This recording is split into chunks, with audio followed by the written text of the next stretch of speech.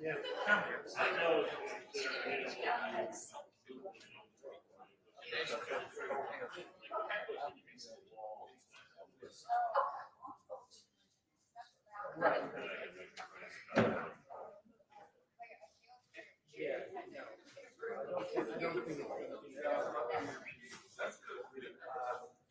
Somebody not exactly.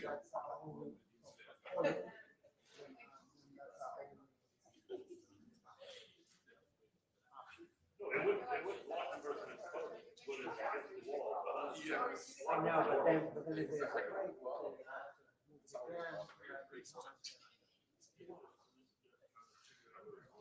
Yeah, no, but I'm saying is that I think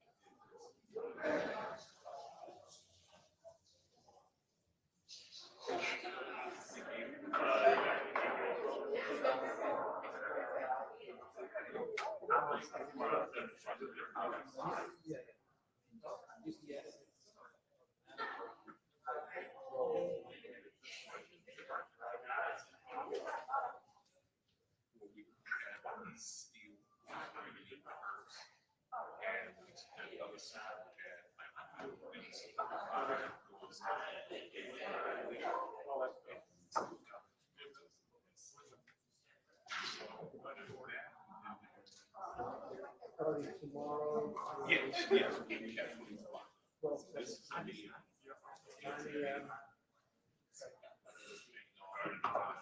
Well,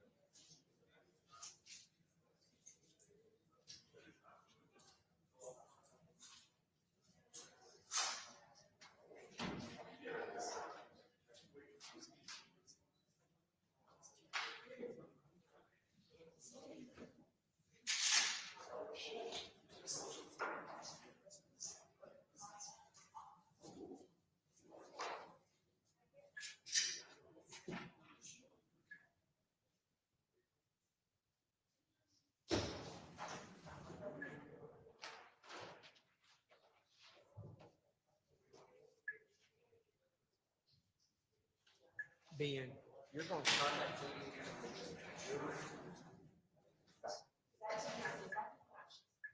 It won't show. That's what I'm saying. It won't show. The problem is the audio.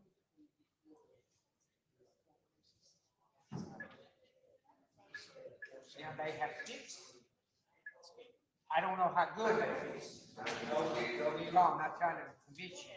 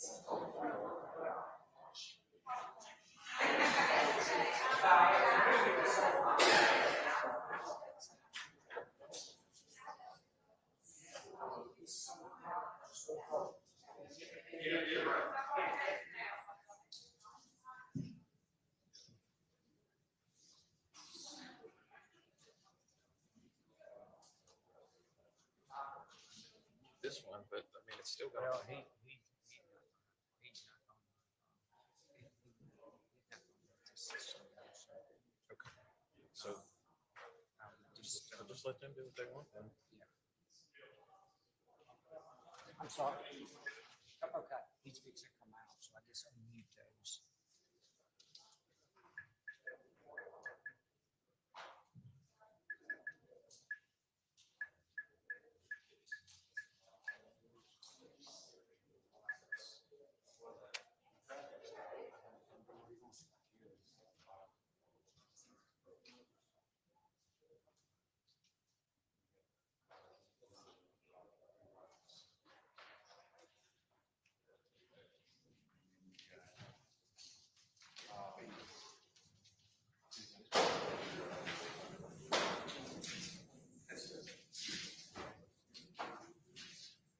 May you see, court call to order.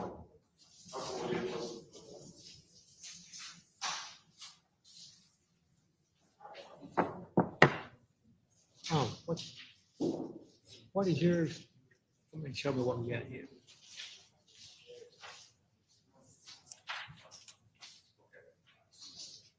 That's you. That's you.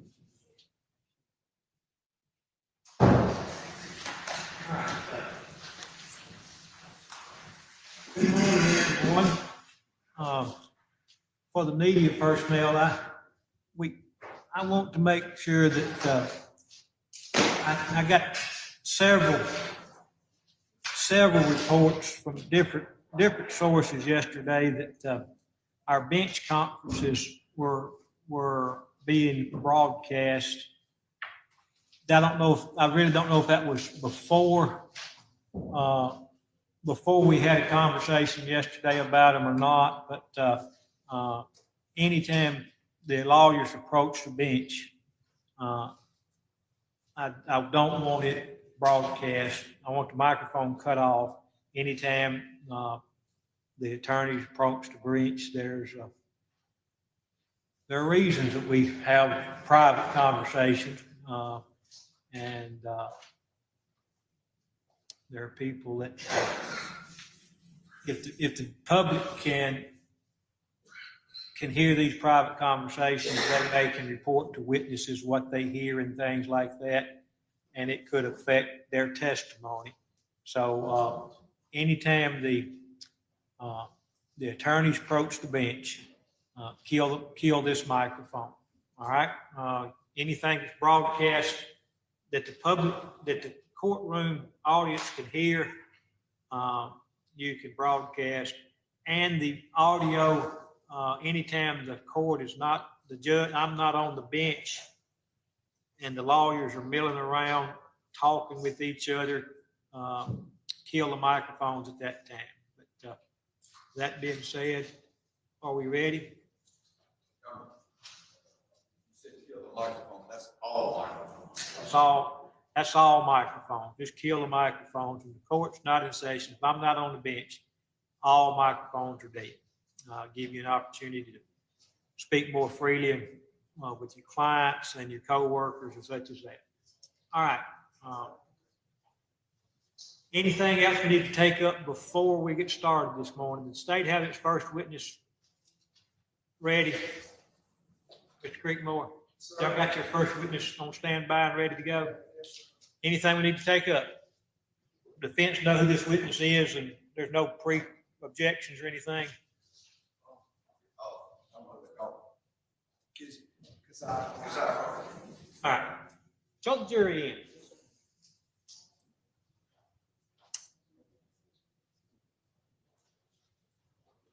Have the same objection on timeliness of it. All right, that'll be noted for the record.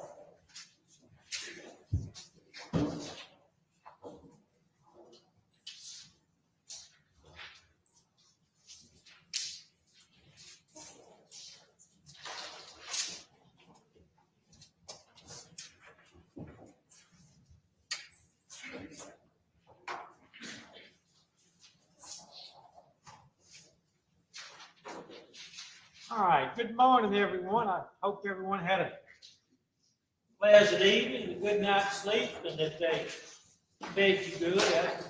After we get through here, I may get you teach the restaurant you go to tonight, see which one y'all get. I get 15 opinions. I'll be a pretty good sample anyway.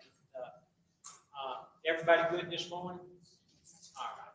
Remember, I trust if you ever have any problems with court instructions, we've got to investigate, talk about the case that y'all bring that tonight.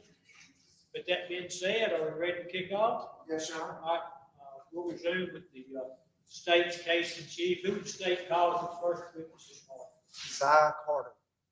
Somebody get Mr. Carter in. How do you spell that? KICCAH. Well, Ricky, would you do me a favor and bring me my pen off the desk back there? I just thought I was prepared for court. We got one right here.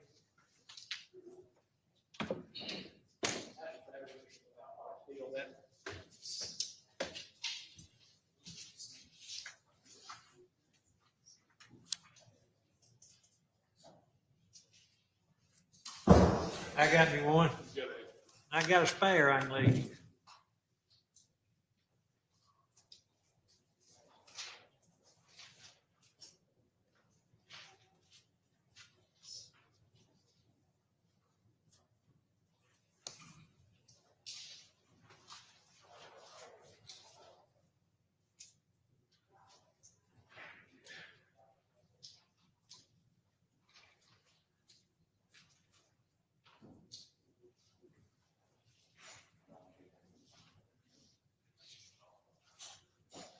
Come around, Mr. Carter.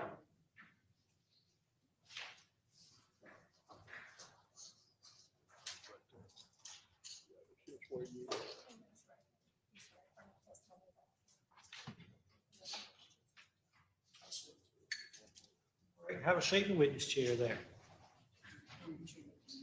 Okay. Good morning. Morning. Can you spell your first name for the court reporter? Yes, ma'am. Yes, sir. Kizzziah. Kizzziah. Yes, sir. Your last name Carter? Yes, sir. All right. And if you could, just tell the jury who you are and what you do. My name is Keziah Carter. I'm an HVAC technician. I currently stay in Tunica, Mississippi, but I stayed here in Oxford for 2 years. Okay. Where are you living now? Tunica, Mississippi. Tunica. You were here pretty much all day yesterday Yes, sir. and then came back this morning. Yes, sir. Okay.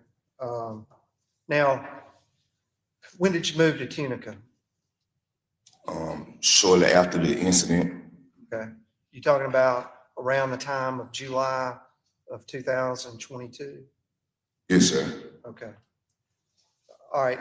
Now, you said that your line of work now is HVAC. Yes, sir. Can you just tell the jury sort of what your responsibilities are in that field? HVAC work is heating, air, ventilation, and refrigerating for commercial and residential. Okay. And what do you do? I basically troubleshoot furnaces and condensers and anything to do with ventilation, ductwork in your house, anything like that to keep you guys comfortable breathing in your We good could have air. used you yesterday around here. We got both the same day. You're either hot or cold in here. Yes, sir.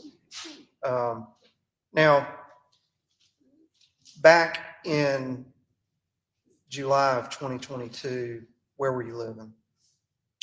I was living in Highland, but they ended everybody lease kind of early, so I ended up checking up with my girlfriend in Campus Walk. Okay. All right. And so you moved out of Oxford shortly after July of 2022. Yes, sir. Just a couple months, probably 2 to 3 months after the incident. Did you go to Tunica to begin a new career in the HVAC? Yes, sir. All right. So the purpose of leaving Oxford was a job opportunity. I mean, that and the incident really made me go leave here, and just go back home and start over. Okay. So how long did you live in Oxford, from when to when? 2 years going on 3. Where'd you grow up? Tunica, Mississippi. So you would have moved into Oxford about 2020. Yes, sir. Shortly after COVID. Okay.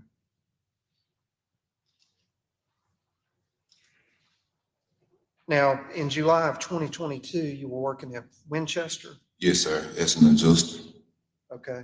And for the benefit of the jury, just tell them what Winchester is, what they do. Winchester is a a bullet manufacturing warehouse, maybe 15 minutes from here. My job was to put the primer on the bullet and adjust 3 machines to get 150,000 rounds every night. So I'm basically probably shooting the machine to keep the machine running. If it's running, I'm not doing it. If it's not, I'm working. So at the time that, how long had you worked at Winchester? I say maybe 6 weeks. Okay. All right. So from July of 2022, you've been working at Winchester for about 6 weeks. Yes, sir. All right. And do you recall what your shift was? It was, some people call it grave. I think it was like 10 to 7:30 overnight.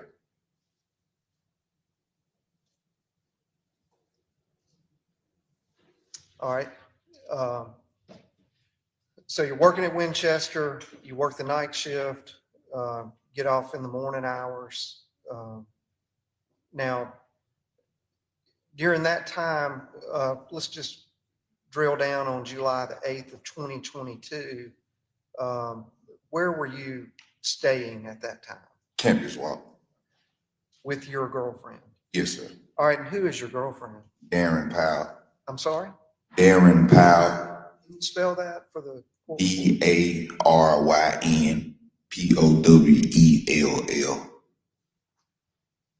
All right.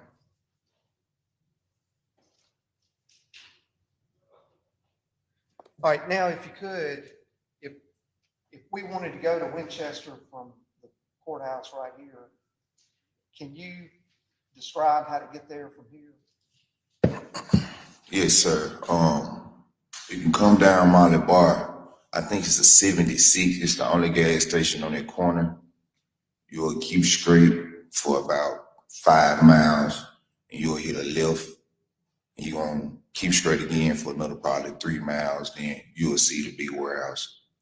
Okay. Now then, if you were going to go from, I think if you drive North Lamar out, going north, will that take you to what we call the three-way at Molly Bar? Do you know where the three-way is?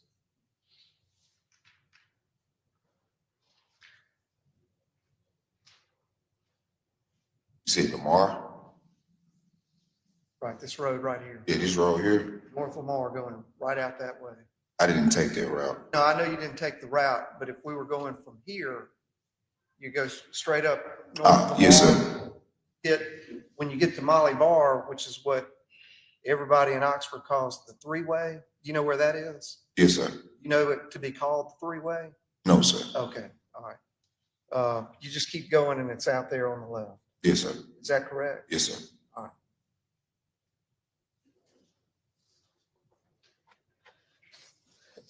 Now, if you were leaving Winchester to go back to Campus Walk Apartments, where you lived or staying with your girlfriend, Darren Powell, Yes, sir. you would leave Winchester, hit Molly Bar, and then take a right. Okay. When I leave Winchester, it's a long straight road. You pass some gates. After the traffic be heavy. So after a couple minutes after I leave, it's a long road, and the stop sign to have us waiting for people to go left or right. I will go right. After I go right, I'll go down for about 5 miles. So after I go down, I pass this 76 to the left of me now. And I hit that right on Molly Bar and keep straight. Okay. Would that take you by a gas station called? Yes, Rock? sir. What's the name of that gas station? I'm not familiar with the name of the gas station, but I know exactly what it is. It's a liquor store connected to it. Connected to it. Now, if you don't mind, tell me whether you know Tim Herrington or not. I know of him, but I'm not friends with him. And if you could explain that to the jury, just how you would be aware of him and what that connection is. Yes, sir. My girlfriend has a group of like 5 or 6 people. All of them came to Ole Miss at the same time. And I have a guy that I used to go to school with named James Carter from Tunga, Mississippi. And that's how I went to know him and my girlfriend. Now, on July the 8th, 2022, after you left work at Winchester, did you see Tim Herrington? Yes, sir. All right. When you saw him, did you recognize him? Not out the first glance. All right. Tell the jury what happened. Okay, like I said, when I leave work and I hit the right to go on Molly Bar, it's a gas station to the right that's connected to a liquor store. It's a 4-way, so you can't go fast. When you slow down and stop your car, by the time you speed back up, you'll probably be going about 10 miles an hour. So I was driving by, and I seen a person jogging with like a gray sweatshirt on.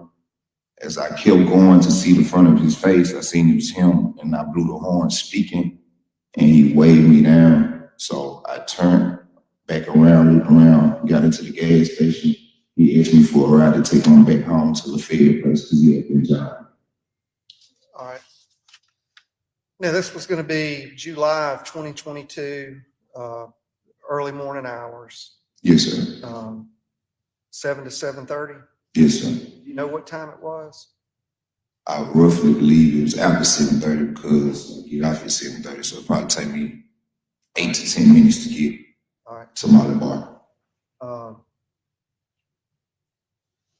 And you say he was wearing a sweatshirt? Yes, sir. Was that a long sleeve? Short sleeve. Okay. Sweatshirt. Yes, sir. Can you describe his condition? He was sweating, but wasn't sweating heavy. Hang on a second, Mr. Go ahead. Objected to relevance at this time, this court allows, we allow the proof to go out of order. I'm going to allow this testimony.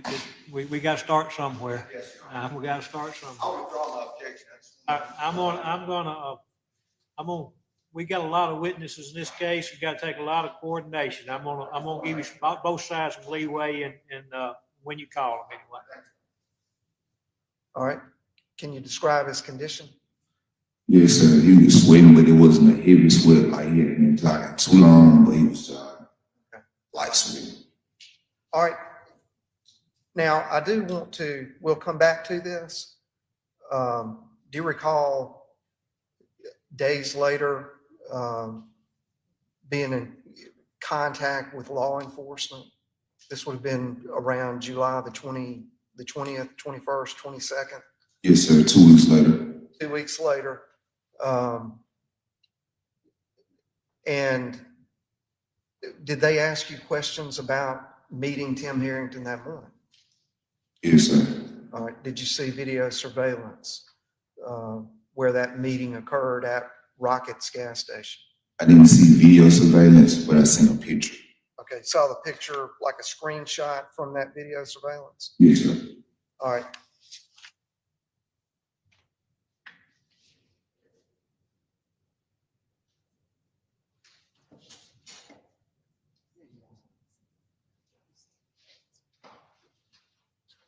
All right, so the day that you saw Tim Herrington, that was what day? July the 8th. July the 8th, early morning. Yes, sir. Now, have you seen the video surveillance from body cam and the Rockets video? Yes, sir. Okay, when did you see those? Yesterday.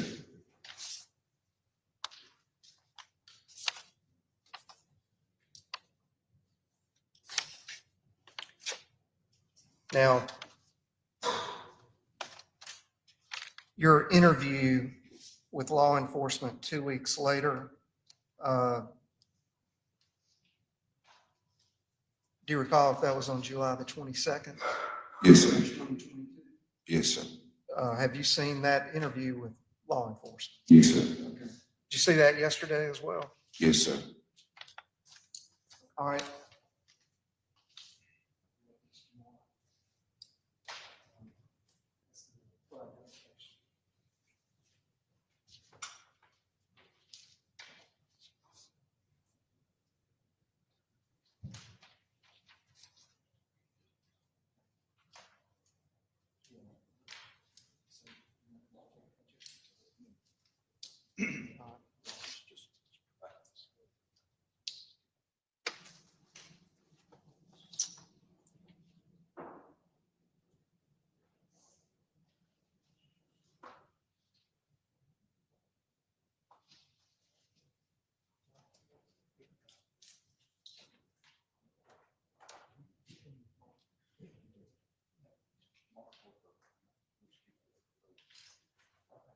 Sounds good. Yeah, hey, just for y'all's recollection, when you're having those conversations at the podium there, that mic is hot anyway. Now, I'm not saying you was or wasn't, but I think you were. I'm not saying that, just remember. So he's gonna mark both of those, no objection, both of those coming in. All right, that's, Both videos are contained on exhibit. both, all right, when you say both of them, so I'm just gonna, exhibit Right, 4 consent will body. be, and body cam video will both be contained. That's gonna be, you're gonna make them, how many S's, are you doing S's and D's or just doing straight? Yeah, I guess that stipulate, assuming they're gonna tie it into something. Yeah, I think they're gonna get there. S4. What was S2 and 3? Do what? Just on 1, 2, 3, 4, 5. All right, S1. you're doing them all numerically, Yes. not S1 and then D. Okay, all right. I got you. All right, on exhibit 4, you saw both videos. Now, I need to clarify, after he got in your car, what happened? I was really tired from work, so I was speeding, trying to get home. I think the officer was in the left lane. He was going maybe 40, and I was going maybe 45, 50. And he pulled me over for speeding. All right, and I'm gonna back you up even more. After you pulled in, flagged down by Tim Herrington, what did he say? He said he was tired from jogging. And what happened after that? We pulled off. We had a short conversation. He asked about my girlfriend. And I think he asked me maybe how was work going. Wasn't too much to say. So did you change? You were headed back home, correct? Yes, sir. After you picked him up, did you change where you were going? No, sir. I was already heading towards Campus Walk and Lafayette Places, going that way too. Did you stop somewhere else before you got home, back to your apartment? I stopped at his place. Okay, why did you do that? He asked me to drop him off. All right, he asked you to drop him off, and where did you know where he lived? No, sir. Where did you take him? Lafayette Place. All right. On the way, you were stopped by the police, you say? Yes, sir. Now you've seen the video surveillance from Rockets. You've seen the body cam footage of that traffic stop. Do they accurately depict what happened that morning on July 8th, 2022? Yes, sir. All right, the state would ask this to be received. All right, it's gonna be, admitted into evidence, no objections.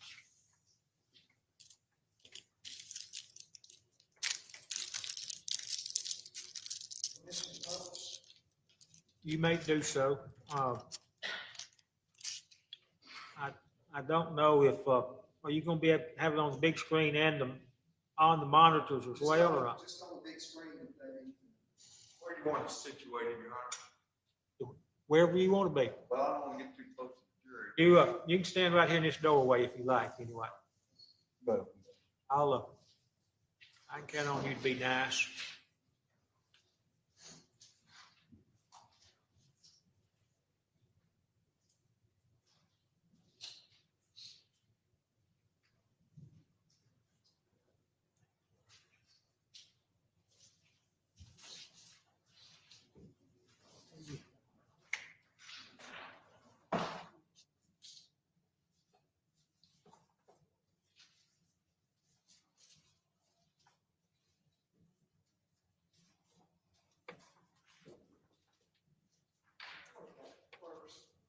Rockets video from first round.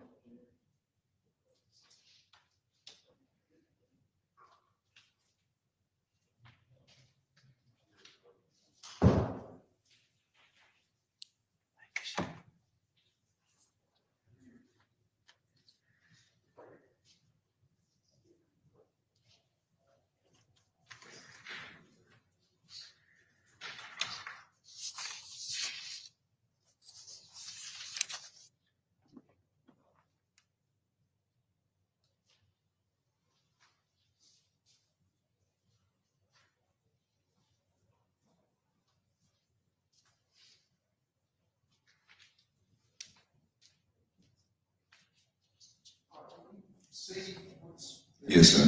Clearly, to orient yourself, what's going on? Yes, sir.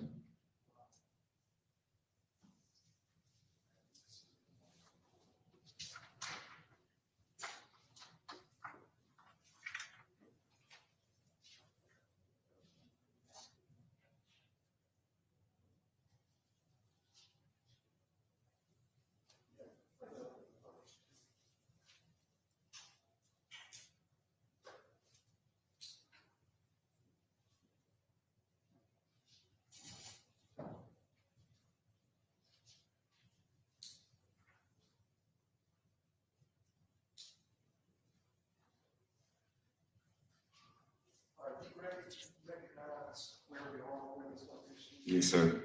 It is the gas station that has a liquor store connected to it, right by the four-way.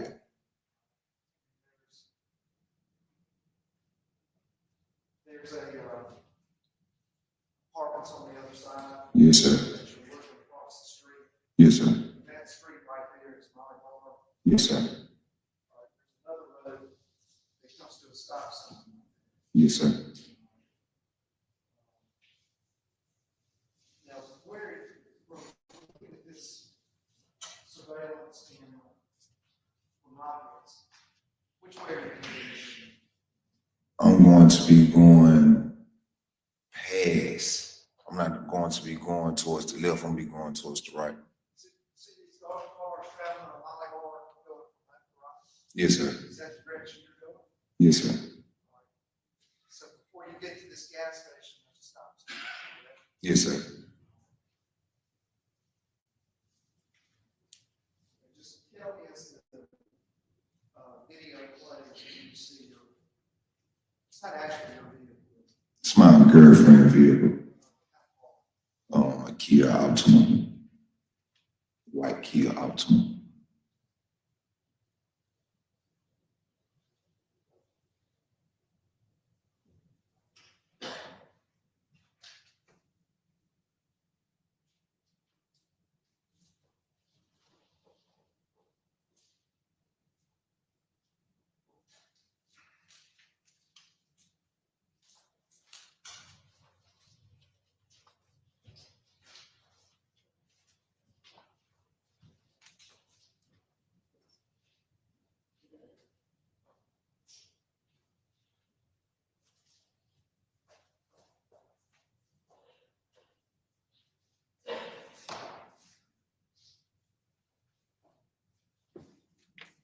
I think you guys might have passed it.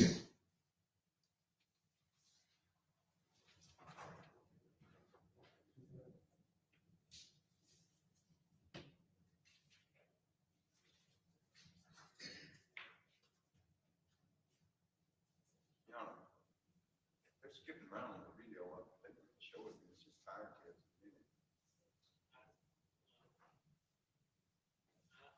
I'm gonna let them fit with the way they think, both time efficient is what I'd like here anyway. And if you need to show it in its entirety, I'll give you an opportunity.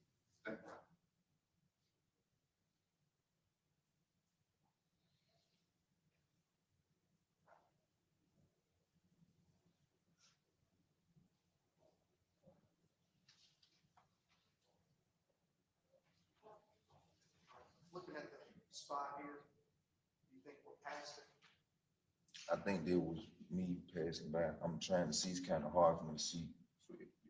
It's at the top. Do you mind if we witness it? Go down there if you need to anyway. Make,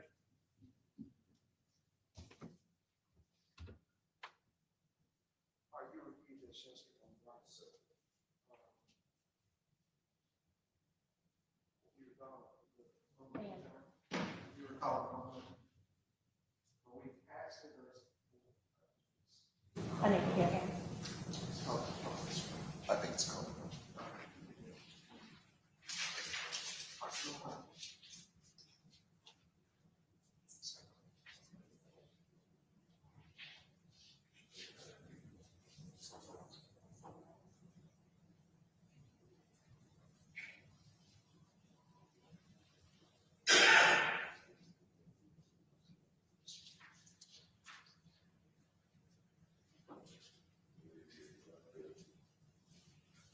I can't hear that. All right. Stop right there. Jimmie, No. I see. Just pass it back. My wife called you pass it back.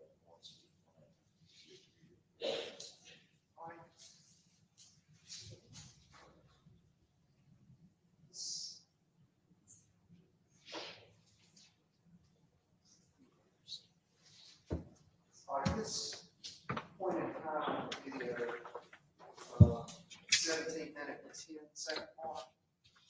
Back it up about 15 seconds. Okay. And if you could, at the time that you see the vehicle you're in, let the jury know. Okay. It'll be at the very top. It's kind of hard because it's kind of cut off, but you will see. You will see.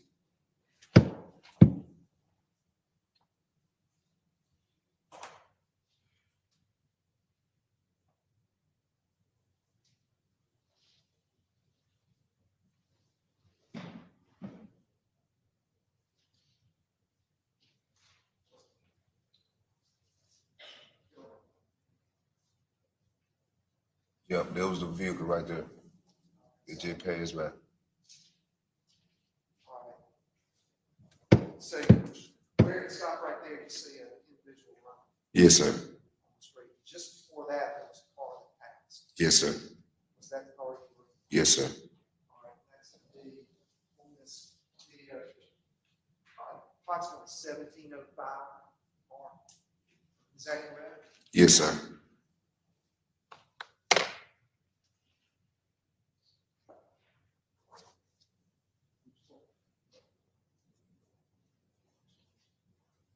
All right. Yeah. The video speaks for itself right here, doesn't it? Where it says 7/8/2022, and the time listed from Rockets. Yes, sir. I had just got off work. Is that is that consistent with 7:38 with when you would have gotten off work and been on your way back home? Yes, sir. It's not more than an 8-10 minute drive. All right. Now then, we're going to look at the other.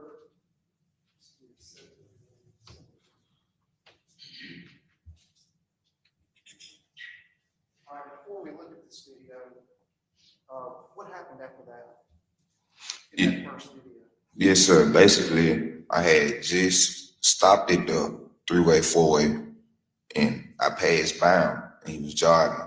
It took me a minute to get past him to recognize who it was, so I blew the horn. When I blew the horn, he waved me down. Let's play this next video.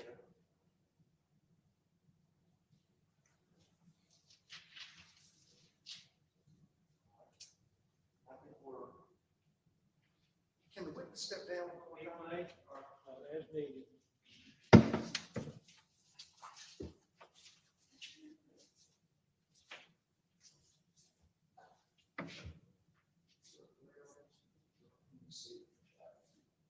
Hey.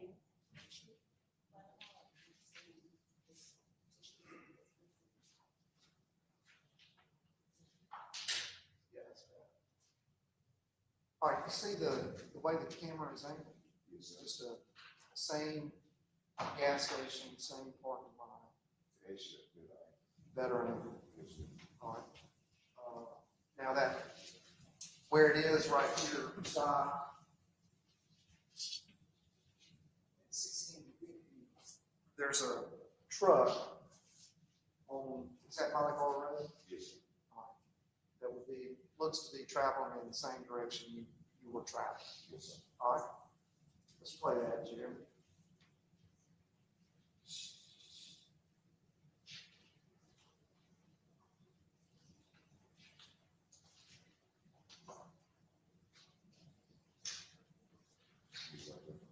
Okay, pause it right there. All right, so same image, same area, but just different angle. All right, now at the 17:05 minute mark, this car that I'm pointing to up here, is that's you? yes. All right, who is that running that road?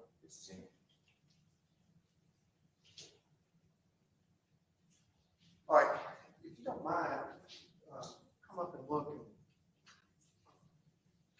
Can you describe what he's wearing? Very sweet. Okay, all right.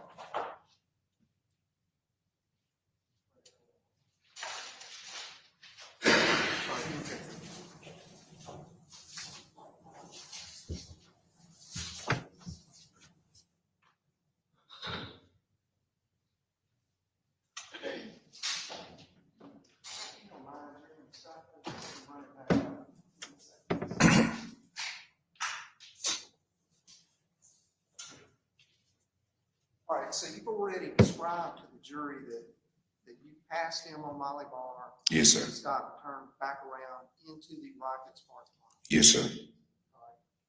Is that shown and represented on this video surveillance? Yes, sir. All right.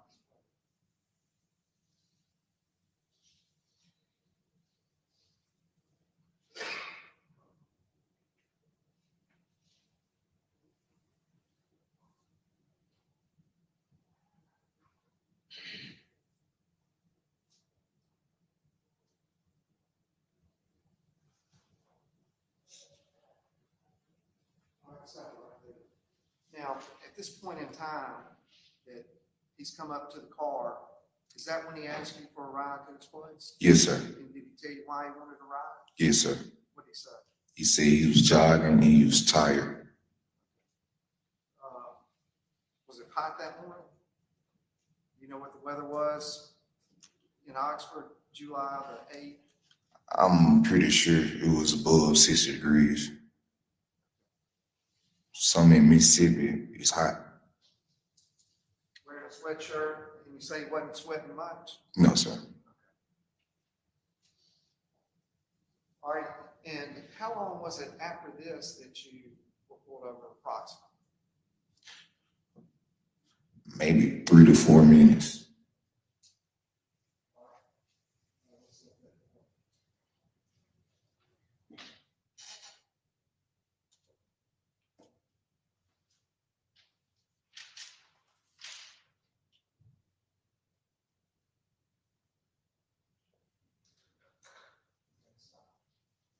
Is there anything else that shows you on this video surveillance after this?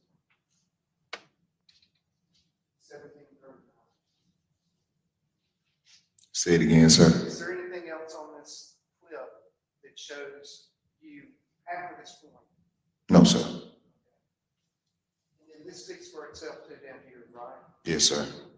7:38 Yes, sir. a.m. But that time would be consistent with your recollection of when you got off work and your routine of that time. Yes, sir. I take the same route every morning. Now then, after this, you were pulled over. Can you tell the jury about that interaction? Yes, sir.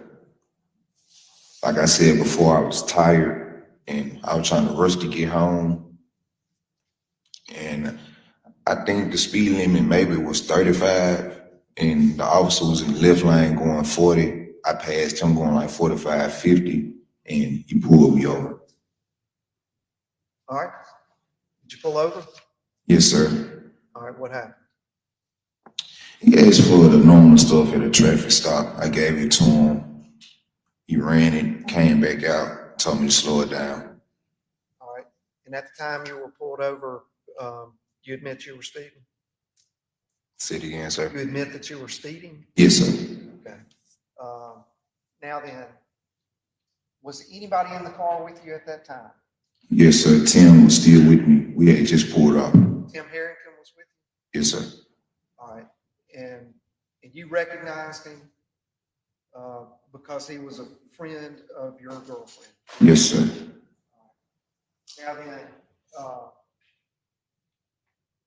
and you reviewed that video of the body cam of the officer that pulled you over, correct? Yes, sir. And that accurately represented what happened that morning when you were pulled over? Yes, sir.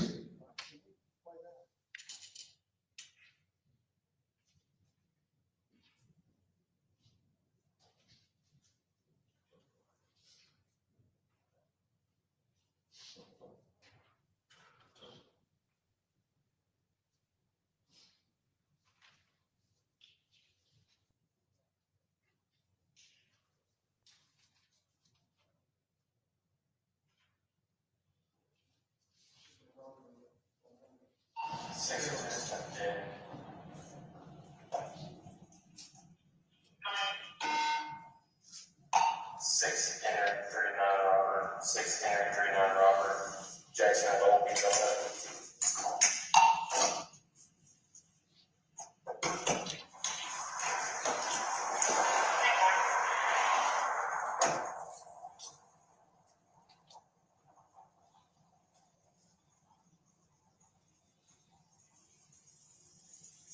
And Officer Rutherford, Roger Police Department. Close There is it a right copy of there, that if you issue. don't mind.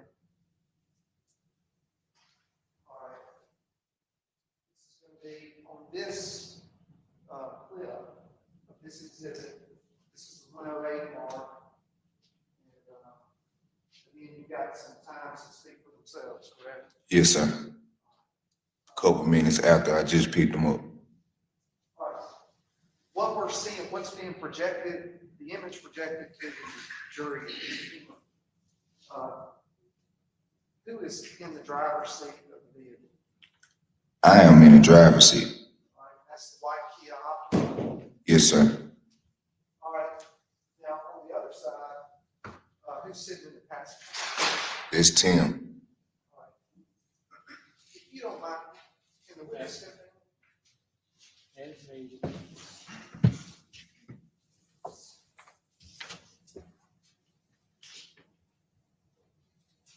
All right. Now, where we have this pause, you've identified yourself and you've identified Tim sitting in the passenger seat. Now, can you also see your right arm in that image? If you don't mind, just put that out for the jury. She can't hear you. I'm sorry. That's all right. It's my fault. It's my right arm. Now, then, if you can, step back up to the screen. Do you see Tim Herrington's left arm? Now then, can you describe what he's wearing? Okay. All right. Limit you past me, okay? I got you. Do you have your license and insurance? All right, where do you work at? Winchester? All right. Do you have a license or is it just at home or? Okay. Were you born in Mississippi? Okay, what's your social? 871269. And what's your first name?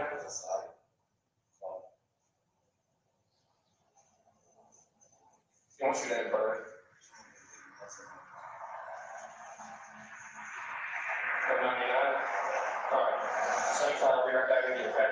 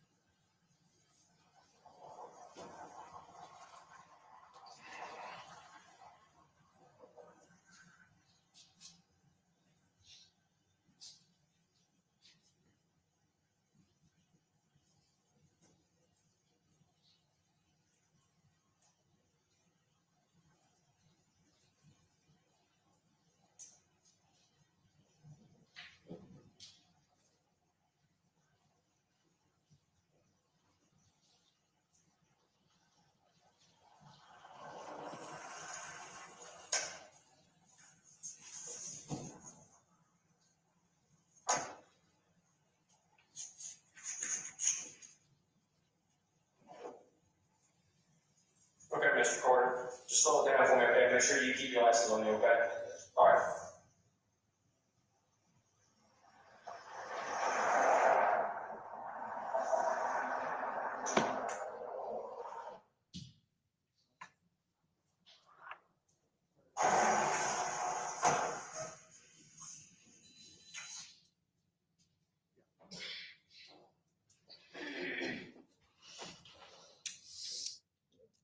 Was that the extent of your interaction with the officer that morning? Yes, sir.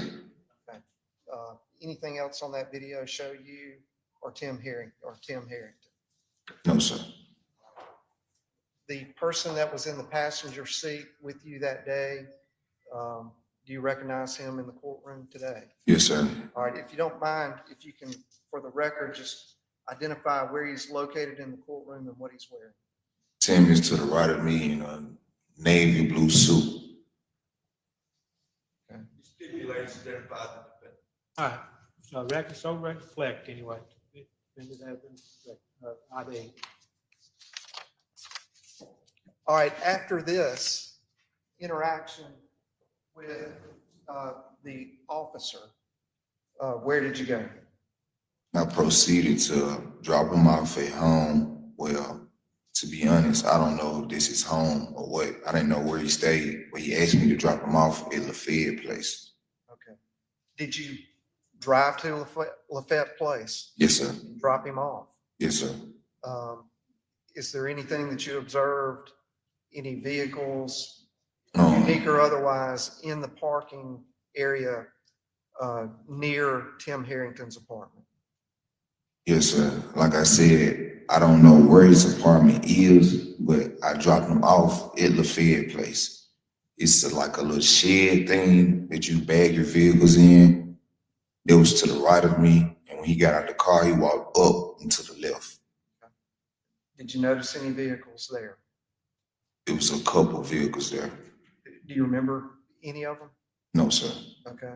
Do you remember whether? Do you remember what type of car or other type of vehicle, if you do? No, sir. Court's indulgence.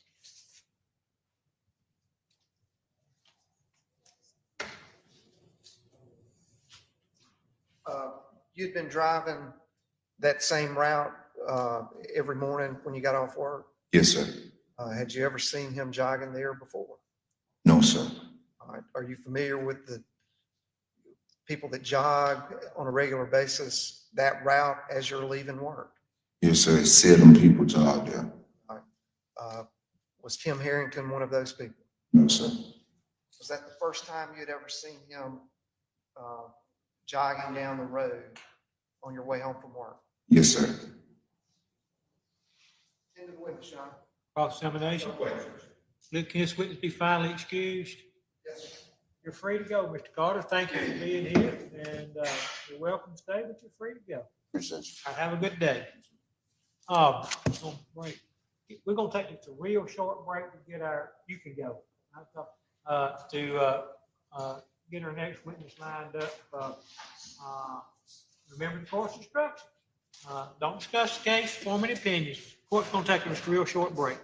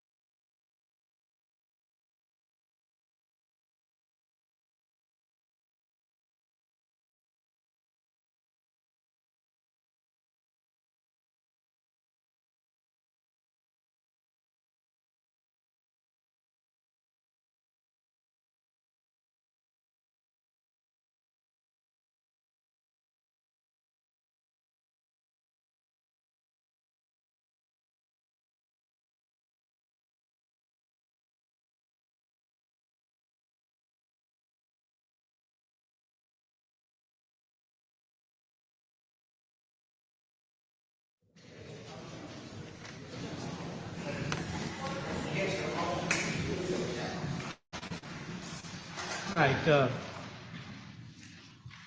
what we got, smoke walker on over here?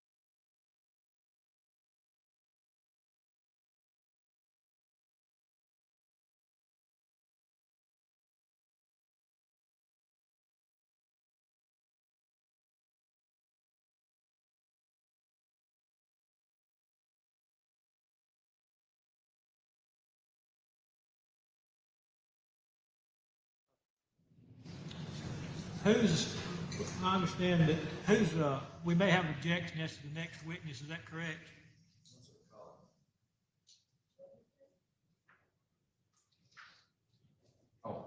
Who are y'all gonna call, Ms. Gwen? We're going to call Chief Peggy Jane McGregor McGann. You gotta speak louder, I gotta get somebody to hear your name. Peggy Jane McGregor McGann. All right, gonna be any objection to that witness?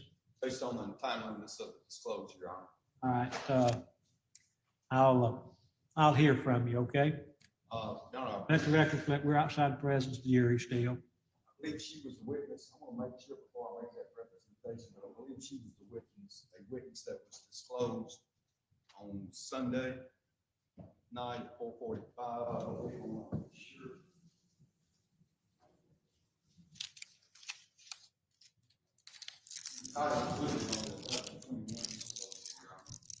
Based on that, I'm timeliness of it, I understand, I will represent to the court. I do have, Is she while there may not be a formal witness list discovery, is her information contained in discovery? in the 22,000-page documents, it is, Your Honor. I'm gonna ask this, what's gonna be the nature of her proposed testimony? Yes, Your Honor. Chief Mahan was at the time over investigations for UPD. The investigation began with UPD, like the University Police Department. Instead of calling every single University Police Department officer, since she was the chief, we were calling her to go over the UPD investigation. Further, has she wrote a report? Yes, Your Honor. She not only wrote reports, she also signed off on reports, and she was the supervisor over all the officers who, on UPD side, who were investigating the disappearance of Jay Lee. They have those reports. She also took pictures. She also took the pictures of the search of Jay Lee's apartment, Campus Walk apartment. They have those. They actually have all of this. When opposing counsel refers to 20,000 pages of discovery, he's referring to digital dumps, like from computers and phones. The UPD police reports amount to 160 pages. Everything she did is contained within those 160 pages. And they have that. All I'm saying, Your Honor, is that I've had to inspect those documents due to the fact of the untimeliness of the discovery as to these witnesses to make sure whether or not there's information contained in the entire body of what I've been providing. Do you have a copy of this witness's report handy? I'd like let me look at it right quick. The other representations are correct. They were provided in discovery. I don't know which dump it was, Your Honor, to be honest with you.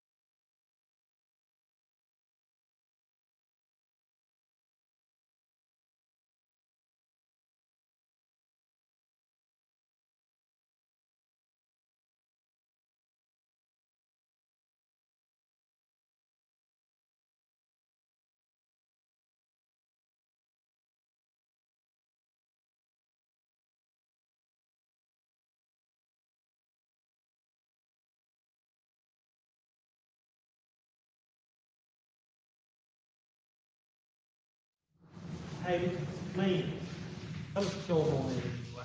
I just hadn't told her to scoot her yet, but,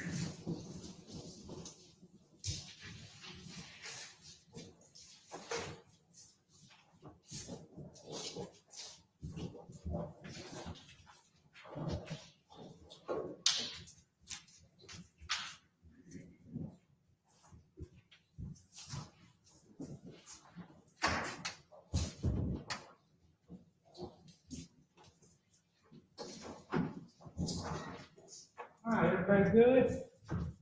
So no problem. Who would the state call us the next witness? This time the state calls Captain Peggy J. Mahan. All right, show her in.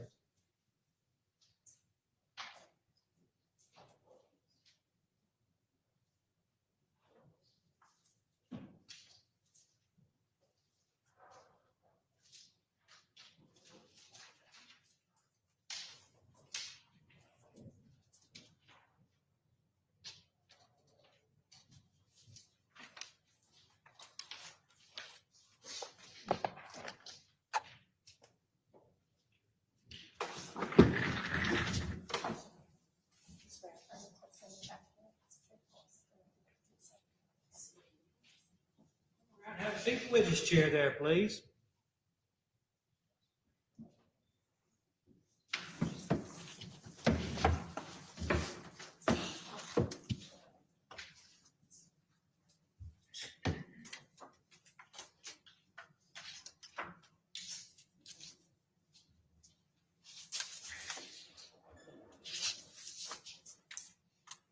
Take your seat when you're ready.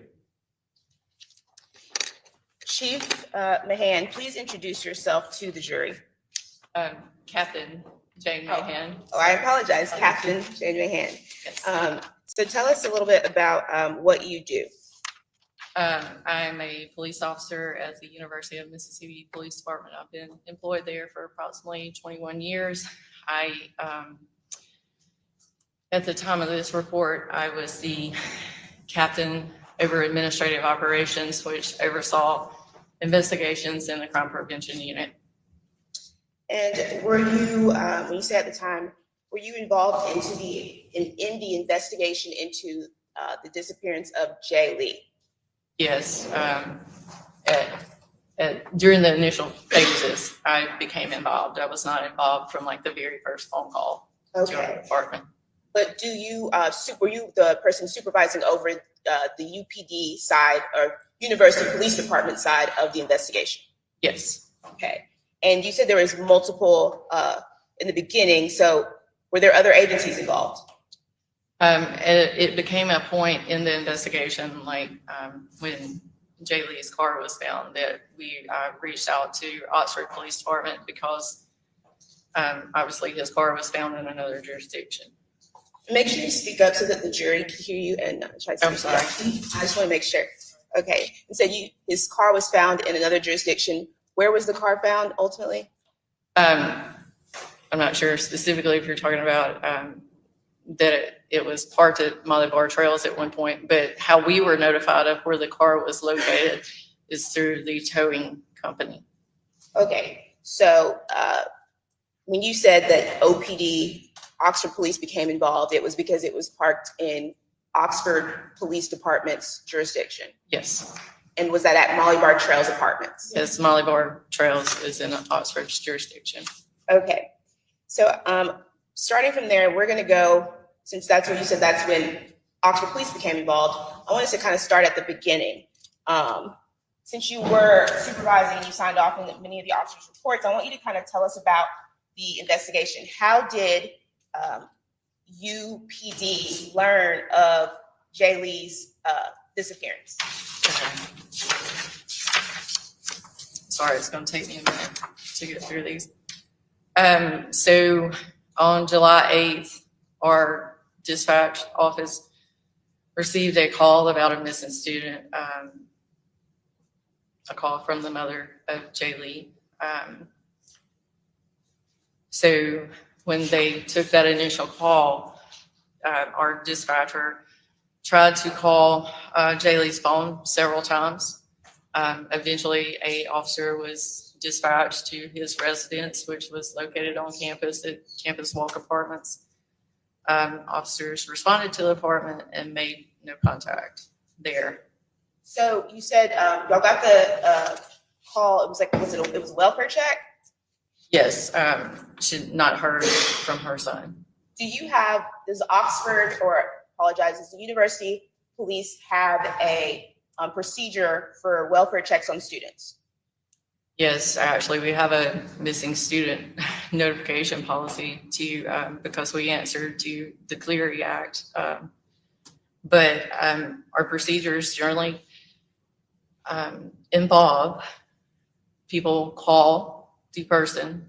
We may call, we may email, we go, we try to locate them, talk to friends, people who they are known to associate with, and run down every avenue that we can. And we also, if we believe they have traveled into other jurisdictions, we notify those jurisdictions to see if there are cameras that captured a tag through that jurisdiction or whatever route we believe they traveled.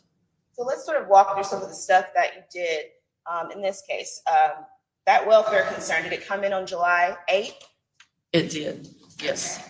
And about what time did, you said they were calling, what time did they go check his apartment to see if he was there? The report states around 8:30, 8:28 actually PM. The officer went to the area, Campus Walk, to the actual apartment to check to see if they could make contact with Jaylee. Okay, and did you all continue to try to contact him pursuant to your procedure throughout that night of July 8th? Yes, the officers continued to try to check, and then on the morning of July 9th, around 6 a.m., Jaylee's mother called back to UPD requesting another welfare check because she also had not heard from her son throughout that night. So he still had not been located around July 9th? No, and at that time, the night shift lieutenant had the dispatcher initiate a phone ping to try to determine the location of his phone. Okay, and then after initiating that phone ping, did you all do anything in relation to that? To the ping? Yes, like, did you put out be on the lookout? Did you do Okay, anything? so we requested the ping. They also continued to check areas such as the archive apartments, Almost Motel. They continued to check, and at around 1 p.m. on July 9th, a be on the lookout was, I'm sorry. Okay, I see now. I apologize. Okay. So on July 9th, around 1 p.m., the officers put out a be on the lookout to the local agencies. What is a be on the lookout? Basically, it's a notification to the law enforcement officers in that agency. It's like a stop and hold, if they see this individual, their vehicle, or come in contact with this person, to please contact our agency because we're trying to ensure the welfare of this person. Hey, did you all, you said he was living at Campus Walk Apartments, is that correct? Yes, ma'am. Did you all ever get to see when he left or find out anything about him coming and going, if he was ever even there? Yes.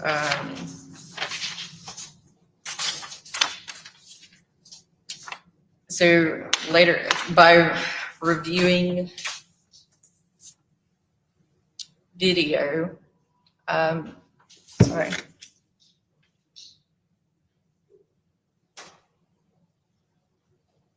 Okay, so Lieutenant Moore reviewed the housing camera videos at Campus Walk, and it showed Lee had not returned to his apartment since he left on July 8th at 6 a.m., So around 6 I o'clock. understand you were kind of overseeing the investigation and directing officers and lieutenants, detectives, different places. Did you also have an opportunity to review the surveillance video? Yes, later in the investigation, I was able to review the video of him leaving his apartment. So you did review the surveillance footage? Yes. Okay. And what footage did you review? Like what time frame, what day? On the 8th specifically, I know he left his. Oh, I'm sorry.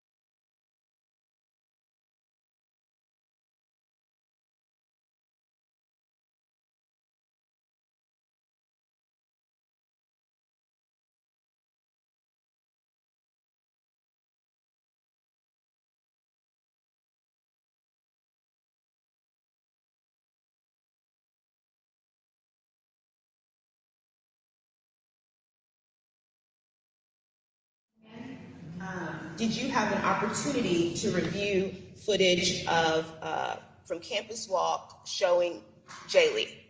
Yes. What date and time did you review? Okay, on July 8th specifically, at 4:01 a.m. Well, first just tell me like the length of, oh, never mind. I apologize, withdrawn. So you did have an opportunity to review it? Yes. Yes. And how did you know it was, how did you recognize that it was Jay Lee that you were viewing in the video? By his appearance, I had seen him before on campus. I knew it was his apartment because we have access to housing records, and that is where. Make sure you speak up so they can hear you. Okay, by his apartment, his appearance, and that was the car he was driving that was registered to him. And the cameras that this came from, who controls those cameras? The housing department on campus University of Mississippi? at the University of Mississippi controls the cameras. UPD officers, the investigations officers have access to view those cameras. Okay. And the time, is the time accurate on the university cameras? Yes, it's a time. And you reviewed that footage before coming into court. Your Honor, may I approach the witness? No, I have no objection to that. I assume it's exactly the same one 5 minutes ago. Yes, it's All right, that's gonna be, S5, is that correct? correct. Well, I'll have her identify it. All right, go ahead, get her identified. May I approach the witness, Your Honor? You may. Captain Mahan, I'm handing you a jump drive. Prior to coming in to testify today, did you review the video footage on that jump drive? Yes. And did that video footage accurately represent the campus walk, apartment surveillance of Jay Lee? Yes. And had it been altered in any way since when you first saw it? No. Now, at this time, I would move to enter into evidence the campus walk surveillance footage of Jay Lee. There being no objection, the court will admit it, you may publish it to the jury. We watched you doing that. I will say I'm glad there wasn't no cameras at Ole Miss when I was here.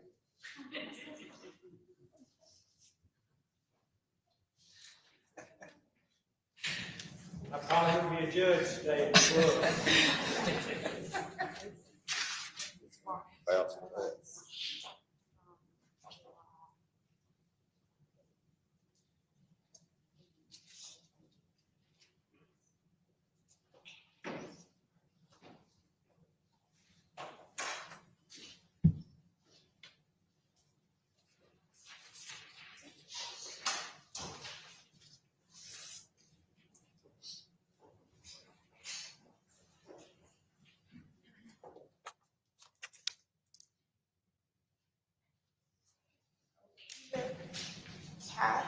Captain Mahan, you were just saying you reviewed that. What times are of relevance in this footage? Like the actual time of the of when you see Jay Lee. Okay, so it's gonna be on the 8th at 4:01 a.m. You'll see him exit the apartment, and then in the parking lot leaving. You'll see him return to the parking lot around 4:39 a.m.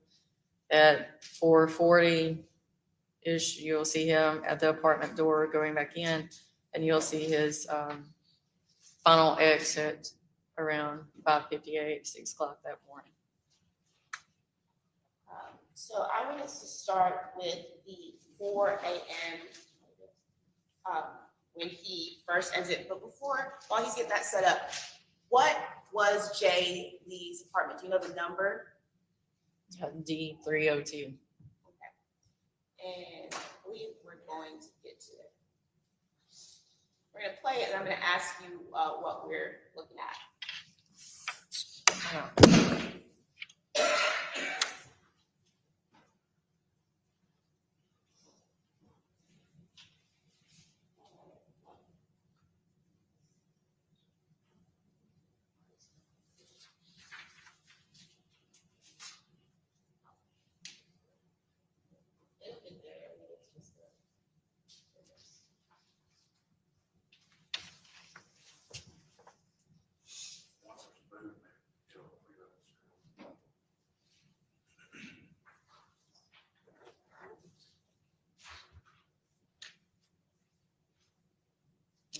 So So who was that coming out of the apartment? that is Jay Lee. That's the apartment where the pumpkins are. That's where he lived. And what time was this? That should be at 4:01 a.m. on the 8th. And it should say it up there. I can't see it. Your Honor, may the witness step down so that she can.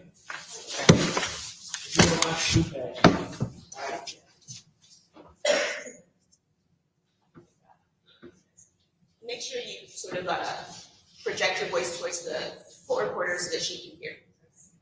Yeah. It shows you the date and the time here. This is Jay Lee's apartment. Okay. And what was he wearing when he left his apartment at that time? At this time. I can't hear her. Slippers, a robe. Come on, you could come stand here, this side of the court. Okay. So slippers, a robe, a bonnet.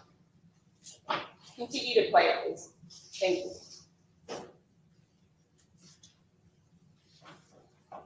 And where does Jay go? Down the stairs out into the parking lot. We go to the other camera view.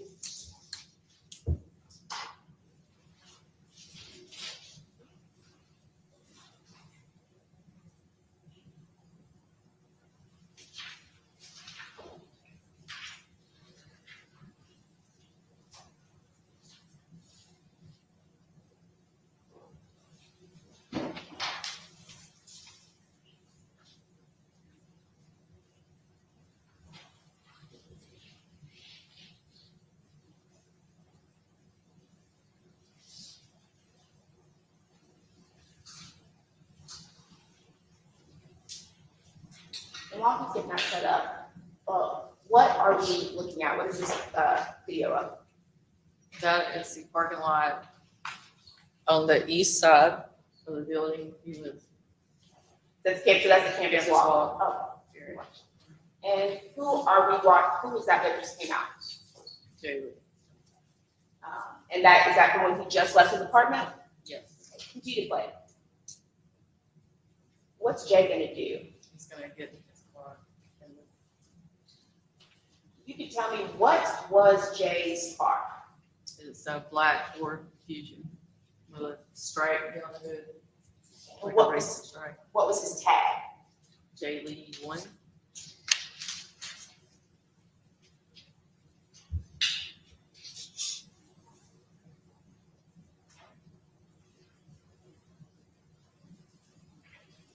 To Captain Mahan, does Jay Lee ever return to his apartment?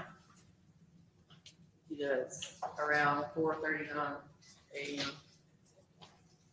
If we could go to that interview.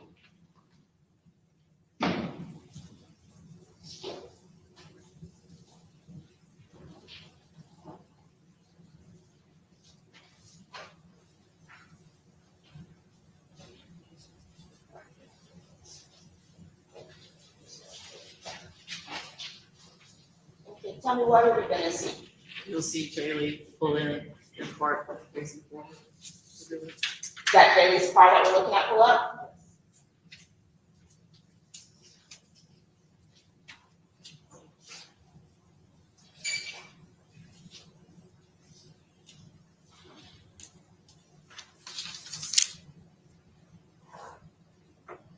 And who's that exiting the car? That is J. Lee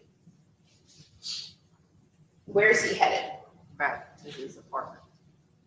If we could go to the other camera angle and show.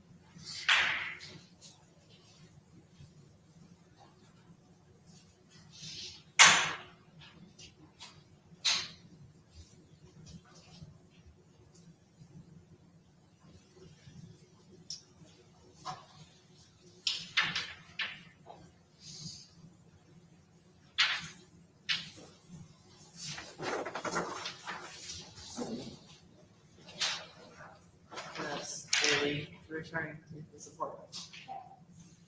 And does Jay Lee ever leave again? He does at around 5:58 a.m. You could please go to that next map.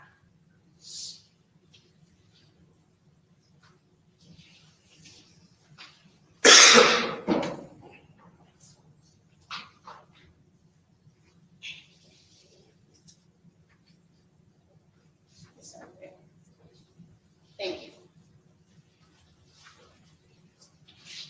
And this one you'll see he's like on his phone. Pause it. Sorry. Pause it, please. So what was notable about, first of all, who came out of the apartment? J. Lee came out to his apartment.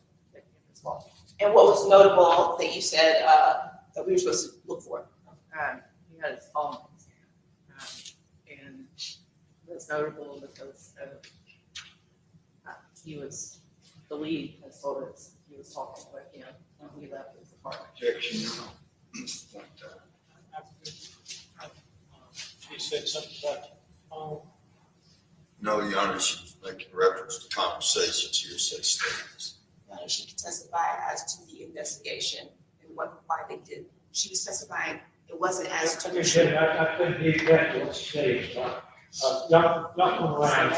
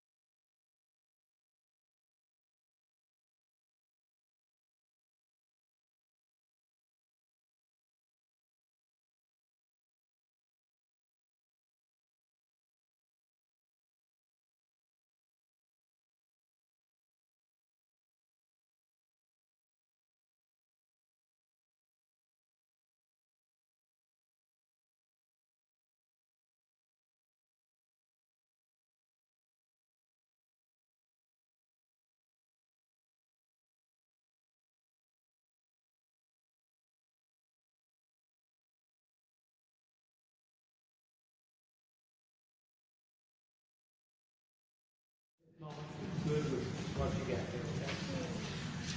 Okay, so where did Jay Lee go? At this time when he left, I think it was at 5:58. To get in his car and leave. Sorry, in case they could hear you. To get in his car and leave. Thank you, Catherine. Could you go to that next camera angle?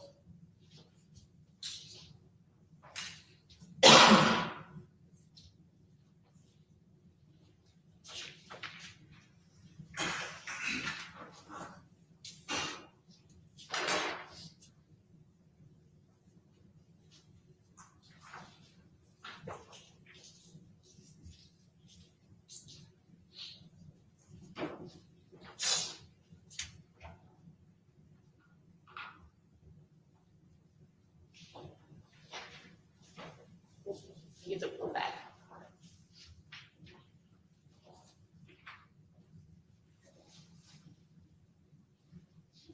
Oh.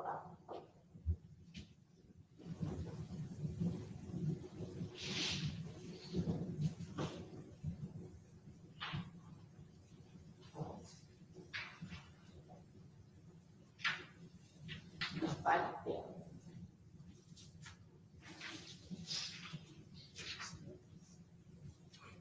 And is that Jamie's car? Yes. And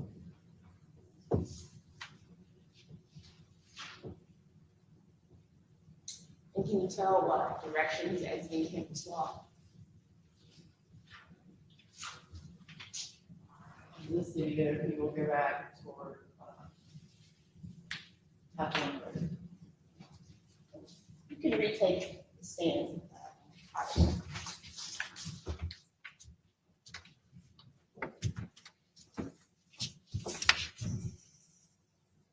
Captain Mahan, of course, this was an investigation into Jay's disappearance. So did officers from UPD continue to watch for? Get that card.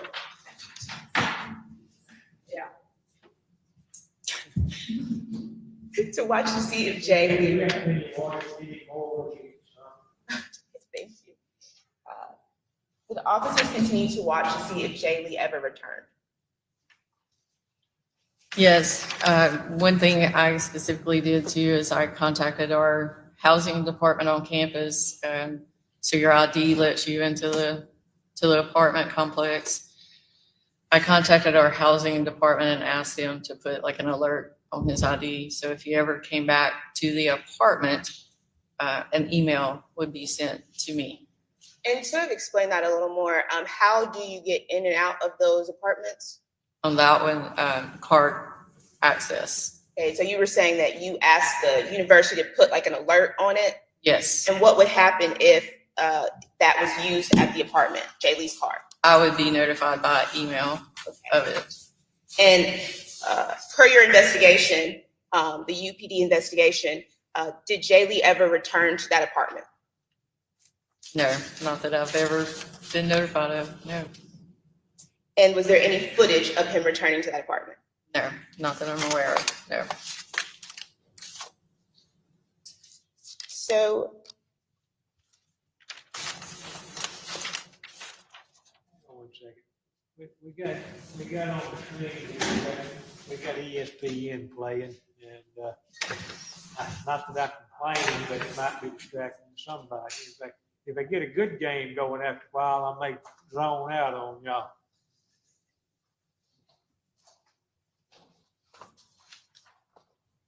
I want you to tell me about some of the areas throughout the investigation that UPD searched for Jay. Where did you all search? No, we searched, checked the archives, Ole Miss Motel. What is archives? It's an apartment complex. Okay. And it's an apartment complex that Jay Lee was anticipating moving to. Okay. And just Captain Mahan, so you know, our jury, they may not be familiar with Oxford, so as much detail you can provide is wonderful. Okay. Tell me, did y'all check anywhere else? Yes, I'm trying to find it. Obviously, we continue to check on campus, parking lots, all areas on campus. Did y'all check any hospitals? Yes, we checked hospitals, the two main towing companies at the time in Oxford that we were aware of. Checked the jails, checked Lexington Point, which is an apartment complex, Quality Inn Motel, Heritage Drive, Anderson Road, were some of the other areas that were checked. And was Jay Lee located, or any footage of him or any sign of him located in these areas? No. And kind of explain for the jury, why do y'all check hospitals? Because if they're injured, or incapacitated in some manner, or anything could happen to somebody, they could not have their cell phone on them, or they could not be healthy enough to make a phone call or return a phone call. Was there any sign that he had been checked into any of the hospitals? No, none that. And why do y'all check jails and detention centers? Just obviously in case somebody is locked up, they won't have access to their cell phone, and they may not be able to had a chance to notify their family members. And was there any sign that he had booked into any jails or detention centers? No, not that we were aware of. No. As a part of the investigation, did you all speak to Jay's family? Yes. Okay. What information did you learn that pushed the investigation forward? What were you working with when you spoke with Jay's family? Specifically on the 10th, Lieutenant Carradine and I went and spoke with Jay Lee's parents at a hotel here in Oxford. And the mom, Miss Lee, told us like he had an internship with Child Protective Services. He would never leave his dog Lexi alone. That wasn't his character. He thought the world of his dog. He actually had a sticker on his car about dogs. And on the 8th, it was his mom's birthday. So that was the day was a significant day. Yes. Did you learn of any contacts that he actually contacted his mom? He had contacted his mom by texting her saying it's your birthday. And when she woke up, she realized she had the text from him. She could not get back in touch with him, and she had not heard from him throughout the day. We also learned that from the mom, that Jose was one of his best friends, that he was not on, that Jay Lee was not on any medications or suffering from any mental illness that we knew of. And she actually let us view on her phone that his phone's location was still not being able to be seen. And why is it important to gather information like that when someone is missing? To try to determine their whereabouts, and to determine as much as you can in the process to be able to find them. And so was this all a part of just your investigation into how we discover where Jay might be? Yes. So I saw the apartment. Jay comes in and out. Were you ever able to determine in the investigation if anybody else lived there? Yes, we were able to determine there were roommates. I think their name is Marcus and Jamie. And they had moved out in May. May of when? 2022. Okay. And so at the time, well, actually kind of describe the layout of the apartment. Okay, so obviously you saw the door. So when you enter the apartment, to the immediate left, there's a laundry room. Then there's the kitchen, and then it kind of goes around from a common area. We'll get into more detail later. More so, is there the student housing? How is it set up? Is it like they're all sharing one room and multiple beds, or? It's like 4 rooms and a common area and a kitchen. And everybody has their own bathrooms? Yes. Okay. And so who was the only one staying there at the time? Jaylee. Okay. Now, I would take it, I think we've kind of gone over some things you were doing. What time frame are we talking about right now? July 8th to like 10th? Is that accurate?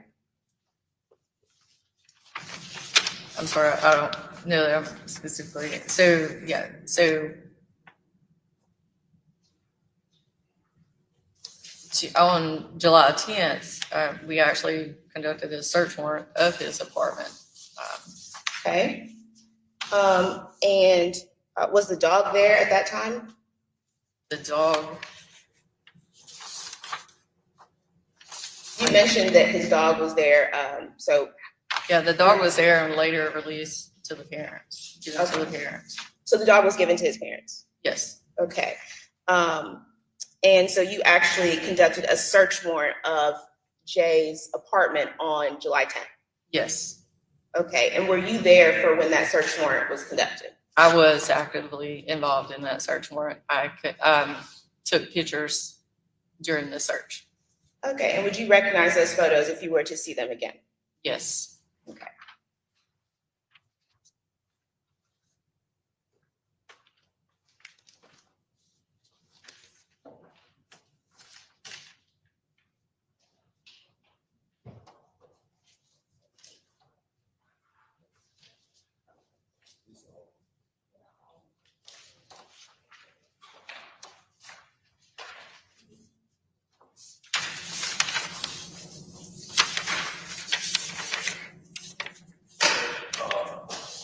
Notwithstanding my previous objection, I have no objection.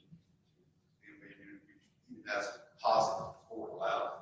Since you make it positive, I think be the best anyway. Go ahead and let her identify them and then mark them, okay?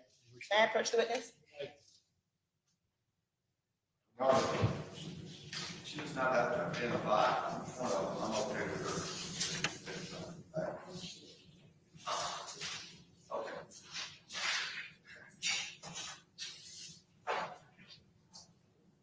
Captain Mahan, before you came in to testify, we went through these photos, correct? Yes. Okay, and they do they accurately represent the photos that you took of Jaylee's apartment during the search warrant? Yes. Okay. And have they been altered in any way? No. Your Honor, at this time, I would move to enter into evidence the photos of the July 10th search of Jaylee's apartment, taken by Captain Mahan. If no objection, will be introduced, I think that'd be S6 as a composite exhibit. And what was the date of that search? December what? July 10th. I still have my previous. I understand, it's noted for the record.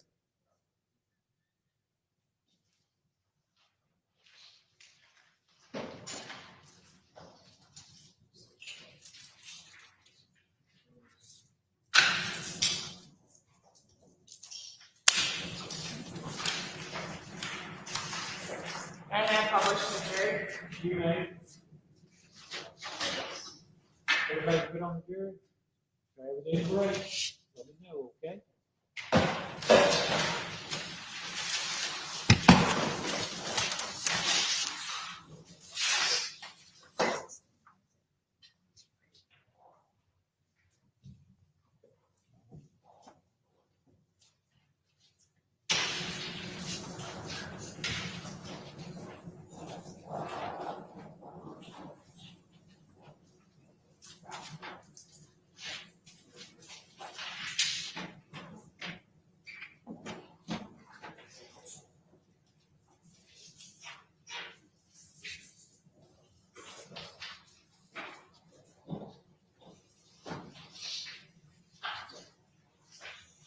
Captain Mahan, could you tell us what we are looking at? Can't see. Y'all see? There's not anything over there. I must know. Nothing's in front of me. I will say this thing here is exhaustive around on this button.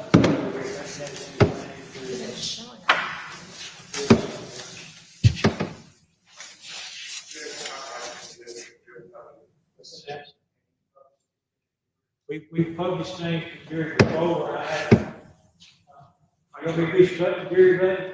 Yes. How you think? They're black now. Their screens are black now. They had the courthouse on the now.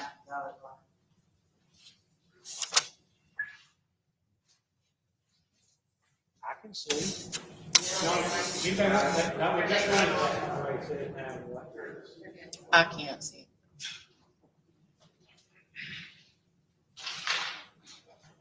Keep that guy around, he knows what he's doing. James is still not up. Now, he's not up, huh? What about now? It's black. It'll come up in It's, just a second. There it oh, is. okay.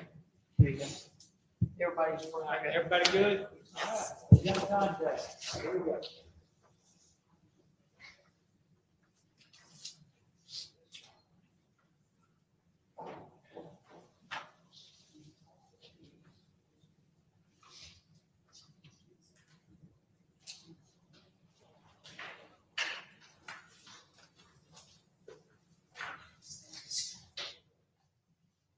Wait, has it been fixed?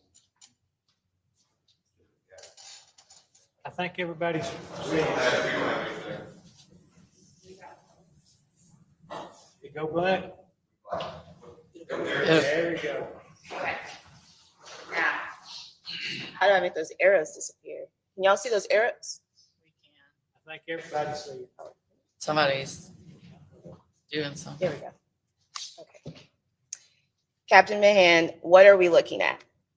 The outside, And make sure to speak up. the outside of, is this thing even working? Campus Walk, Building D. Okay? And just describe to me what we're looking at. What about this? Stairway leading up. And these photos, tell me, when you're taking photos as a part of an investigation, do you have a particular process for how you do it?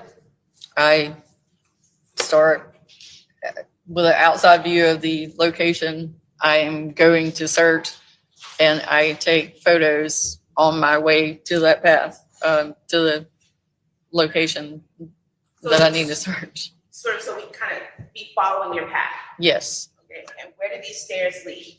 up to the second floor. And whose apartment is on the second floor? Jay Lee's is on 304, so it'll be on the third floor. Okay. So what about this? That's the stairwell between the second and third, and that's the third at the top. There's the pumpkins and his wreath outside his door. And what are we looking at here? That's his apartment door.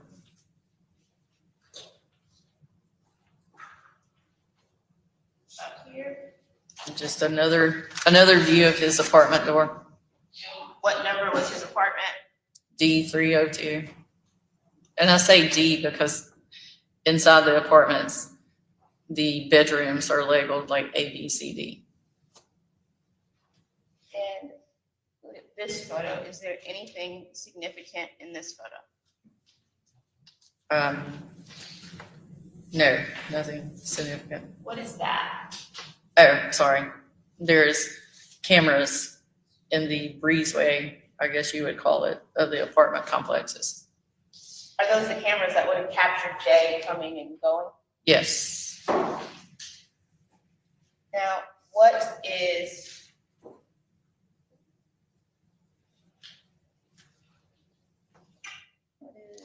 this? Okay, so that's right inside the door. It looks like I would have been standing near, when you enter into the apartment, the laundry room's immediately to your left. In this picture, you can see the kitchen to your left, so I'm either standing adjacent to the laundry room or a little bit more into the apartment from the doorway. Okay, and you said the laundry room is to your left. Okay, Yes. is this that laundry room? Yes.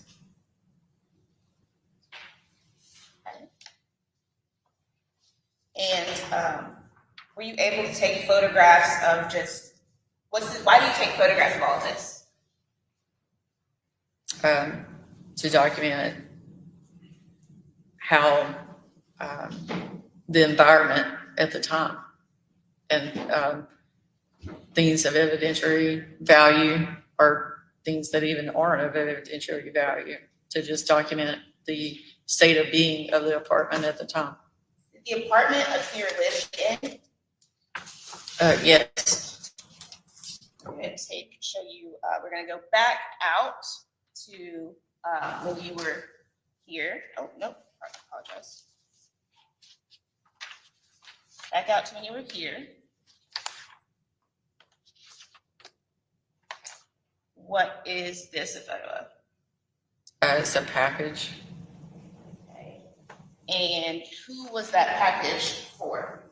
It says Jaylee. And to the left, when you first come in, or to the past the laundry room, what's located there? The kitchen is on the left. There's a bedroom on the right, and then another bedroom on the right. And then it's like the common area and other bedrooms. And would this be the kitchen you were referring to? Yes. And were there dirty dishes in the sink? Yes, you can see dishes. There's like some food left out kind of too. Just more angled in the kitchen? Yes. And what view is this? That I would be standing in the common area or like the living room. Facing on the other side of the Christmas tree is the door at the end of that hallway, the main entrance door. And then you can see the kitchen and the door right behind the Christmas tree was Jaylee's bedroom. Look at this right here. What is this? In the picture prior, I was facing the kitchen. So I just turned to the right and took pictures like in a circle, more or less. So I'll just sort of show, these are just the living room and the common area? Common area, living room.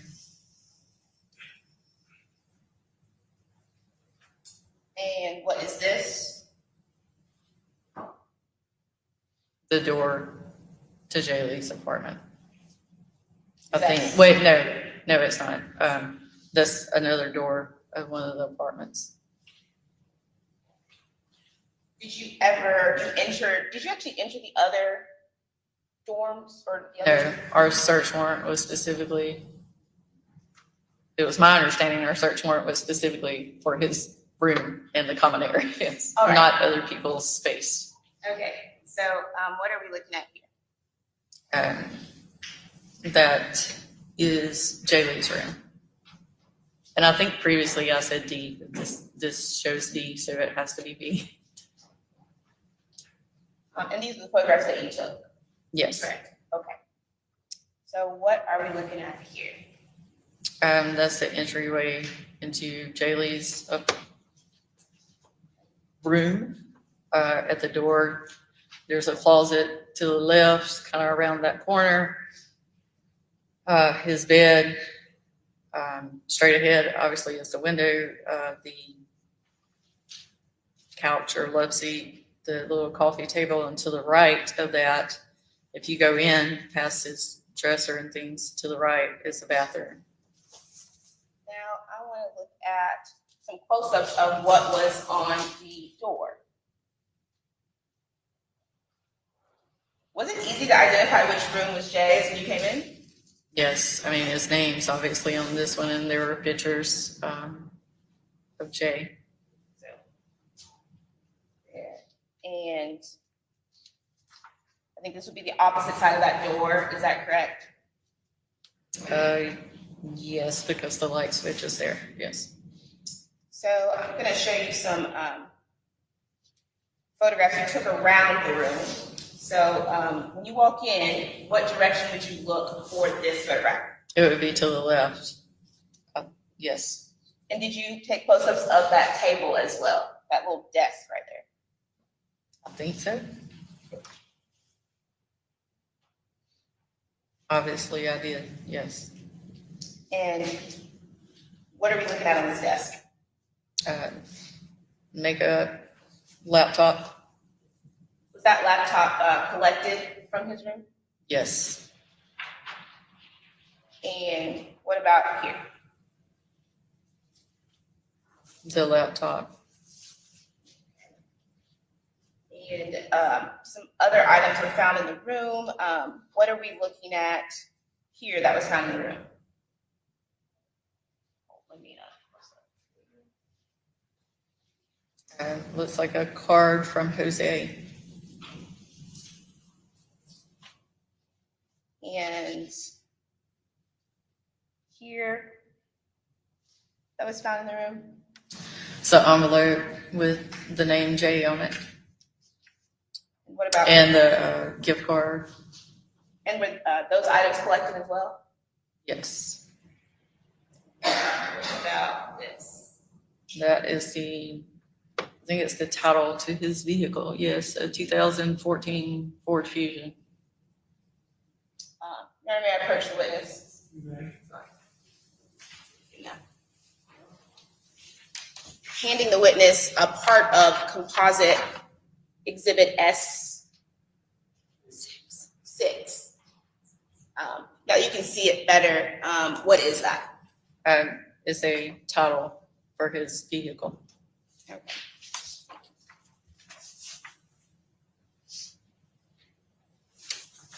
And keep looking around the room. I think you're going to the left.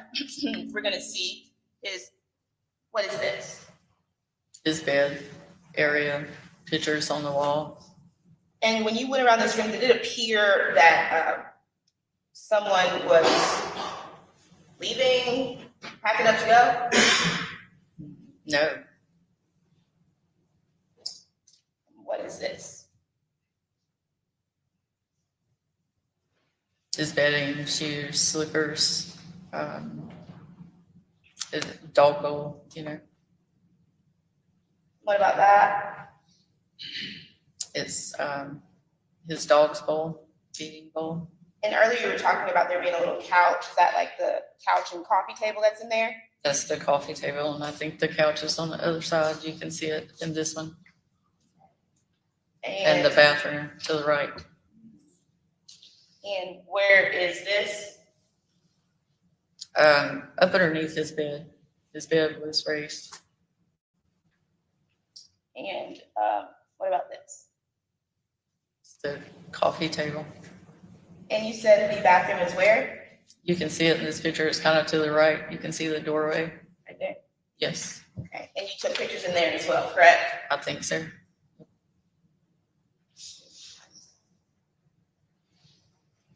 That be his bathroom? Yes.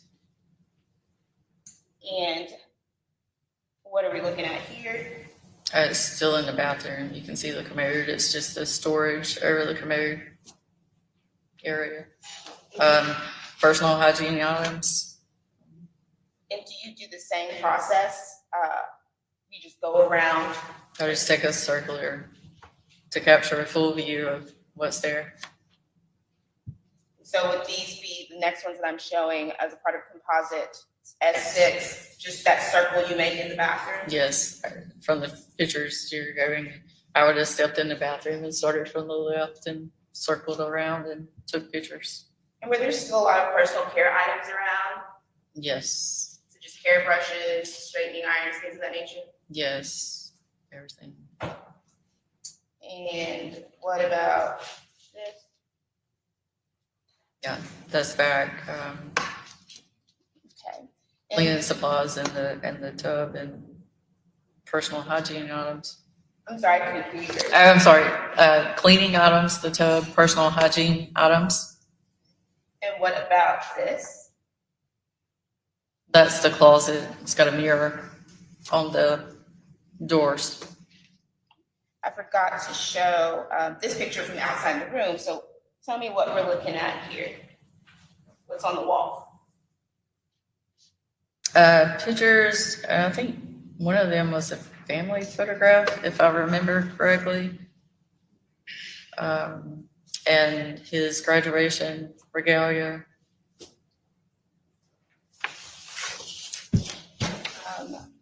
think I want to make sure you took pictures of the entire room and then, oh, forgot this one. This is just, what are we looking at here?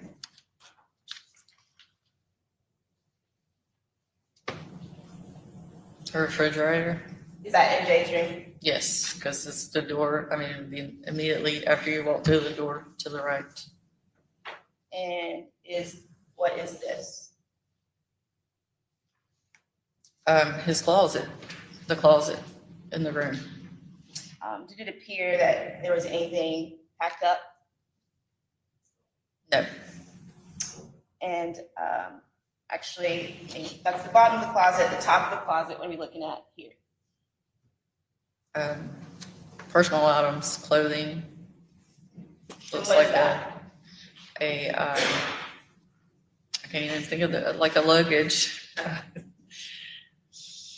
And one more thing, what is that a picture of?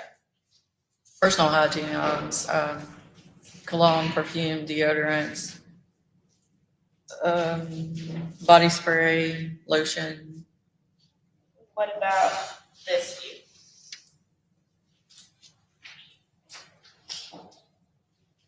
I would have been standing in the room and that would have been back out. Speak up, Sorry, I would have been standing in the room and that's back toward his door and entryway. And what's that behind the door? It's like a backpack or backpack.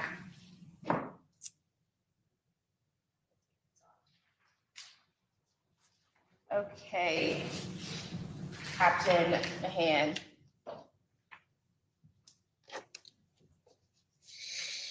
Earlier, when you were testifying, you said that y'all put out a bolo to, who did y'all put the field to look out?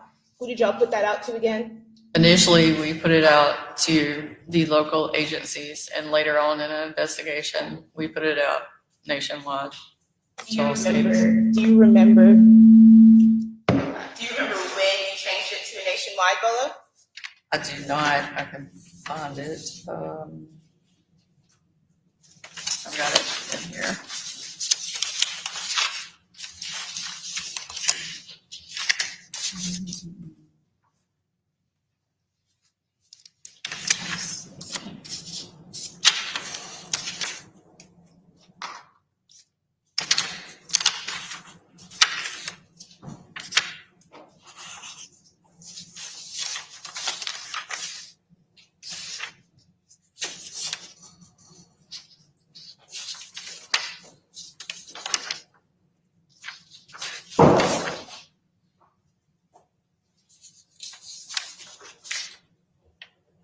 Something I failed to mention while I'm looking for that too was that on the 10th, we also when we were looking for the vehicle, we also called Homeland Security to enter the tag number into their state system so they could, so we all could be notified if the vehicle was traveling on the highways that have cameras. Explain to me what that is. When you give the vehicle tag to Homeland Security, what happens? What do they do? You're supposed to be able to put it into a system like when you cross some state lines and stuff, there's tag readers and it captures tag information. So we would have been notified if his vehicle was out traveling. So on July 10th, y'all still hadn't located his vehicle. Is that correct? On my dates, let's see.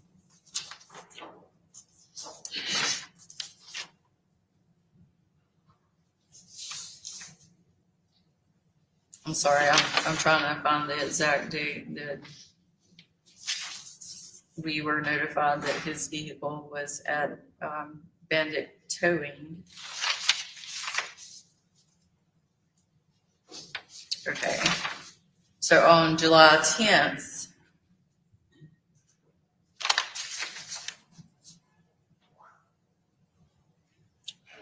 around 9 p.m., the vehicle was reported to us, we got a phone call about the vehicle. A tow truck driver said it was at Bandit Towing. Okay, so kind of walk me through that. How, I know you all had put the BOLO out to the local law enforcement agencies, but how did the tow truck driver know that you all were looking for Jay Lee? Okay, because in the initial part of the investigation, prior to the vehicle being found, we were looking for the vehicle and continuing to look for Jay Lee. We, the university put out a press release with the vehicle information. And when the tow truck driver saw the press release, he called our dispatch center, who then called me. Here's the,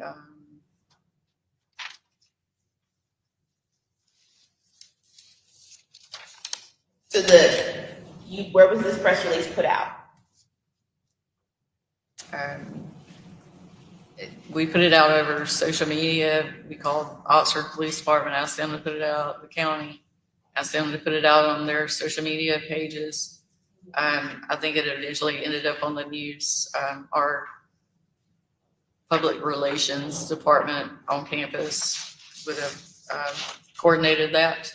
Is it safe to say this was everywhere, this press release? Yes. Okay. And so, And I apologize. I'm sorry. I've got a note here of the BOLO nationwide. I'm just trying to find it in the report where it speaks of it.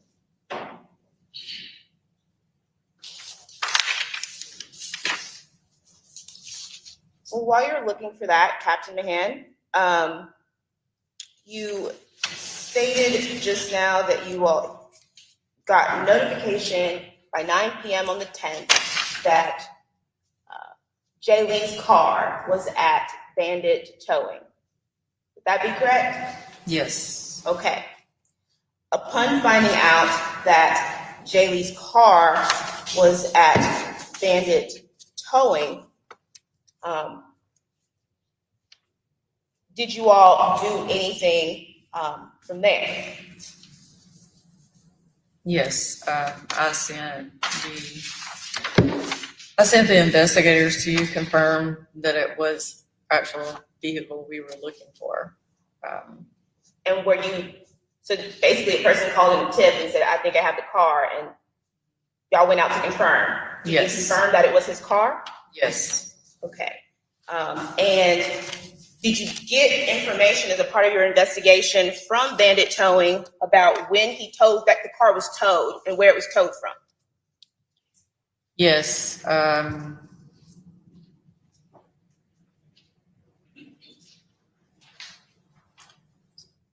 The vehicle was towed around 1:50 on Friday, July 8th. The tow truck driver, he told us he first saw Jay Lee's vehicle on Friday, July 8th, 2022, around 1:45 in the rear, what he called the rear Molly Bar trails. So it was towed from Molly Bar Trails. Yes. Okay. And did he take photographs as a part of towing, the procedure for towing? Yes, he said he did. I think those were provided to Oxford Police Department. Okay. And could you actually go back earlier in the investigation, before you got to the vehicle being found at Molly Bar Trails? Did you speak with anyone else, or did your investigators speak with anyone else as a part of the investigation? I didn't understand the question. As a part of your investigation earlier, before you found out that the car had been towed by Bandit Towing on the 10th, was anyone else spoken to in regards to the disappearance of Jay Lee?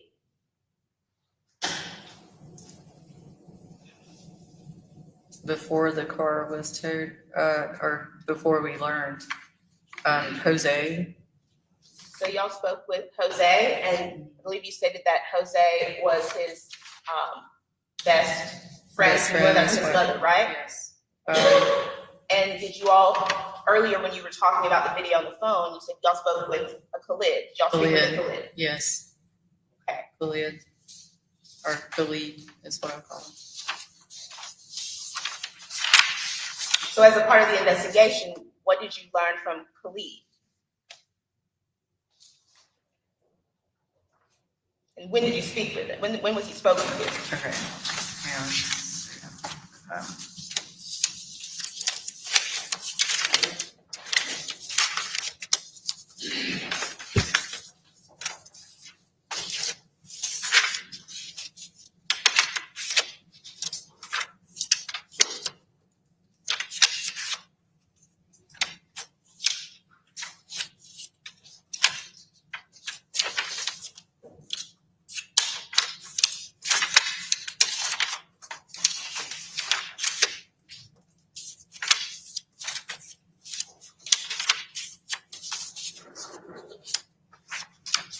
Okay, so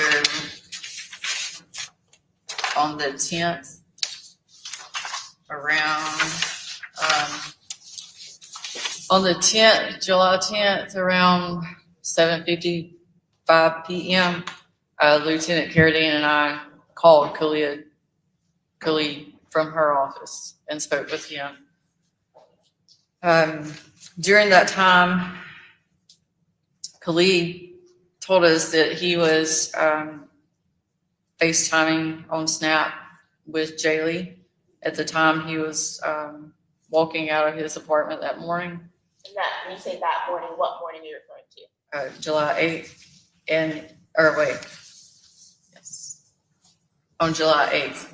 Yes, so he said, Before you get into that, we were watching the video, we saw him leave twice. Which time was This- Khalid talking to him? the second time Okay, that he never came back. now tell us, did Khalid further the investigation? Your Honor, I'm gonna object. Let Jerry go into jury room. We got to take care of it, okay? Any questions? Don't hold the question, don't talk about the case. Don't investigate.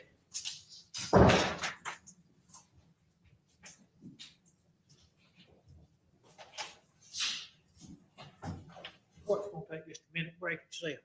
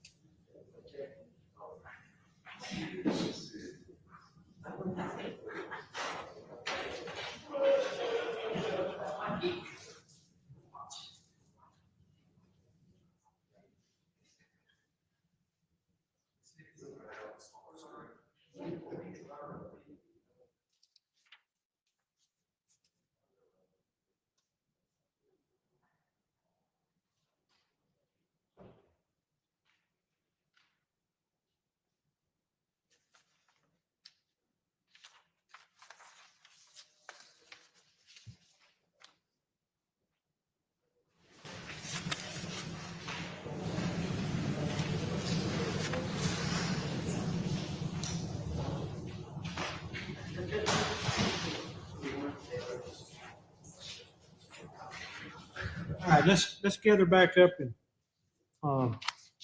get back to work.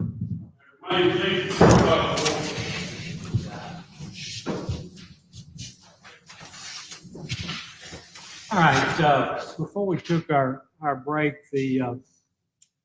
this witness, I think the statement about the attempt to elicit testimony, about what Mr. Fears had said earlier in the testimony when Mr. Fears was testifying. The court ruled, the statement proffered by Mr. Fears earlier was that he was on the phone with Jay Lee early in the morning. His plan was to go see somebody, some unnamed person for activities, and that they'd had a fight earlier, I believe was the basic of it. At that time, the court ruled that as an exception, that statement would be hearsay, that as an exception to the hearsay rule, that Mr. Fears could testify about what Mr. J. Lee's plans were as an exception to the hearsay rule. And through that witness, Mr. Fears excluded the testimony of concerning the portion of the statement that they had had a fight earlier or something to that effect. But I did open in this state asked that they would attempt again through another witness, which I assume this witness, to introduce that portion of the statement about the fight earlier. Mr. Horan, seeing that was coming down the pipes, was beginning to object, and I have sent the jury out for determination, which I assume is the admissibility or not non-admissibility of that statement concerning the fight earlier. Would that be a good summary of where we're at? Yeah, I think so. Yes. It is All right. about 99% of the right. Argument, yeah, argument. Okay, one man's argument is another man's fight, but, all right. The gist of it, there's been difficulties anyway.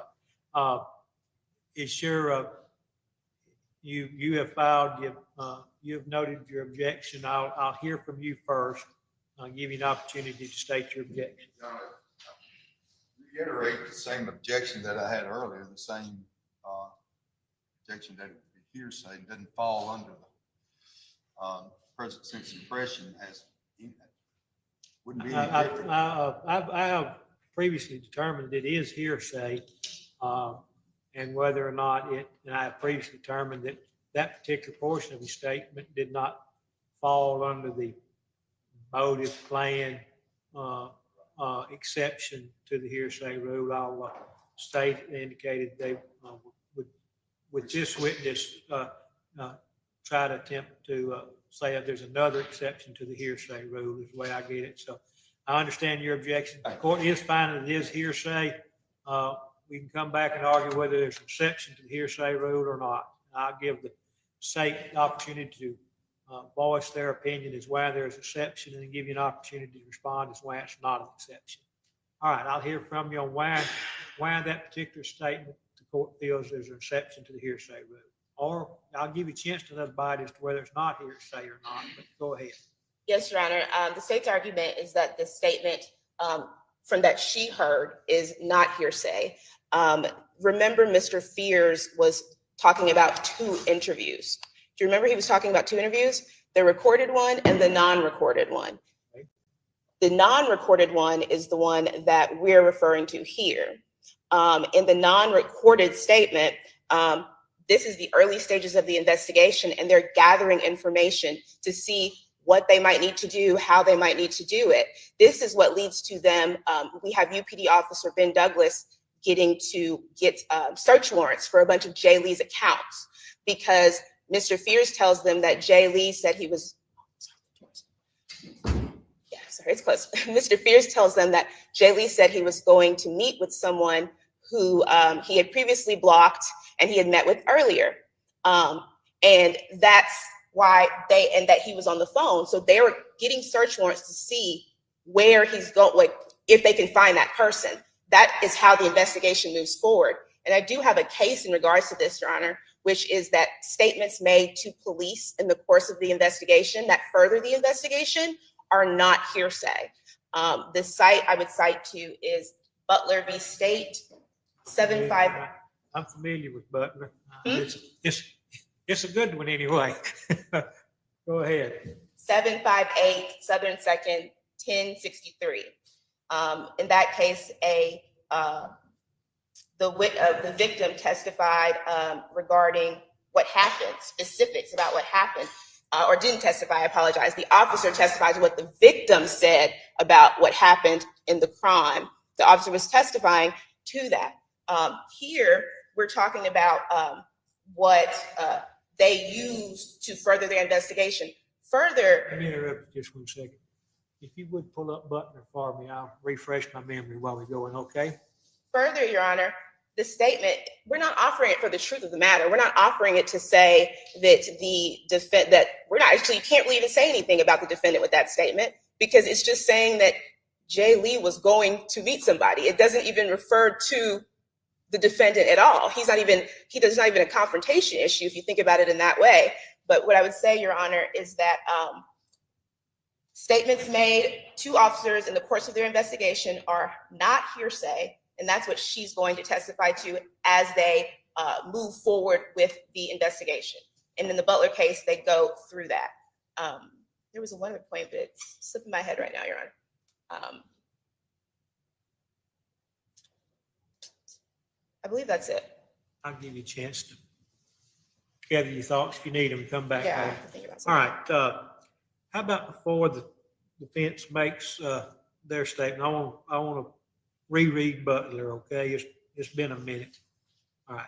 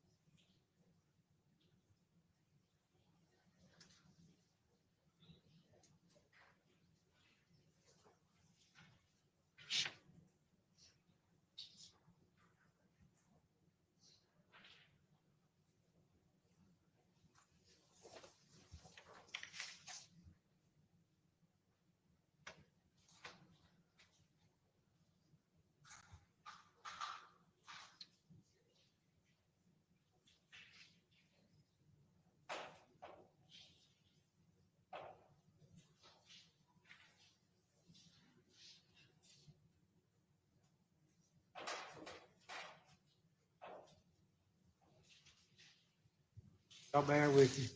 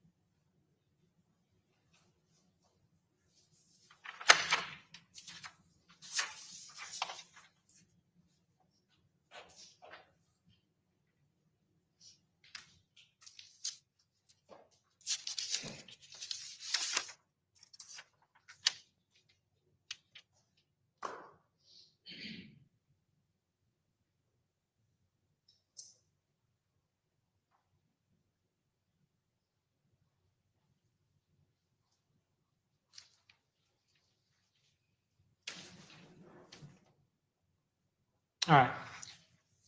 Anything else from the state? I would just offer, Your Honor, that just like in Butler, we are not offering the statement to show that Jay Lee was leaving to go meet somebody he blocked. We are offering it to show that Khaled offered this information to the police because he thought it might be helpful and why they used it, which was then they start issuing search warrants. Ben Douglas issues search warrants, the direction of Captain Mahan. Ben Douglas will be coming in to testify, but then they start issuing search warrants for Jay Lee's accounts, his phones, and to figure out if they can get more information. I think it's his iCloud and his Apple ID, so you can figure out if they can get that information. Your Honor, Butler case is a statement that was made by the victim. You don't have that in this particular case. And you also have a hearsay within hearsay issue here. Butler was a statement where the victim made representations that the officer used. In this case, they're asking the court to allow hearsay conversations that they had an argument, summation of it, and then the hearsay statement from Fears to the officer. What she just told the court, the purpose of it was they were going to do that notwithstanding the fact if the officer provided that to other detectives that he was going over there to hook up with somebody he'd been with earlier that night. They find out about that. The fact that they'd had an argument wasn't going to, information about the argument wasn't going to stop them from doing any searching.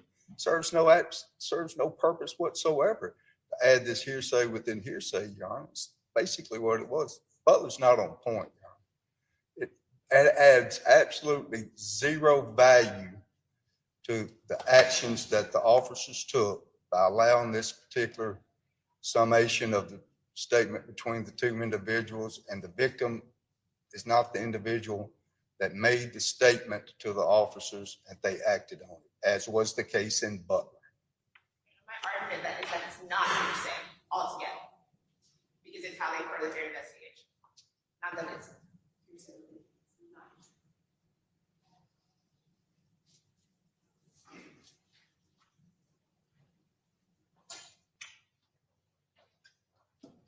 This is a tough one. Court cognizant of the point of they would have got to the same place with or without the extra incentive of we had an argument. Your Honor, I just said she was going to say that Khalid said that they were going to see someone he previously blocked, and he was going to see them. And Hang on one second. Does Butler hold it's not hearsay, or is it admissible hearsay? not hearsay. Just keep that. Statement from the victim. I don't think that's makes a difference who it's from. It does, to the extent when you're asking the cleric his fears, and he is characterizing a conversation that the victim gave him with another person. That is not, Butler's not on point. Part of the reason Butler is on point is just like here, in Butler, nobody was identified. They said it didn't even implicate Butler. Butler is not even implicated. Here, Khaled isn't saying Timothy. He went to meet Timothy Herrington. He's not saying that. That's not what he's saying. He's saying what the victim recounted to him. It's not being offered to say that Jay went to meet. It's being offered to say, oh, this is how we proceeded and why we proceeded that way. They were going to do that regardless of the hearsay, double hearsay statement.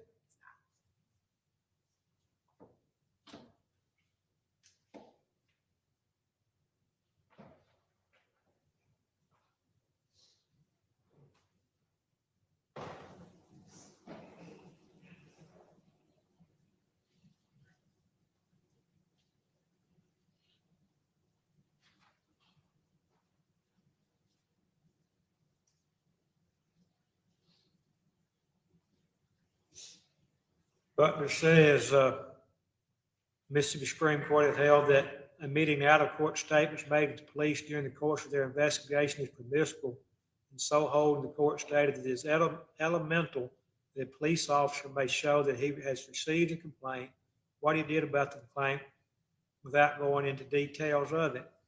In Swindle, a police officer testified about a tip received from an informant.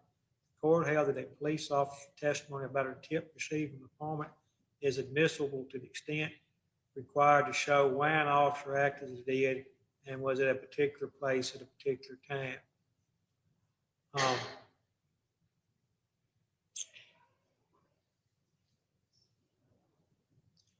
Court's going to find that part about to the extent required to show why an officer acted as he did and was at a particular place at a particular time. In this case,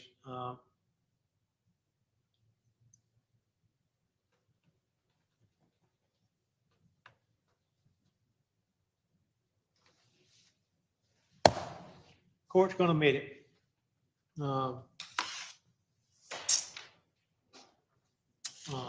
And I'll let you make any further objection. I understand it's an important issue. I'll let you make any other further record that you like anyway.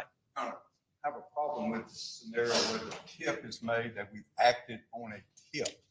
No problem with that. I don't, hang on just a second. I don't see any distinction between a tip and a statement from an identified person. All right. I withdraw my objection. Do I? Withdraw my objection All right. in front of the jury. Okay. Show the jury.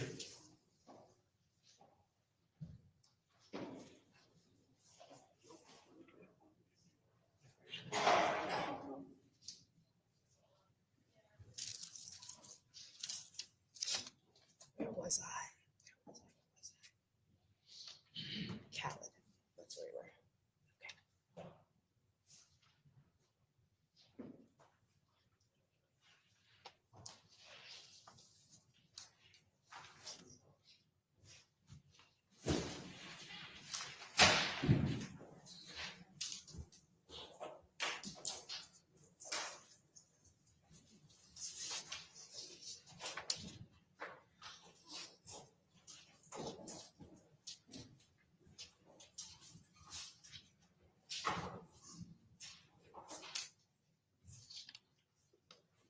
All right, everybody good on the jury? Hang in there, we're getting close to lunchtime.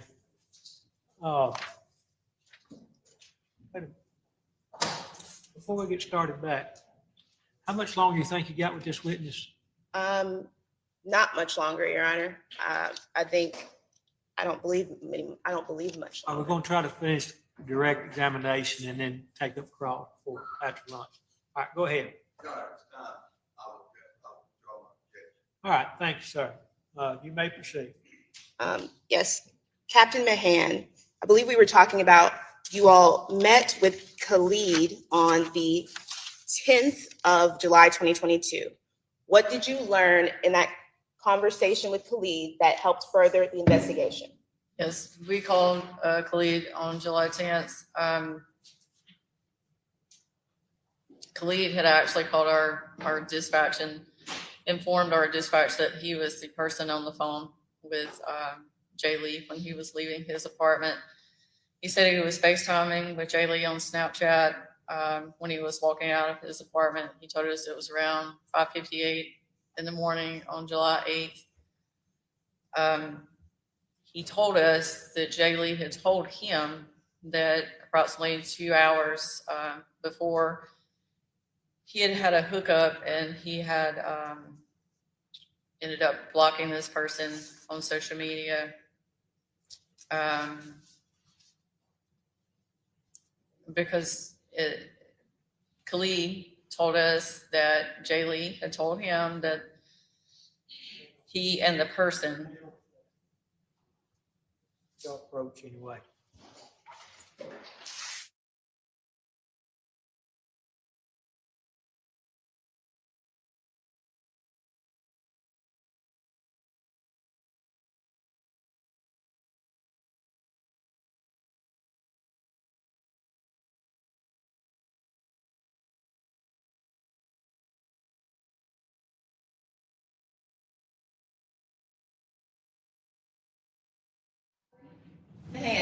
please just tell us what you learned from Khalid about where Jaylee was going on July 8th when he was FaceTiming him? He was going back to meet an individual he had previously had a hookup with Okay.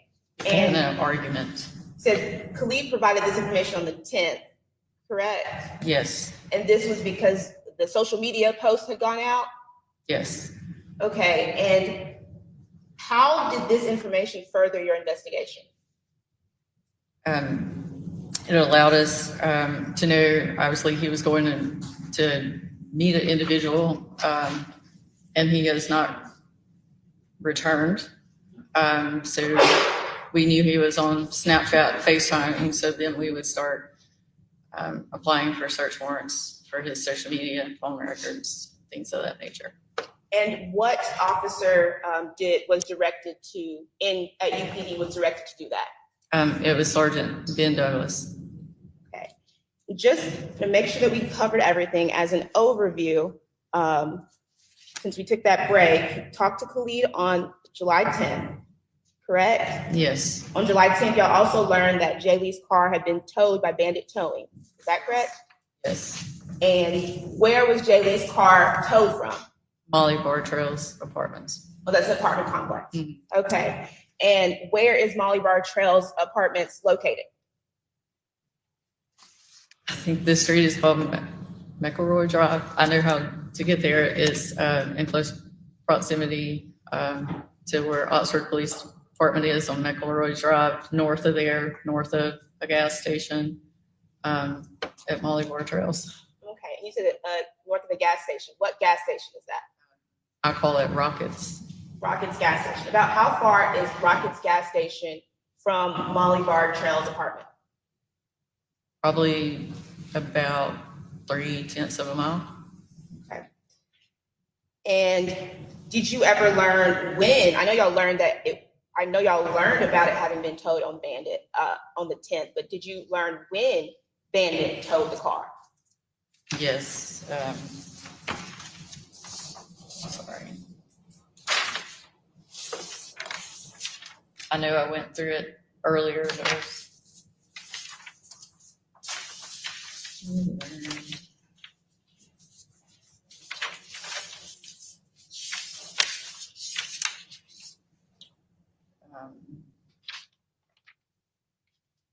You asked when the car was towed, right? Yes. At 1:50 on the 8th. On July 8th, Yes, from Molly Bartrell's apartment. yes. Brief indulgence.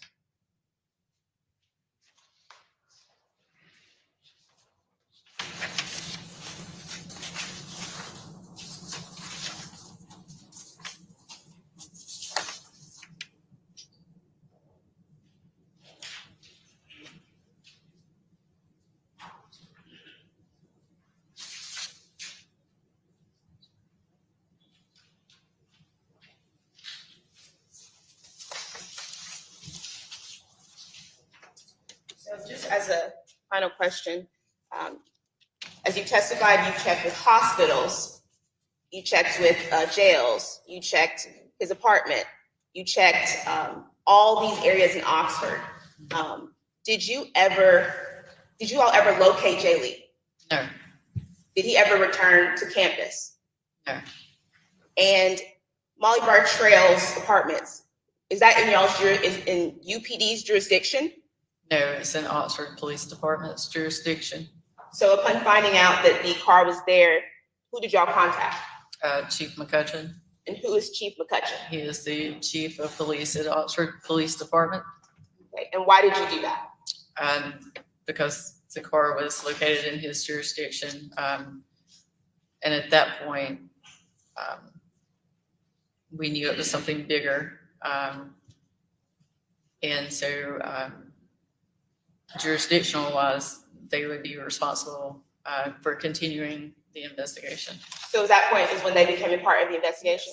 And it worked kind of like a unified command jurisdiction wise, and we continue to to assist in the investigation with certain things. Sergeant Douglas specifically, because Sergeant Douglas specifically was very actively involved in the investigation, writing search warrants.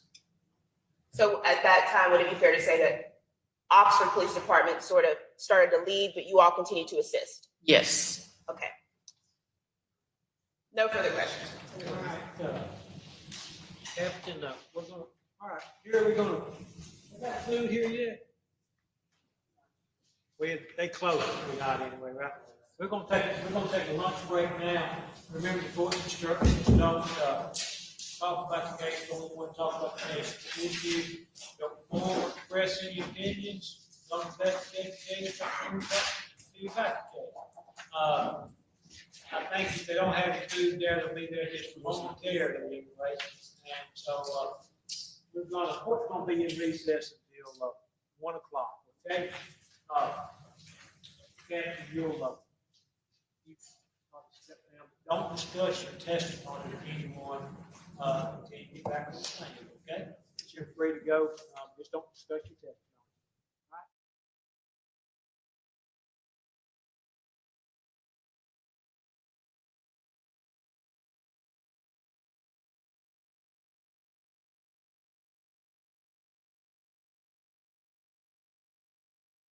Yes, and, that's my call.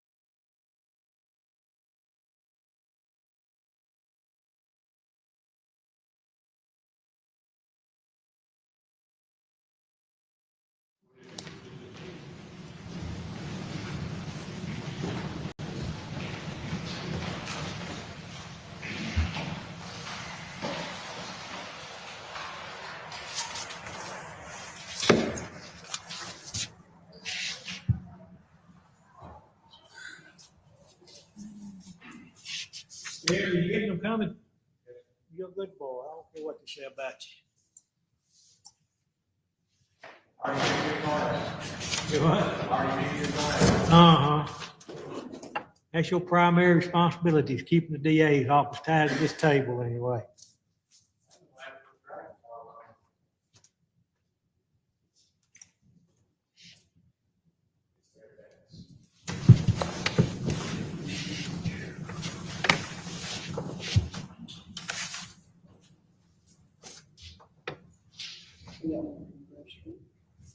You have a good lunch, young lady? Yes, sir. All right. Need anything else? I will. Thank you.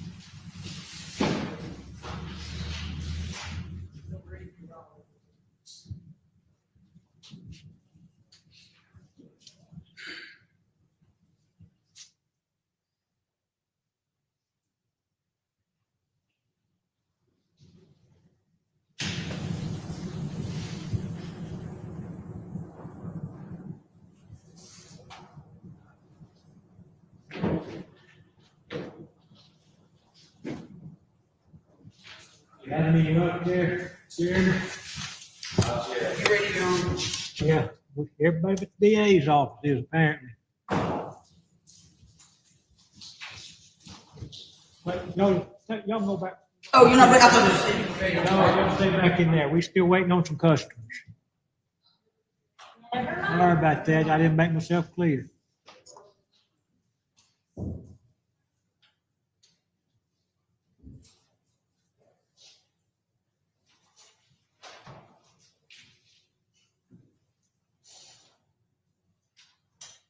Let's see if I do any good. I wonder if I do any good if the judge calls.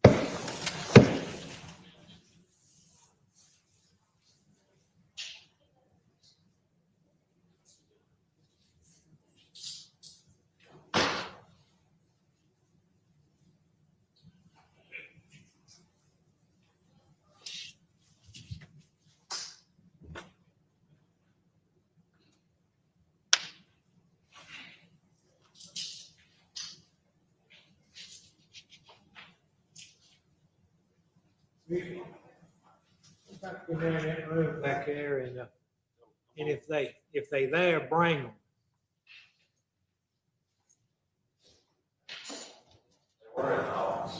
At the office, every night, we can't go get them back there.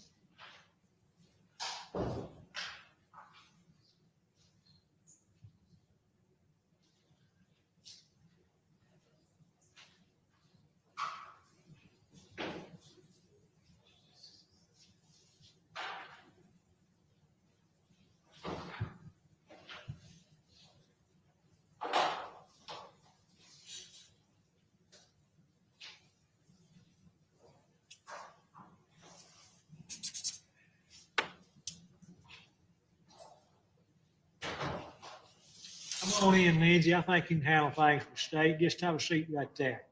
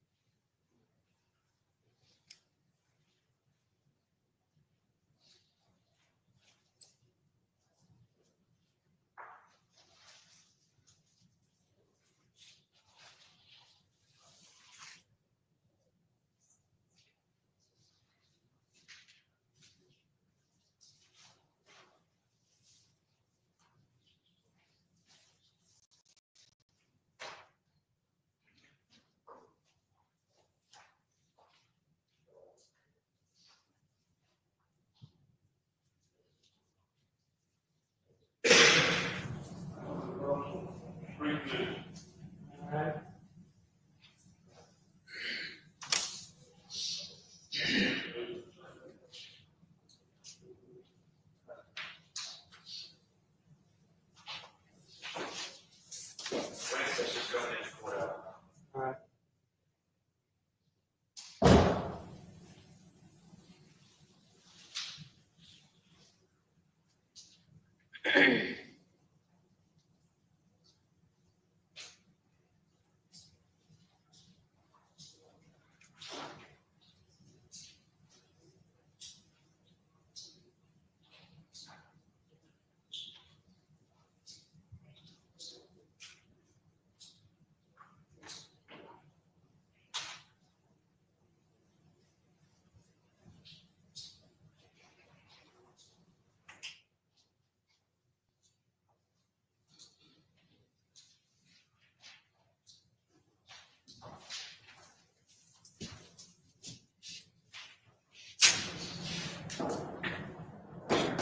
Looks like we're all back here. We've got 15 people from Forest County up here against their will. Let's show them the respect to start when we say we're going to start. And if anybody needs to use the judges' chambers during lunch to facilitate their being here on time, we'll find a place for the courtroom for anybody that needs it for meetings during the lunch hour anyway. All right, everybody ready? Where'd Lynn? You would bring show the jury.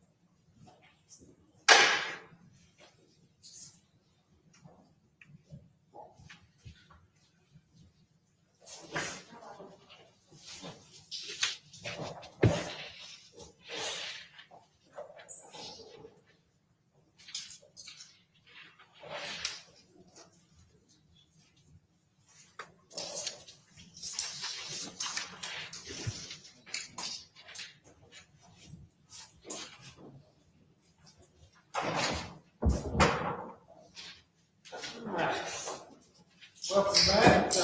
Apologize for the delay in getting started back. Hope everyone had a good lunch. If you didn't get enough, you'll find you some more, okay? I trust no one has a lot of support instructions. Let me know if you ever do. All right, you, I believe the point that you were about to cross-examine the witness, you remain under the same oath. Okay. I proceed, John. I'd have this mark.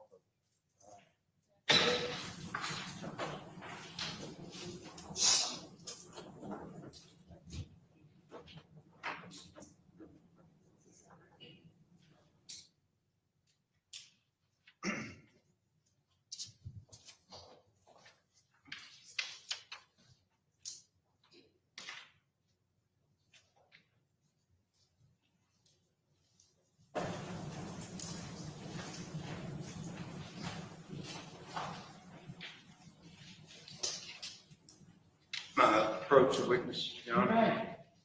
Captain Mann, I'm gonna hand you what's been marked as offense exhibit 7 and been provided to me in discovery representing the return on the search warrant that you talked about going to Jay Lee's apartment.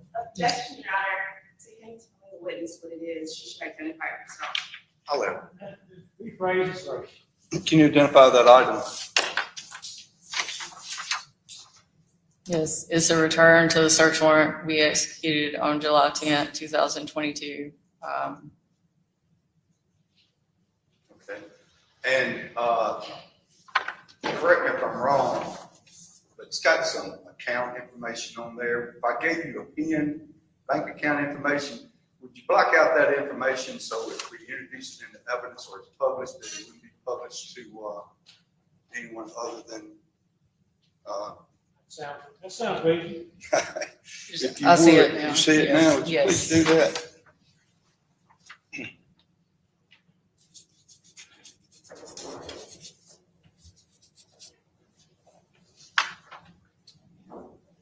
We may end up burning a copy of it so it doesn't bleed through, but I don't think so. I'm not publishing, Your Honor, this time, but in case it gets into the court, when it gets into the court file, it won't be. Just the bank account, there's a discovery. Yeah, I would Credit card. better safe than sorry, Captain.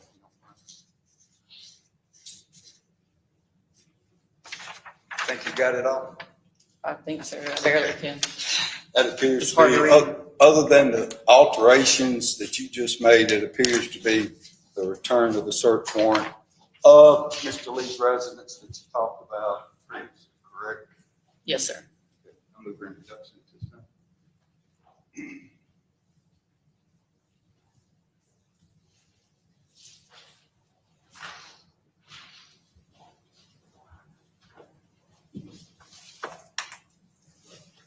Captain, so we have some clarity as to kind of how this went down. Y'all did a wellness check or wellness investigation. Y'all do those pretty regular, I assume, right? Yes, sir. It's a college campus and it's not uncommon for us to, And ultimately, according to your direct examination, it was ultimately turned over to Oxford PD. But y'all still worked with them in the investigation, correct? yes, it was kind of like a unified command structure. I mean, both chiefs were present for a while and then, Right, and my understanding is that occurred as far as y'all had a joint investigation, as far as the lead investigation between the two agencies, somewhere around the 11th or 12th. Is that a fair statement? we had the initial conversation under the night the vehicle was located at the towing On, company. on which day? That was,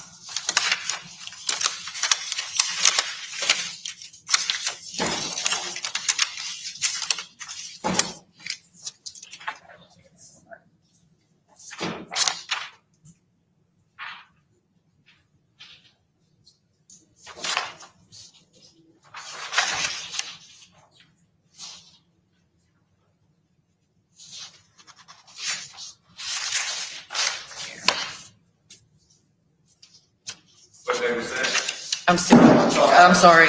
It's a lot of paperwork and I would rather be accurate.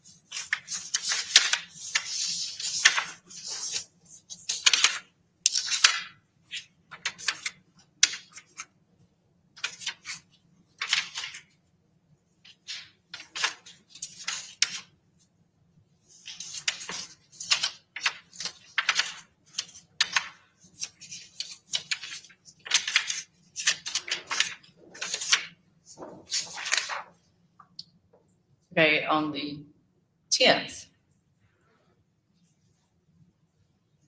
the vehicle, we were notified that the vehicle was at Bandit Towing. And it was located, Okay, I'm sorry. so on the 10th, the, JD's vehicle was located at Bandit, correct? So, Bandit, yes. and you testified previously about conversations that you had with him. And his representations to you were that he, basically is under contract to make sure people aren't illegally parked out there at that location. And I guess he has other contracts in Oxford, people to make sure people aren't taking up limited parking in those areas. Is that a fair statement? That's your understanding when you talked to him? My understanding was, yes, similar. They make rounds apparently in the apartment complexes, and if there's illegally parked Right. or vehicles in that apartment complex that do not belong there, they tow them. Right. And you testified that about 1:15, y'all came, you located that vehicle on that particular date at his service there? No, he told us it was towed Towed at at 1:50 p.m. I'm sorry. When did y'all actually get a search warrant for Jay Lee's car? It's just the kind of car that's parked. I'm past the part. They'll do something, I had right information to help them work.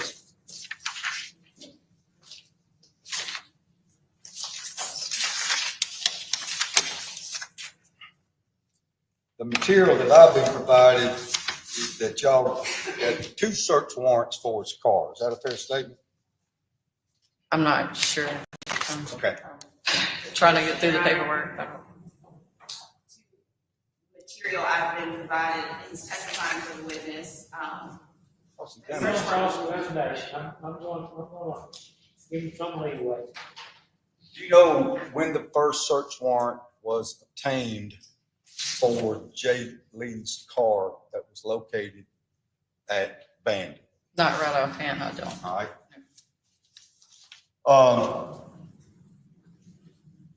What about the second search warrant for his car?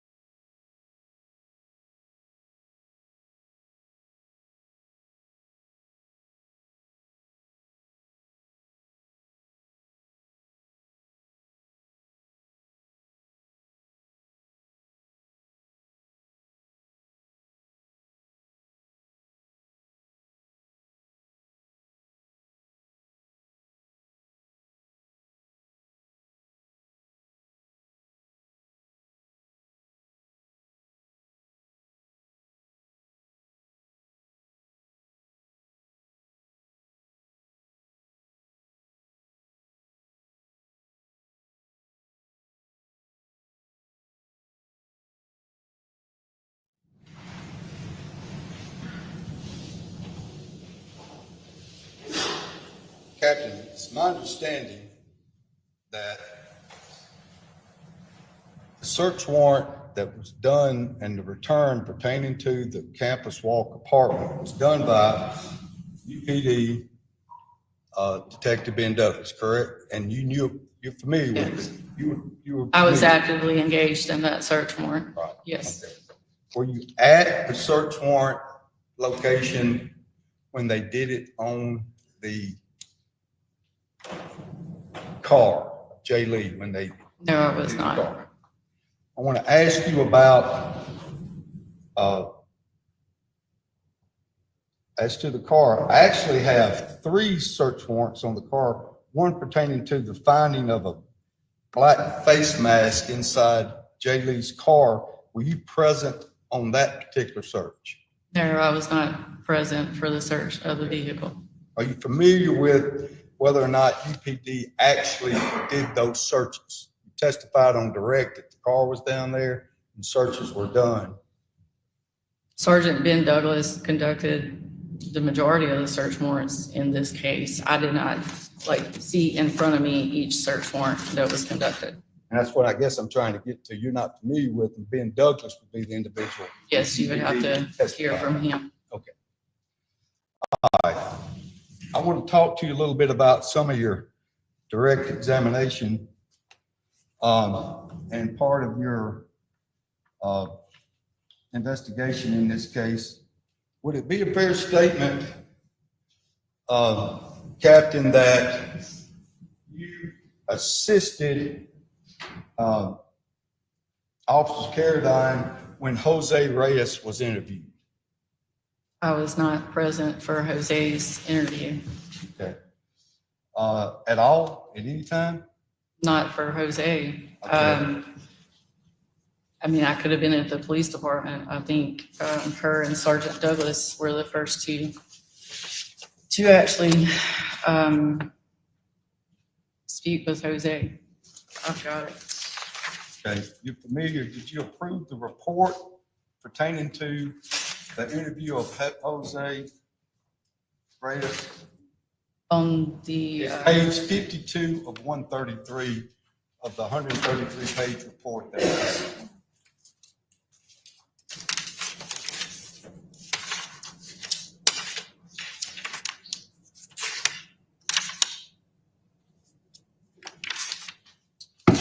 really mountains out of order.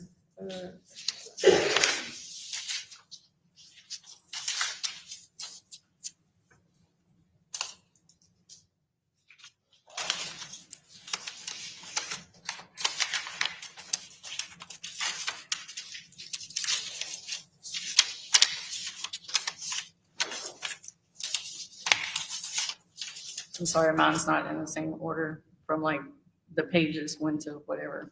Mine's in a different order. The way it was provided to me at the bottom right-hand corner, it has page. Right, I'm talking about it right here in front of me. It's not in order, Oh, 1 to sorry. 100. Take your time.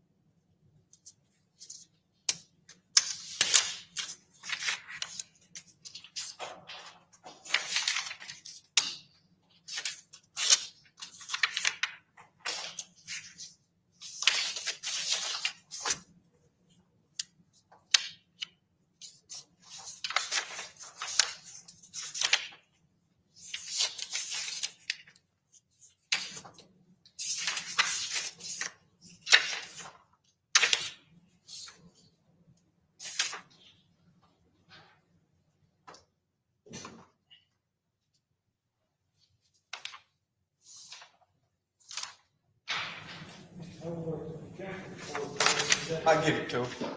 Okay, yeah, because my page is not.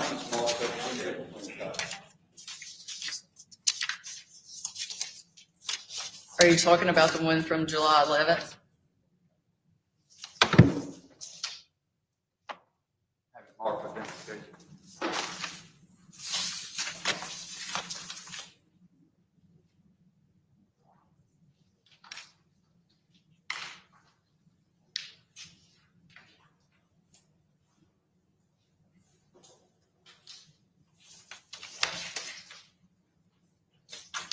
Now, approach them.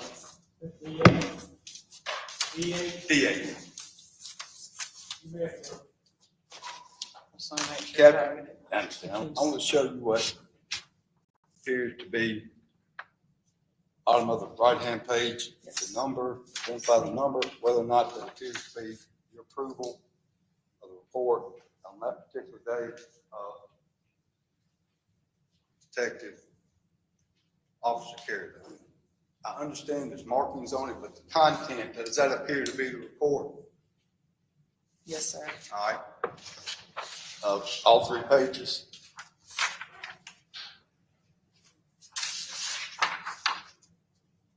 That one's not.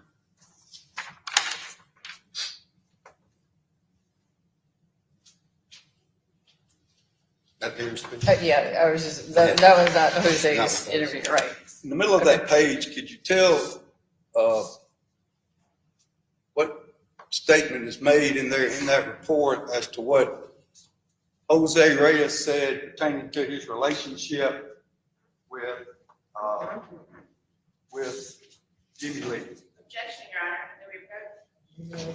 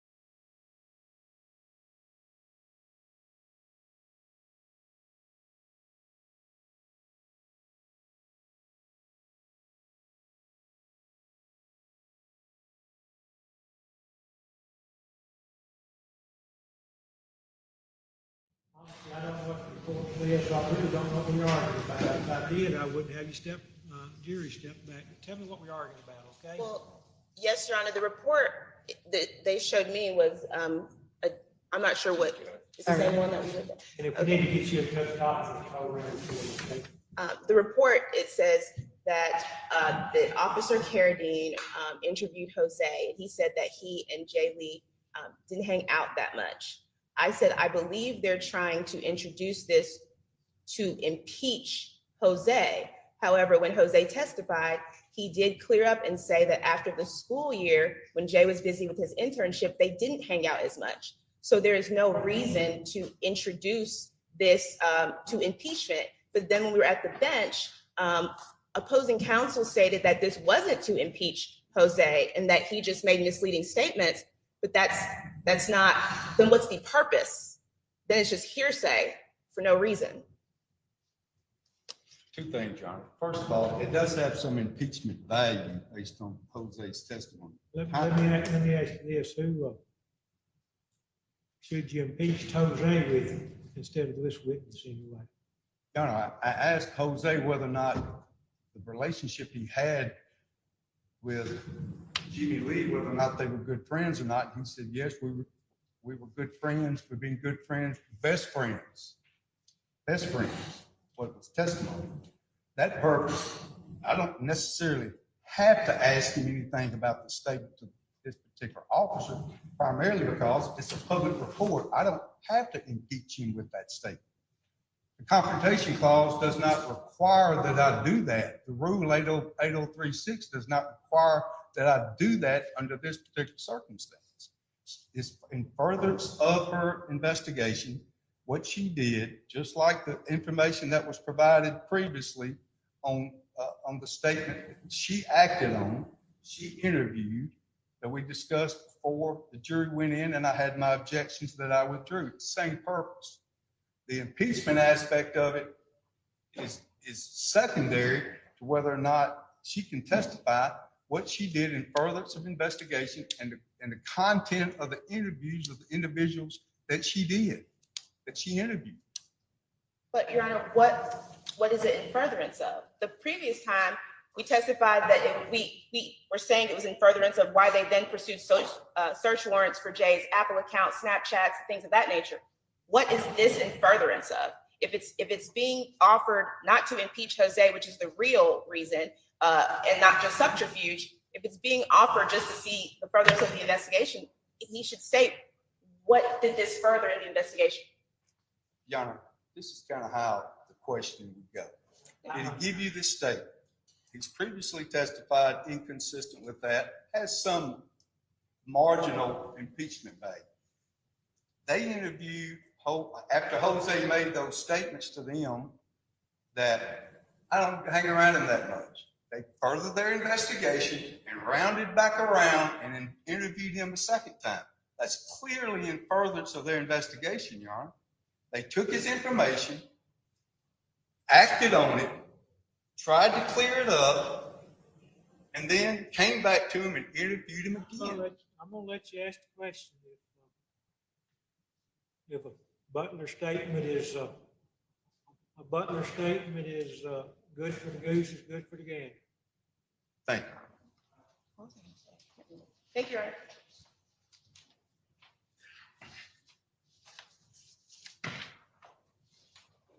You ready? Yes, let's bring the jury back in. Hang on one second. Hold on just a second. I don't know, I'm gonna let you ask this question, but I don't know if this, I don't know enough to know if this is the right witness to run further rabbits with. If you know what I'm talking about? Your Honor, and I'm gonna let you start, and then if, I would agree, but for the fact on direct examination, they identified her, it's over the investigation, proving everything, reviewing reports. They laid that, Your Honor, I didn't. you're probably right, but it's gonna be, I'm not consenting to Everything. I'm not consenting to everything. I am consenting to you asking this question. Yes. I just want to be clear, Your Honor, that we are doing this through the captain because we don't want to have to call 30 other officers, which opposing counsel is aware of. He can call them if he wants to anyway. Go ahead. Bring the jury on this.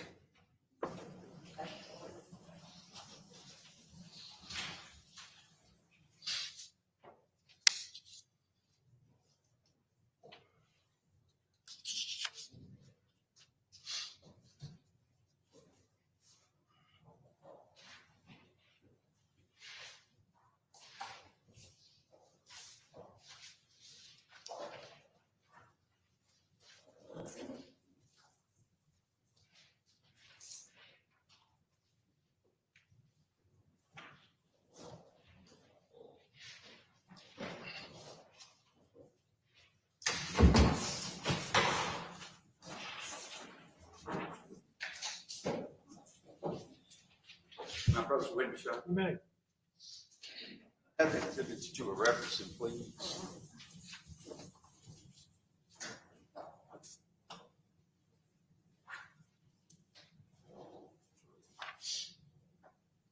You're identifying the highlighted part, and I will ask the court to allow me to place that front page. You give the jury the benefit.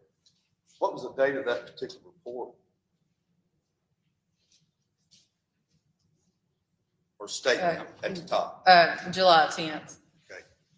And at that time, y'all were still, as far as y'all being, UPD was basically deeply involved in the missing person aspect of Jimmie Lee, right? Yes. Okay.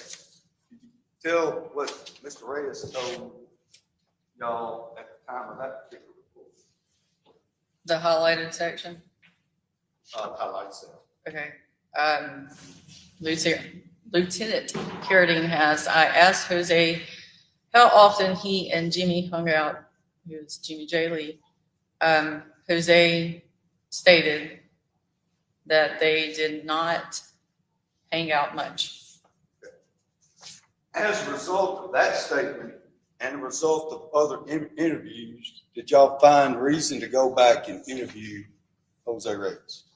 I know there were other interviews with Jose at later dates to ask follow-up questions.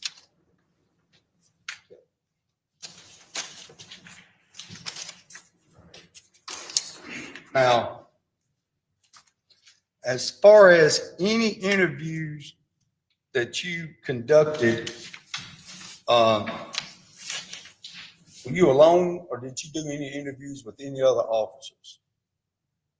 Like, I didn't conduct that interview. I understand. But my understanding is on 7/13/2022, y'all had a debriefing and I understand that yourself, Agent Stratton, and McGuire, I assume that's Shayla McGuire, is she an investigator at that time? What was her responsibility? Yes, how it works at our department is we have 2 full-time officers assigned to investigations, and there's other officers that supplement investigations. Okay. So in other words, there's more than just those 2 people on call. Okay. So And yes, she was conducting investigative work. correct me if I'm wrong, is that y'all were tasked with the responsibility, y'all had information that Jose had been interviewed again, and Jose had told them an individual by the name of Janelle Davis would have a lot of information about Jimmie Lee. Is that a fair statement?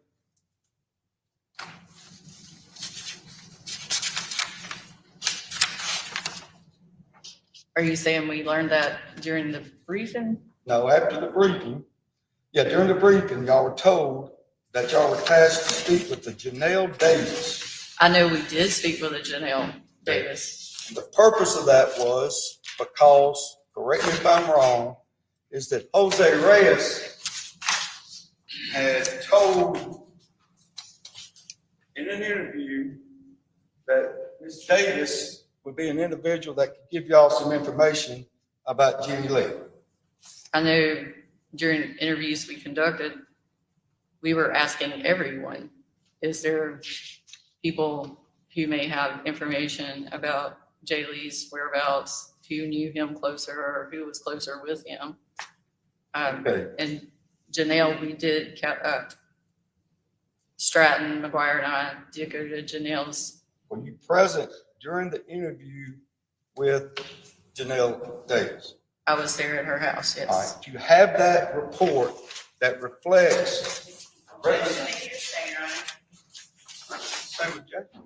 They interviewed the lady, further to their investigation. They found out the man had given misinformation. They went back, checked.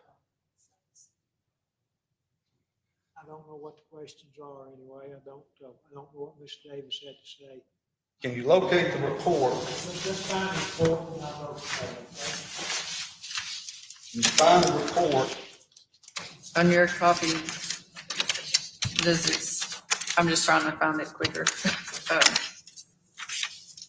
When you interviewed Janelle Davis? I recall I wrote a report on that.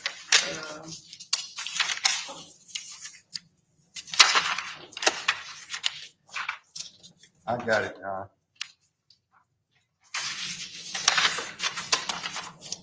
Anything to get the copy back there. Ma'am. If you need to make a copy for you, we can get that. I think I have it. I'm sorry. The one completed on 7/13 by McGuire. Yes. Is that the one you're referring to? Yes, if you look on the bottom right, it says page number 59 of 103, 133. That's not. My pages are Let me different, just but show you, I marked it for identification. I'm thinking it was the same.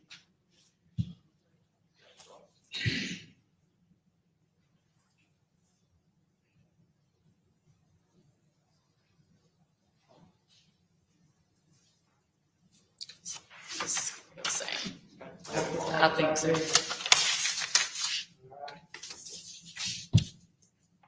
What is it you're marking there? Marking the report, Your Honor, I'll have her identified. Hang on a second. What is it you're marking? The report that she's referencing, Captain report of who? Captain Mayhew. Mine are McGuire's. Your Honor, I would just ask that the witness actually, what's happening here, the attorney is identifying it. That the witness identifies something before it's marked for ID. Let's, Court I asked. have hard time keeping what it is. Let her identify it, so I'll know what to write down on my little piece of paper here anyway, okay? Judge, she said, tell me what it was, so I told you what it was. What is, let her look at it, tell me what that Let's have it document. marked for identification. Okay, get, mark it for identification and let her, then let somebody tell me what it is anyway.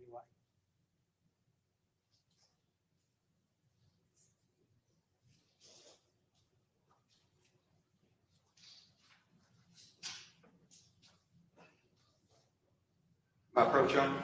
You may. Captain Mayhew, I want to, you said you located it in your I think it's maybe the same one. same one we're talking about. Look at this D9. Compare it to, This is Lieutenant McGuire's yes. report through 22. Yeah, I'm sorry, this is Lieutenant McGuire's that's correct. report.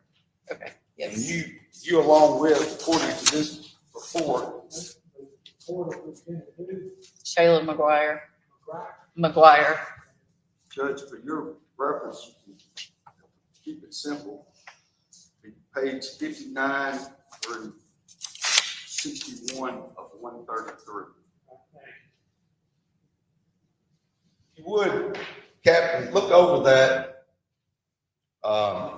report and tell me whether or not it fairly and accurately depicts the interview y'all had with Janelle Davis after Jose told y'all that she could give you information about it.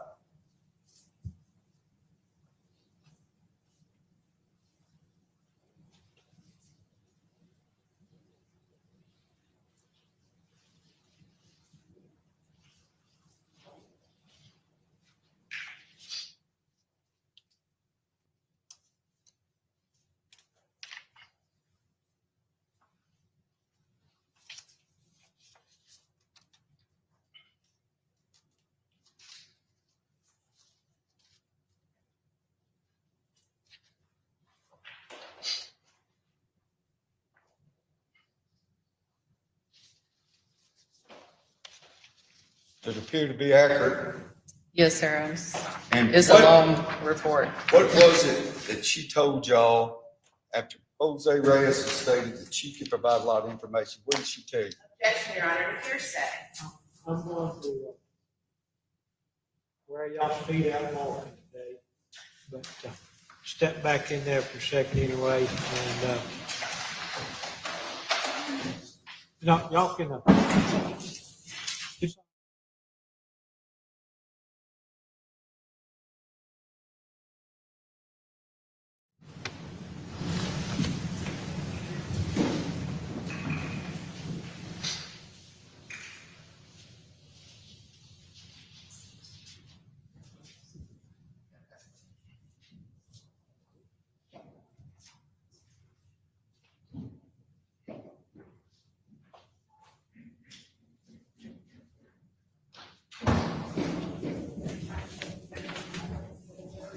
All right, what's the objection?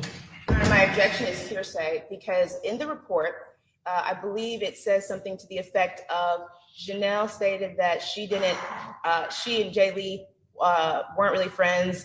Jay's more friends with Jose, and she doesn't know why Jose would say that. My objection is hearsay because it's not in furtherance of the investigation. If that's what we're talking about, then we look back to the Butler case. The Butler case stated that you can't go into detail, which was the problem with when she was trying to say what Khalid said, but you can say like what happened. So the response is we learned that Janelle didn't know Jay Lee. But what they are attempting to do, and what they've been doing this entire time, is trying to testify for the witness and get into hearsay documents, having these things all marked for identification. Back up one more time and tell me what is supposedly said in the statement that in the report has a statement from Janelle. Yes. What is that statement that we're referring to? It's supposed to be that Janelle states that she was not close to Jay Lee. She doesn't really know him. And she knows him because he's Jose's friend. And that Janelle doesn't know why Jose would say that she was close to him.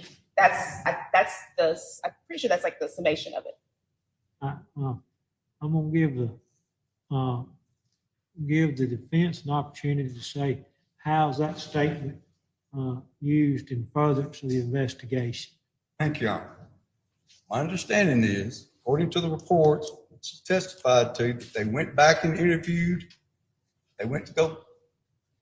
Jose said, talk to Janelle. She knows everything need to know about Jay Lee. After he said, we're not really that close. They go interview Janelle in this report, and she says, I have no idea why he would tell you all that. I don't know him that well. I don't have any idea why Jose would have told y'all that information.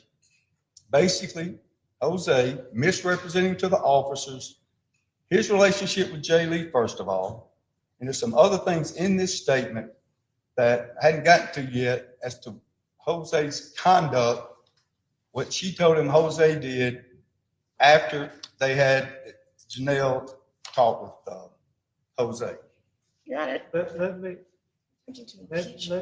once again ask you how did the law enforcement respond, if any, in furtherance of investigation of that? Don't ask her. Go ahead. I'll ask her what they did in response to that after they got that information. They ultimately cleared him as a suspect. That's not the point of the examination, whether or not he's being deceptive. And in the report, they state in another report that I'm going to get to next, they state in the report that Jose's being deceptive in his responses about his relationship and other things he may know about Jimmie Lee. The young man was ultimately cleared as a suspect. That's not the point of the cross-examination, Your Honor. It's whether or not he's being deceptive, he's providing information that's misleading to law enforcement officers.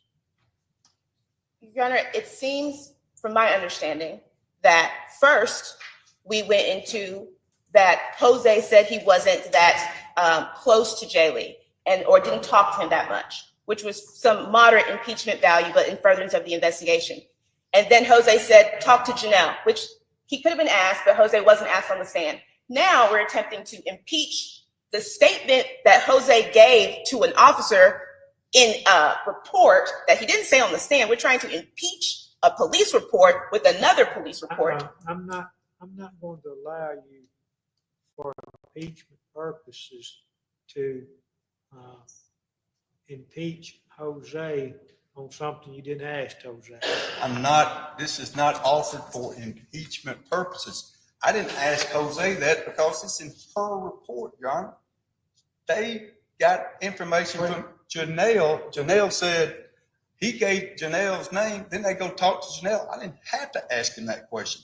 Under 8036, all I've got to do is say, in furtherance of your investigation, did Jose Reyes provide y'all deceptive information during the course of your investigation? Yes. What was that deceptive information?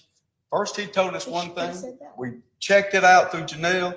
She said that was wrong. We went back and furthered the investigation to, he was a suspect, he was clear, but it still doesn't get past the fact he was providing misleading and false information on the early stages of this investigation, Your Honor. Your Honor, if they had just asked the question, Have to but ask that, the maybe question. he. Hang on a second.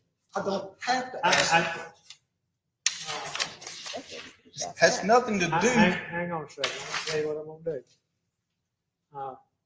If this person, if this witness is the person that has, is in charge from the University Police Department investigation, I'm gonna let you ask them, did Jose Reyes, was all the information Jose Reyes provided you accurate?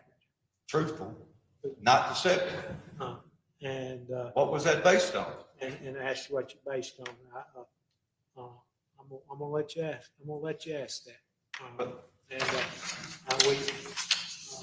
we're gonna, let's don't go around the world to get there. Your Honor, it has to be a situation where the jury understands basically that there's statements from certain people.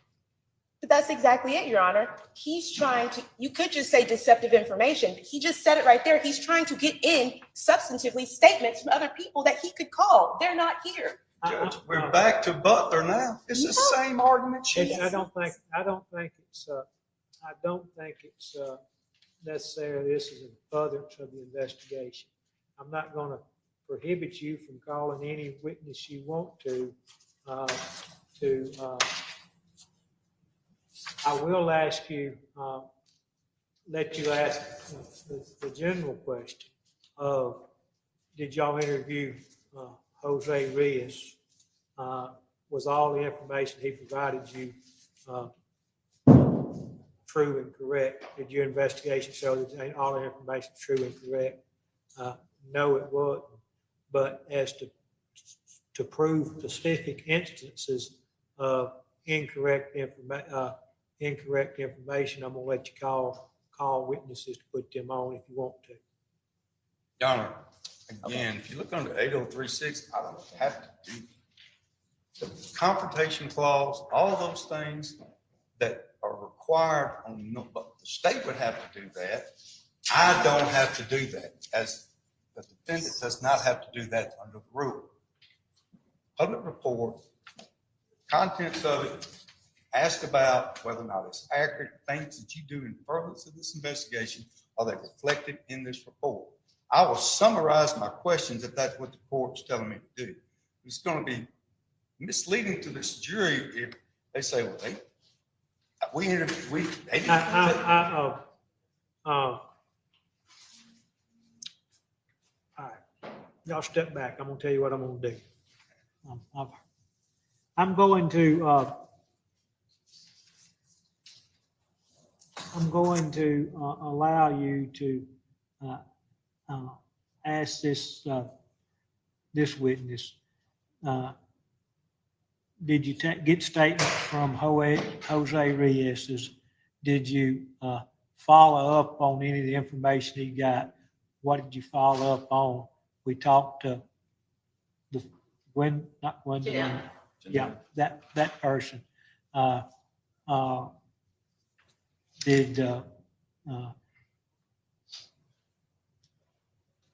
What did Jose Reyes tell you? Who you could talk to? He said talk to the female. He said they were close. Did she agree or disagree with they were close? So And if there's other instances along those lines wherein that something Mr. Reyes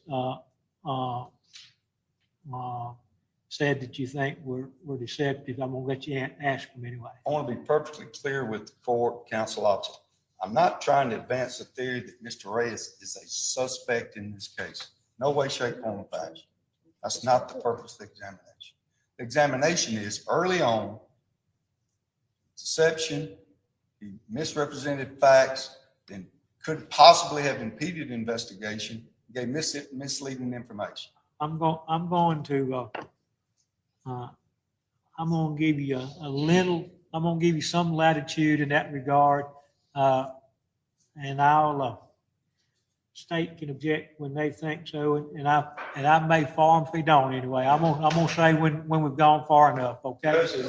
Again, they talked about all this download stuff, and everybody's secretive, and everybody's keeping things, that's their whole theory, what they talked about. I'm just trying to establish that it's basically throughout several witnesses that they talked to, they were. I'm gonna give you some latitude Thank you, Arnie. to I'll be ask quick about it. to ask this witness. Did you talk to Mr. Ruiz? Did he give you any name of somebody that might be close to I think I can ask a question. Did you provide conflicting information from witnesses that were referred to you by Jose Reyes as the content of their statement? I think our answer is I'm going to be gonna give you some latitude with it. Go ahead. Thank you, Arnie. Bring the jury back in.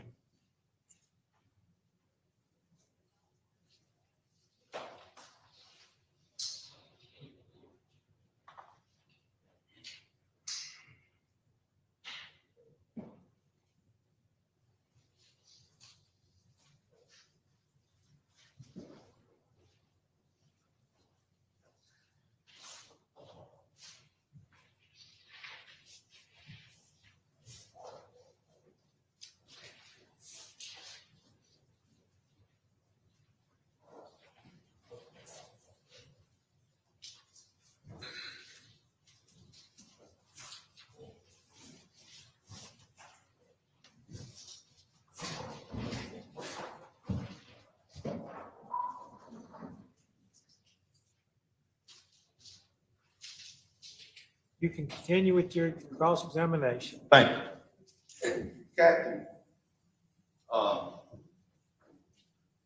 as far as you were present during the conversations, several interviews, the conversation that you had with Janelle Davis, you were present during that interview, correct? Yes, sir. And Janelle Davis was given to you by Jose Reyes, correct? Say that again. Jose Reyes told you to go see Janelle Davis, correct?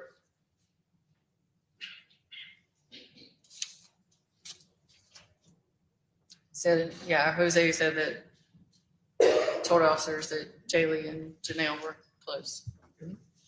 Basically, if anyone knew about the details of anybody having a relationship with Jay Lee, it would be Janelle, correct? That's what he told you. Yes. All right. Did you follow up on that information? Did you provide it to you? Yes. Did you receive inconsistent information or contradictory information from Janelle Davis when you interviewed her? We learned from Janelle that she does not specifically hang out with Jaylee and does not talk to him on a regular basis. What was your other question? What was your other question? My question was, when you interviewed Janelle, did you find that her responses to the relationship that Jose told you about between Jay Lee and Janelle, she denied that relationship, correct? I think he alluded to a very close friends. And she said they were not at all. She said Jose has close friends. Okay. I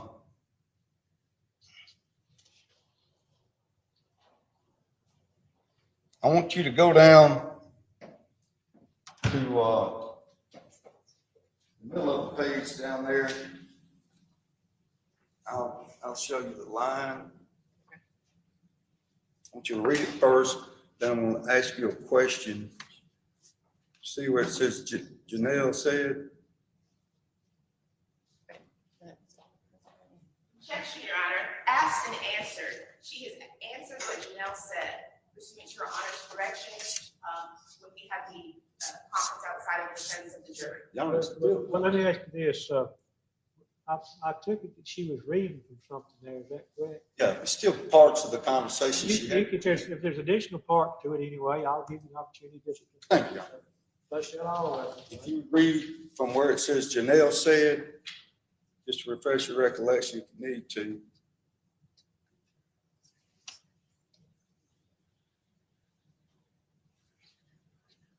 And I'll give you the opportunity to. Before accordingly, read that, just read that for me. Not out loud, just read it and I'll ask you some questions. Okay? Then when you have an opportunity to read it. Okay.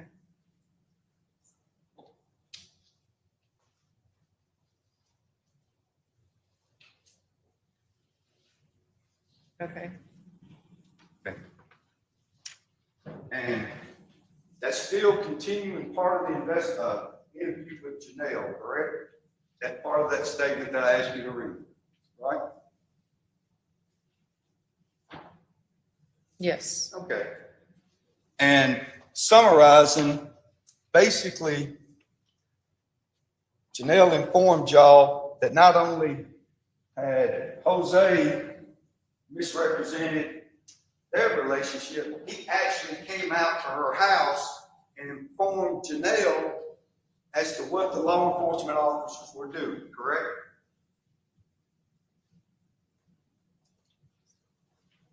She said, she did tell us that he had came to her house after his interview. And said what? It's basically explained to her what kind of questions we were asking him. Sorry. Basically explained to her what kind of questions about Jaylee, his relationships. In Sexual. fact, what it says is, Objection, Your Honor, what it says, he's testifying for the witness. This is a collateral issue. I think the point has been made, which, quite honestly, I don't know what it says, so I can't, I'll basically sum it up. Janelle told y'all that Jose had come to her house after his interview and told her that they were asking about Jaylee's relationship, sex partners, routines, friends, whereabouts, and contacts, correct? That's what Janelle told you, right? After his interview. Yes, after his interview, he did go to her house and explain to her what we were asking him. All right, thank you. Did you find yourself involved in this same report? I believe you also investigated a lot of people early on. I mean, you had a lot of leads and things like that, right? I mean, people were calling. Yes, there were people calling. We were running multiple directions all at the same All time. the time. You had an opportunity, did you not, to interview an individual by the name Timberland Maddox, right? Next page. You remember him?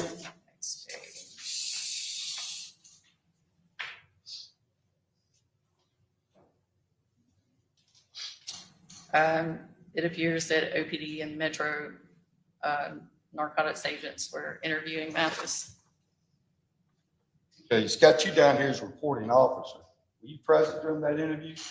I'm not Shayla McGuire. I'm sorry, excuse me. You're the proven officer. I'm sorry. I approve her reports because she reported directly to me. Whoever's I'm sorry. supervisor approves their report, so it follows a chain. So a Understand. lieutenant's report, I approve. That's correct. I'm sorry. But you approved the report wherein Mr. Mathis was interviewed as well, correct?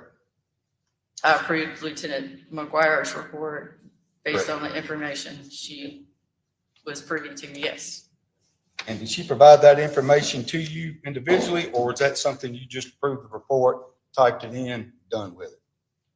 This I'll have to actually read and recall. I know at one point I did know about Timberland Mathis. I was not there actually watching the interview. It appears that Lieutenant McGuire documented her viewing of the interview. Okay, you were not present during the Mathis interview? Not gonna say I wasn't present. I was not in the room when they were interviewing him, Okay. and I'm not sure I was watching it on a screen when they were Okay. interviewing. Do you remember? I mean, you were sitting outside I watching. No, I don't remember. I remember the name TJ Mathis because later we had to do other follow-up Look at interviews. that report. It sounds like you were involved in that part of the investigation, what you're telling us, you were watching on the screen. And look down about middle of the page where it says Mathis seen, and read there from the remaining of the page. Tell me if you remember anything about the activity of Mr. Mathis after you've had the opportunity to read that. I per se don't remember. Lieutenant McGuire would most likely be the best person. I mean, I did approve this report. But the I guess I want to clear this up. The conduct that's identified on this report, Yes, sir. that's her observations, not yours. Absolutely. All right, Yes. thank you.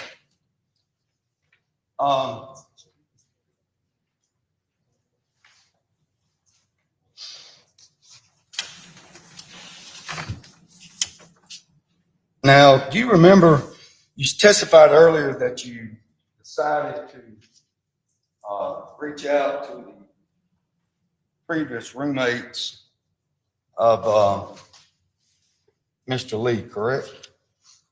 We did reach out to Austin and Jamie, Okay, who were identified as Jay Lee's roommates.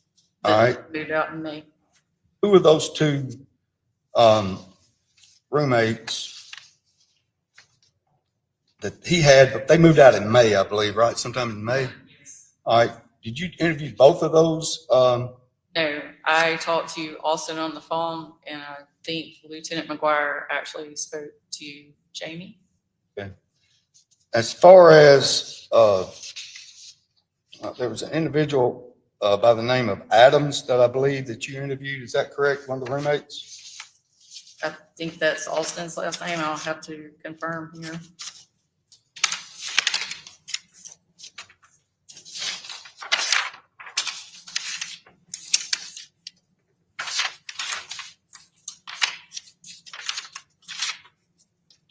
Austin Adams, is that his name?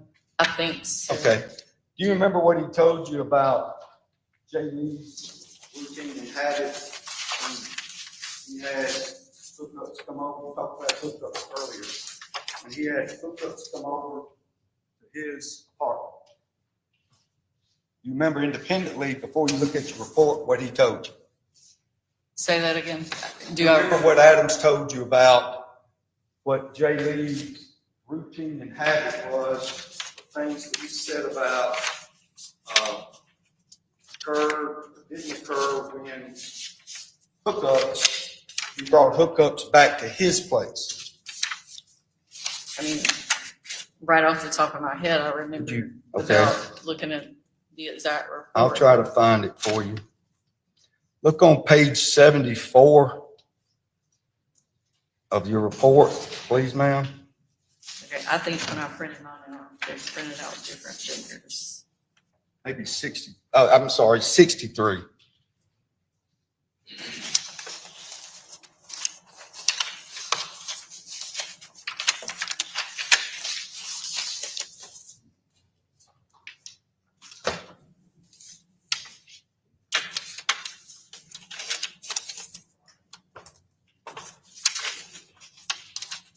What specific date? That I've got 7/14/2022 is the identifying date and 800 hours at the top. This report of Shayla McGuire, but it references the fact that you made contact with Austin Adams by phone. I did contact Austin by phone, and I do recall in her report, she put that I put it on speakerphone. So she figured I was just gonna find it.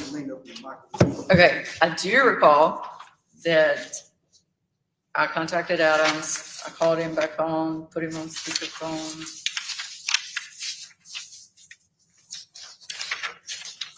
These are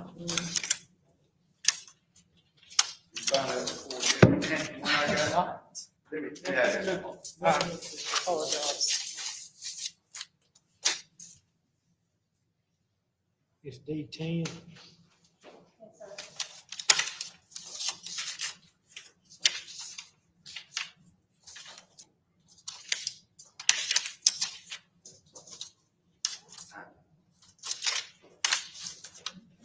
Your Honor, likewise, I will clean a copy of it. Really. If it's ultimate for ID only, you won't have to clean it up.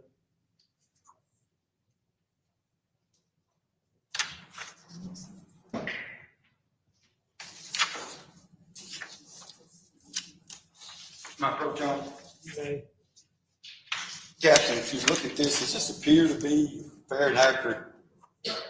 Other than that yellow marking on there, fair and accurate report on that particular date, that particular page of the 133 cumulative report, does that appear to be it? Yes, yeah, I just need to skim through it. Report of who? It's Lieutenant McGuire's report. I'm sorry. It's 60, page 63 of 133, Judge. In the middle of that page, read that, if you would, where that fairly and accurately is the phone interview that you had with the X-ray mate, Mr. Lee, on the phone.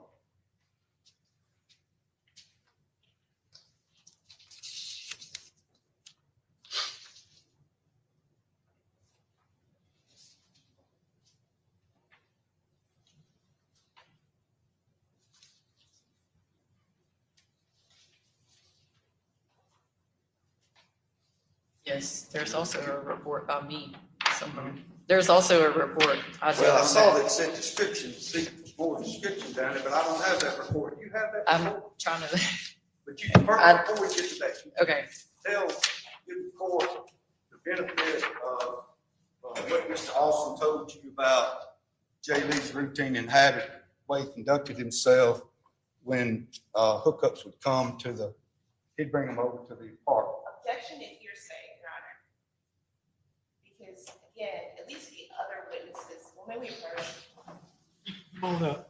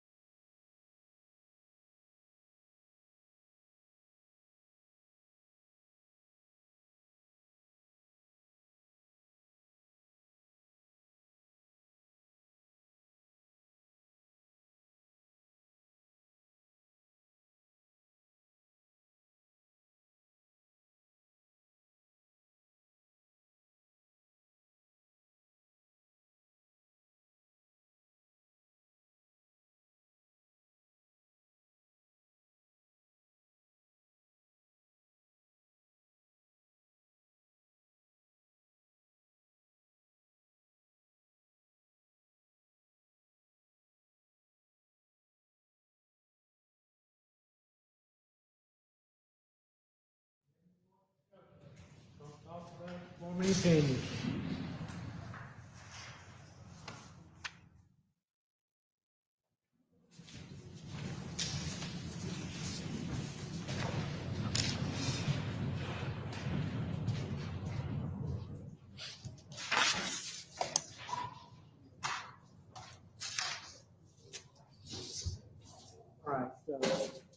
as they get in there. But before you start making arguments, I want somebody to read into the record portion of of this document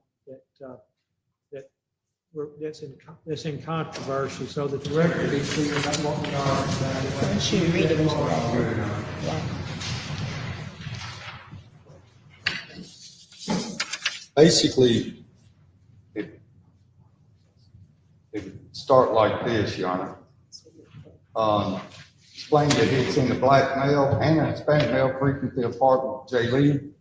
Also said the Hispanic is feminine, and from his description, we believe that to be Jose Reyes. No question about that.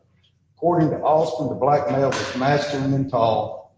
He said that during the time this black male frequented Jay Lee, had talked to Austin and said that he was in a relationship with someone that was very aggressive. Austin also said that he and Jay Lee shared a wall in their apartment, because their bedrooms on either side of the wall. And Jay Lee told Austin many times that if he knocked on the wall 2 times, it meant he needed help. And that's what you're asking to ask this witness to Your Honor, read.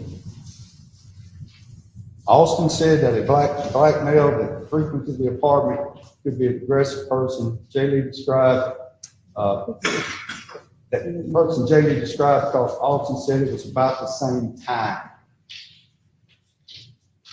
And my objection, Your Honor, is twofold. One, I agree that Butler can be done in furtherance of the investigation, but even as Your Honor limited it to, not what someone said, because it says in the Butler case, you can't go into detail. It'd be one thing if she was asked, did you learn of suspects? We learned of another black male, but you want her to read the entirety of Austin Adams' statement. I'm gonna make my ruling. I'm gonna let the defense ask. I'm not gonna let the witness read this entire paragraph here. I'll ask you to say that had Austin, did he report to you that there had been he was in a relationship with an aggressive black man? Told him to knock on the wall.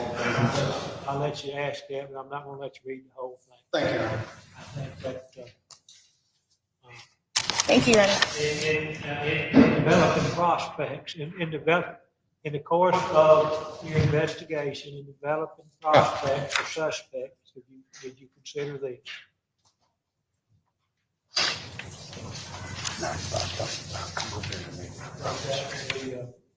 The proper application of Butler, that in considering suspects in the course of your investigation, did you receive this information from Austin?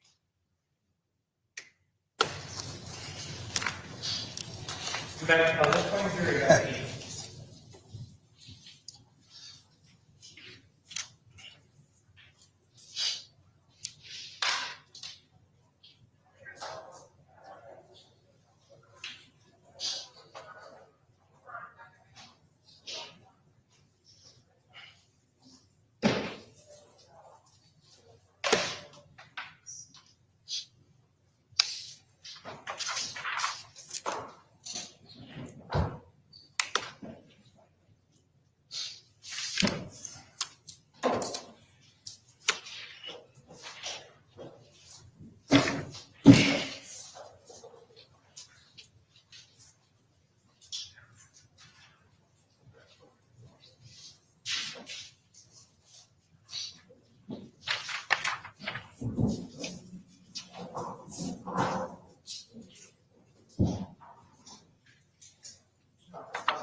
Y'all just come.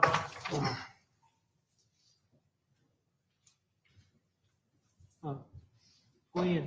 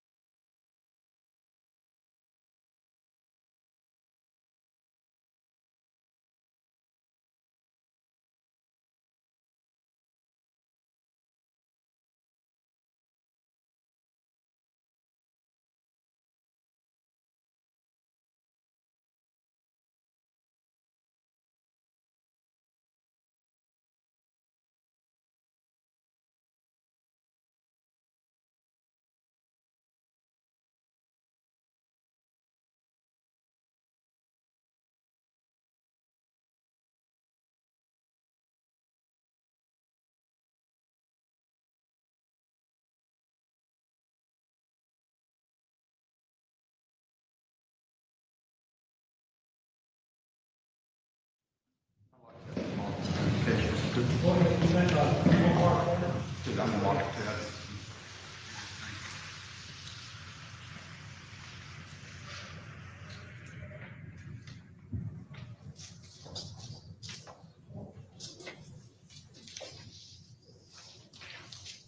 Approach on.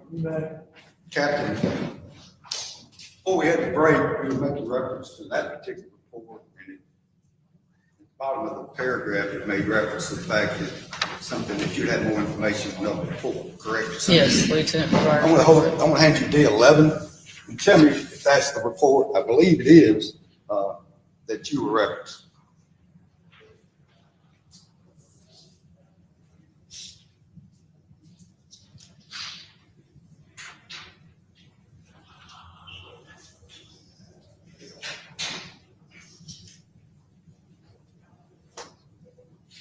Yes, I found mine.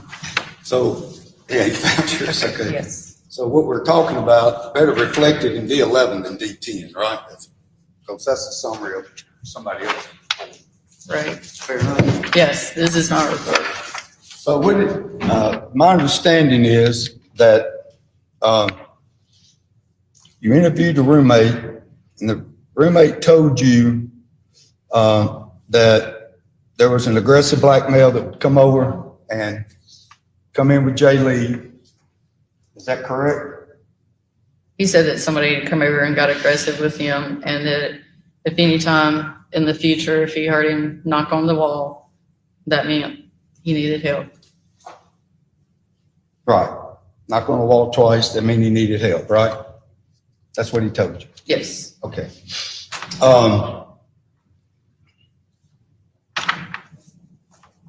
The bottom of the report, he also indicated that, anyway, that's all I have with that particular. Oh.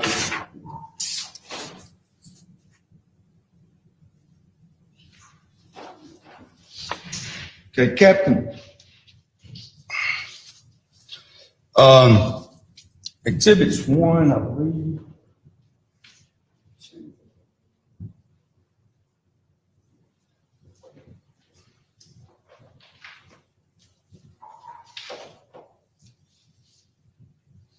Were you present during the interview with Khalif Beers, testified on direct?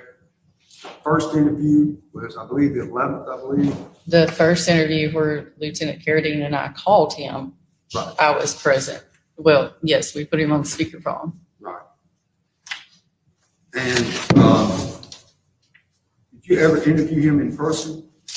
Yes, Lieutenant McGuire and I went to his house, his apartment one day. Okay. And I want to hand you what's been hard for identification. It's D2. Your Honor, this is D2 already, but it is page 57 to 133. Keeping up with the pages, Your Honor. This is D2. It's D2, but the pages numbers on the report are 57 and 58 to 133. Would you look at D2 for me, please, ma'am? And ask whether or not that appears to be a report indicating the interview between you and you were engaged in with Mr. Fears.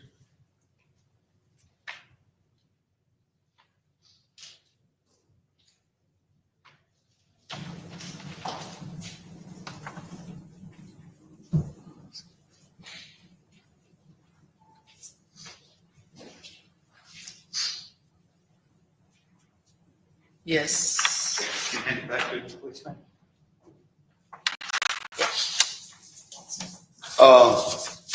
Does it be fair and accurate? Does it appear to be fair and accurate as to what transpired in the interview in its entirety? Have you had opportunity to read the entire thing? No, I haven't read the whole thing. Please do if you don't mind. It's pretty important. Okay.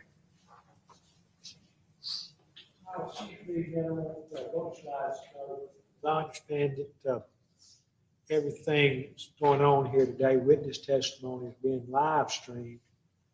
Make sure your witnesses aren't viewing the live stream. That would be a violation of the rule anyway. So like, everybody make sure that, just because somebody's not sitting in the courtroom, that they're not, watching this proceedings, Your Your Honor. Honor, I've instructed our witnesses not to do that. I just want to make sure, I want to make sure both of you done that anyway. And reinforce it with them from time to time, okay?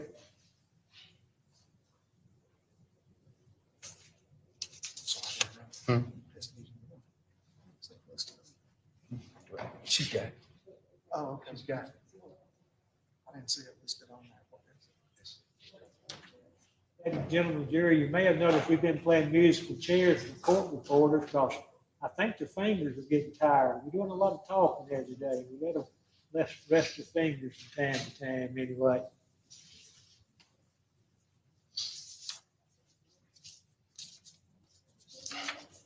Your Honor, do you mind if we look at that exhibit? Go ahead. I would encourage you to do so. And,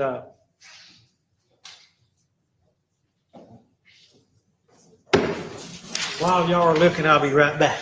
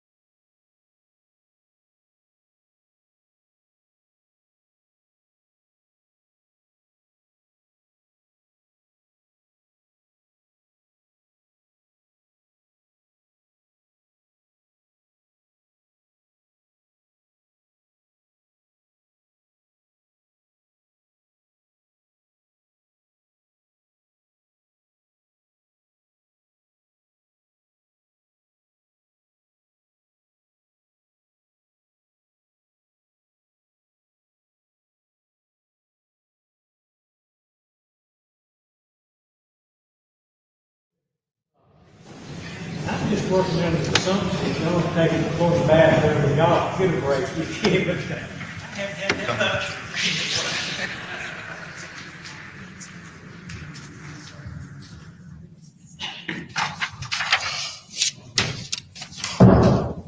All right, did everybody get a chance to read what they were wanting to read? Mr. Creekmore, y'all good? Gwen, you good? Oh, on the exhibit, yes, sir. Y'all get a chance to read? Everybody ready then? Okay.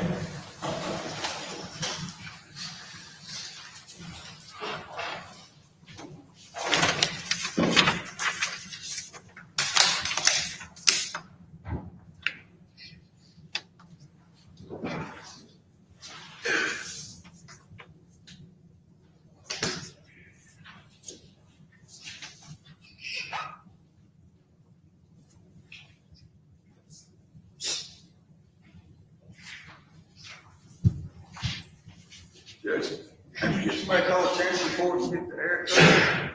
Yes. They say they control it from down here to the building. And I got a house code on keep me warm, don't that anyway, but, it is sort of warm. Mr. Clerk? All right, so you done all you can do. We can go flip the breaker if we have to. We'll override. All right.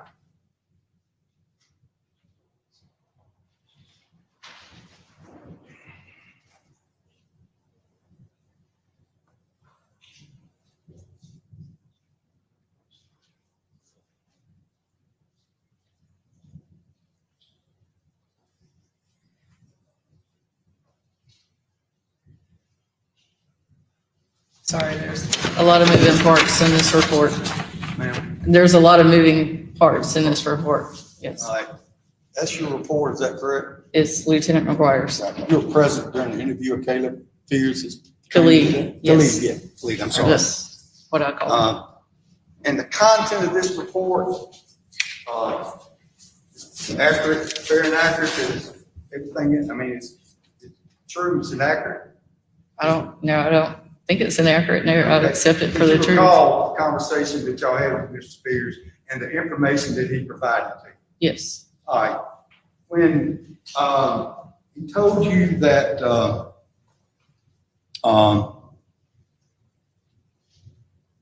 that Khalid explained that Jack was an act that he and Jay Lee used to hook up, meaning for sexual acts of favor with other males currently in the area.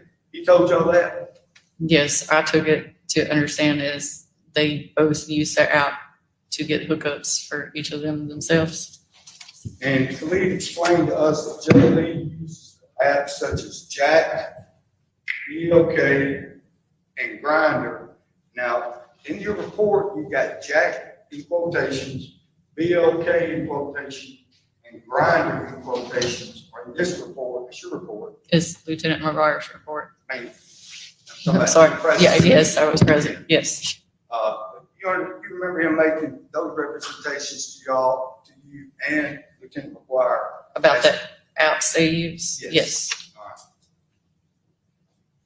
Statement to the contrary would not be true, would it, by Mr. Peters?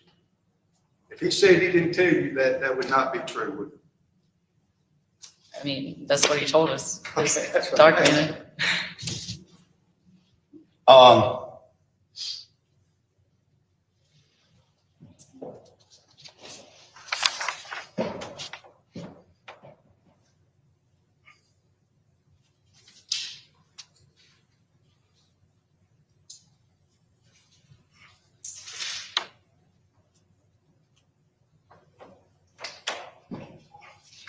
Did he provide you any other, information about, or he did provide you other information about Jay's, routine and habit as to his hookups, who he liked to hang out with, things of that nature, right?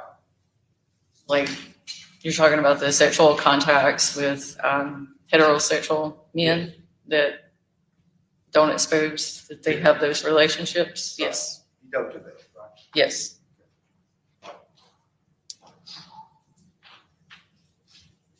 Now, I want to get you to Molly Bar. And during the course of your investigation, you ended up going to Molly Bar. Did you not, Kathy? I did. Tell me, Oxford Police Department was having a briefing out there. the first time you made it out to Molly Bar, if you recall what date that was.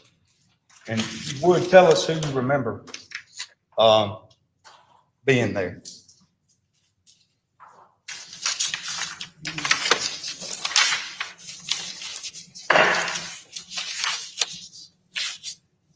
I remember going out to Molly Bar with a briefing with Oxford Police Department, so there were a lot of officers there. I'm unsure that's the very first date. I have to confirm it.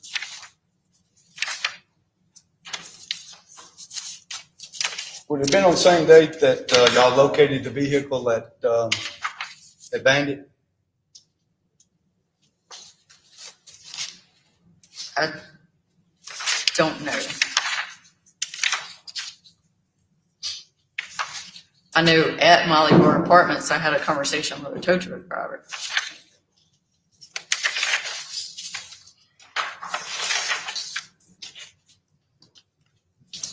And could you tell me, correct me if I'm wrong, y'all did some searching out there, and according to one of the reports, y'all broke up into groups of 3 or 4 and looked around for evidence, correct, in that area? If you're referring to, we broke up like to knock on the doors to kind of canvass the area for any witnesses or anybody that may have seen Jay Lee or other evidentiary items. Yes, we did that. Okay.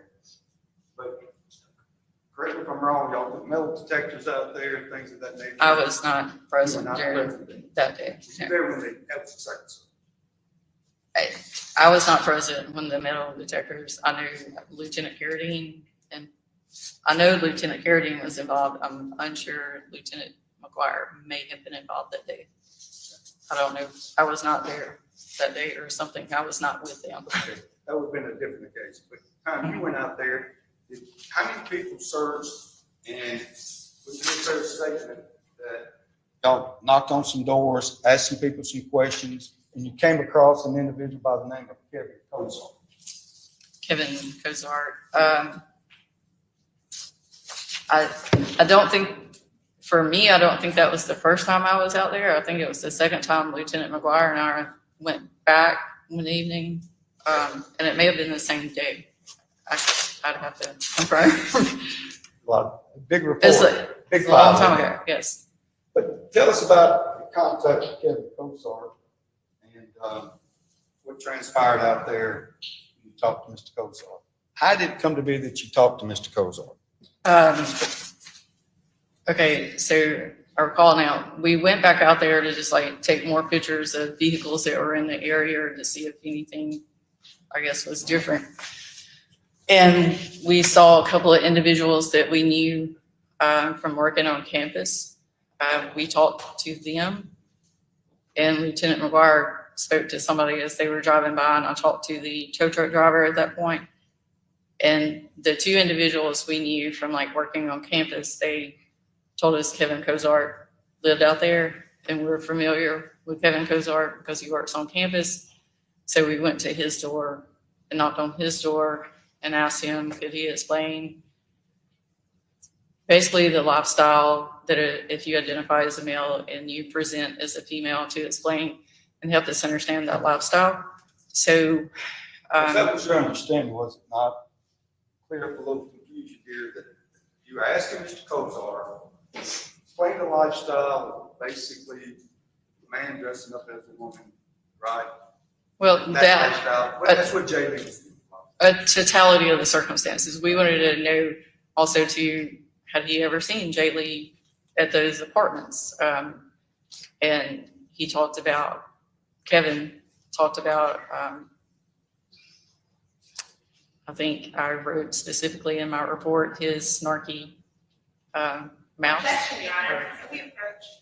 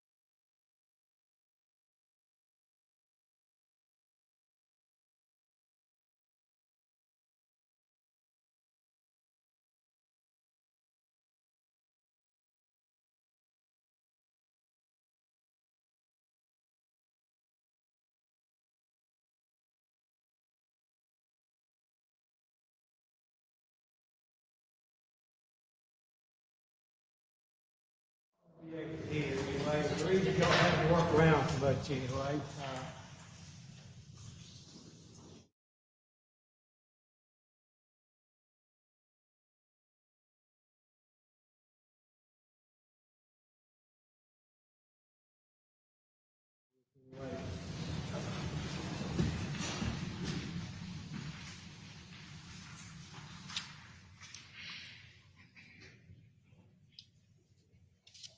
No, It's my objection. It's not your fault. I can't hear you. I can hear these I'm other sorry. folks anyway, and you're doing your best. It's just my I'm trying hearing. not to have the jury hear what I I said. understand. Do not put the jury back in. Your Honor, I wanna- before we get started, What now? this young lady's doing a fine job. She's doing what she can do, what she's trying her case. She looked to the jury and apologized to the jury. I don't think we need any of that type of conduct. Told the jury she was so sorry. We don't need any that type of stuff. I didn't see that, but listen, Well, When y'all did I pretend, do that? y'all pretend the jury ain't there from this point forward anyway. Your Honor, I accidentally hit him with my pen when we were at the bench, and I said sorry to him. But I never did that. Never did that. We, Where was I sitting? I'm just going, it's going up. We just won't talk to the jury anyway. All right, go ahead and, tell me, I don't know what the contents of this report is. That's one thing about being the judge. I find out when the jury finds out, or sometimes before. But, what is the controversy at this point?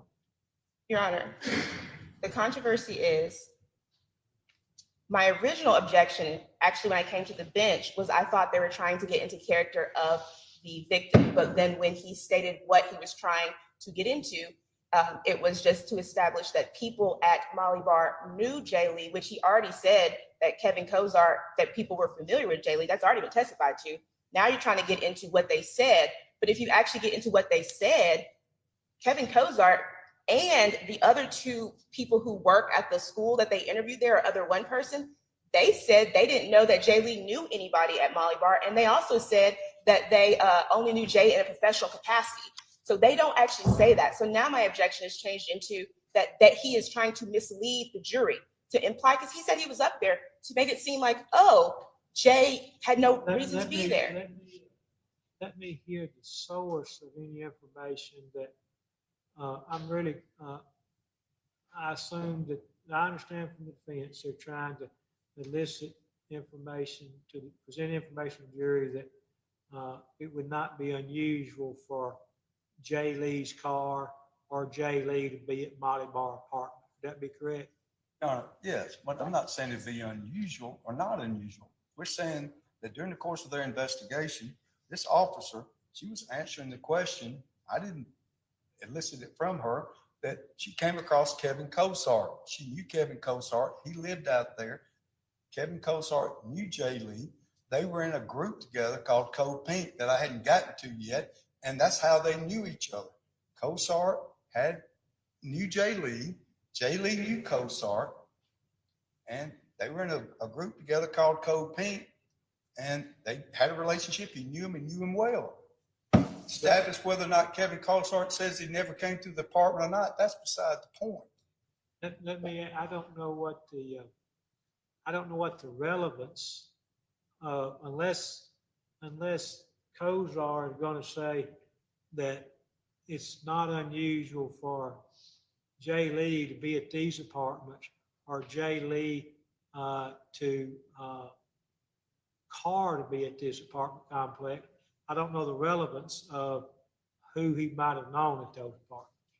Because Your Honor, he didn't know, those witnesses say they've never seen him there, and he has no reason, they don't know he knows anyone there, so there is no relevance. What I witnesses will is she say this. about? Kevin I haven't Kozar. put any witnesses on to say that. What witnesses is she referencing as saying that they don't know him? Kevin Carter, I didn't say I I mean, didn't know it. I will, Kozar, uh, is trying to establish his car was found at Molly Bar. He knew somebody out there and had a relationship with that person. Your Honor, that's relevant. I'm going to let you, I can see that it'd be relevant that Jay Lee whether he had a friend at that apartment complex would be relevant. I don't see we need to go around the world to get there. But I'm gonna let you ask this officer, That's all I was trying to establish, Your Honor. all right. Wait, I'm gonna let you establish that, that this, at least one person there at the apartment complex, was an associate of Jay Lee. You know, if somebody came to my, if somebody's car was found across the road from my house anyway, well, do you know the guy lives there, you know? And, that's Saying this is Your one Honor, of the I don't- individuals they interviewed, you said they knew Jay Lee, he lived at the apartment complex. But let's, I've been all trying that, to get let's. Your Honor, I don't have an objection to Let's that. get it back to very simple, simple facts of that anyway. Go ahead. Your Honor, I don't have an objection to that he knew someone at the apartment complex. I have an objection to the misleading way in which he's saying it, because when we go up to the bench, he changes when he comes back here. Judge, I asked the lady the question, how Let me- anything let me- took place. let I've me- never asked another question. Let me speak a little while. Let me speak a little while. I'm gonna let you ask the question is, did you interview, Mr. Kozar? Did Mr. Kozar did Mr. Kozar indicated that he knew and had associations with, Mr. Jay Lee? And he was somebody that he knew in that apartment complex. And then we'll move on. That's All right? I think that's relevant information. Go ahead. Yeah.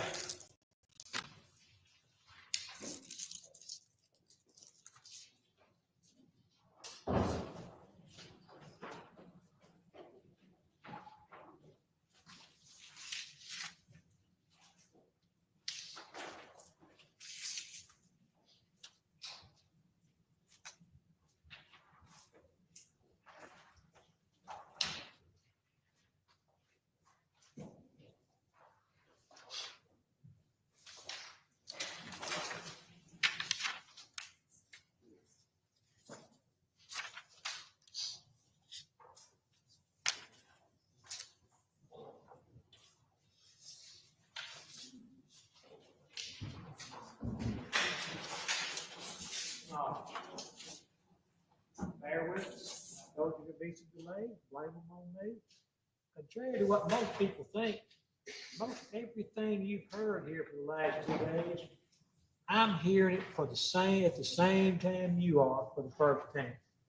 And it's hard for me to make rulings on objections till I know what we're going to be saying. And so that's part of the reason for the delay. I've got to figure out what they're arguing about before I can make a decision. And that's just the way it is. Some cases we had knockdown, drag out fights beforehand about specific evidentiary issues. But this one, I'm hearing it for the first time like you are anyway. So you may proceed along with in court instructions. Thank you. Captain, you were talking about in your report that you identified Mr. Kozart, you knew him and all that kind of stuff. Were you able to establish that Mr. Kozart and Jay Lee knew each other? He was familiar with other LGBTQI students on campus, yes. And they were actually in a group together called Code Pink.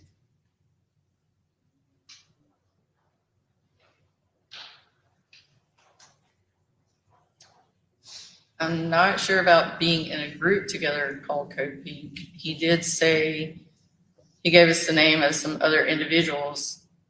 One was an individual who was the organizer of Code Pink, and to my understanding, Code Pink is He was familiar with the fact that Jay Lee was in Code Pink. At one time. Yes. I That's think how he knew.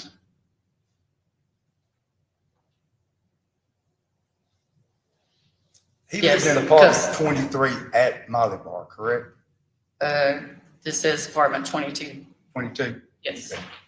Now, you indicated that y'all knocked on some doors.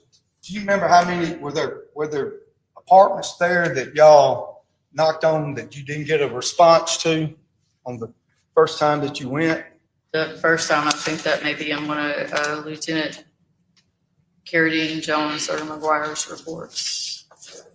And did you? I was there. I was not actively walking around with each individual officer. I was on scene. I understand. But when they got back together, there were some apartments that people weren't at home. And I think there's a report indicating that they were like talked to 4 people or 5 people in the apartments, but the remainder of the people in the apartments either were at work or were not at home. Is that a fair statement? Yes, I would think it'd be fair to say there were people not at home during that time. Right. Absolutely. Okay. Do you know whether or not any search warrants or any consent to searches were ever effected on any apartment at Molly Bar Park? I'm not sure. Again, Sergeant Douglas, or either officer, police department officers.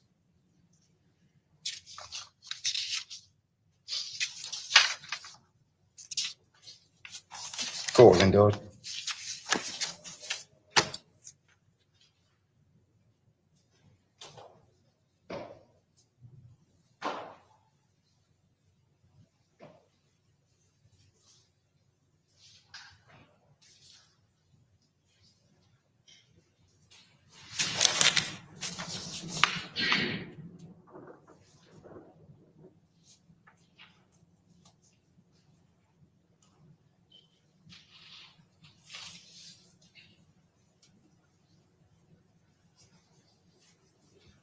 Would, I missed one. Eli Davis, did you talk to Eli Davis out there?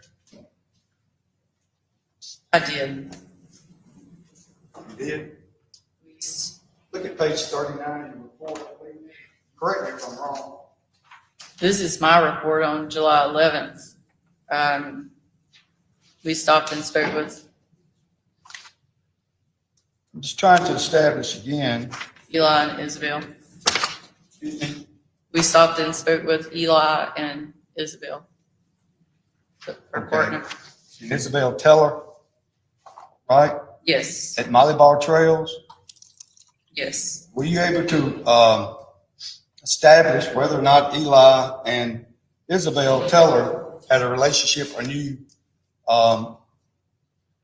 Jay Lee? Eli said he was friends with Jay Lee on like social media apps. And he said he'd never seen him in that area. I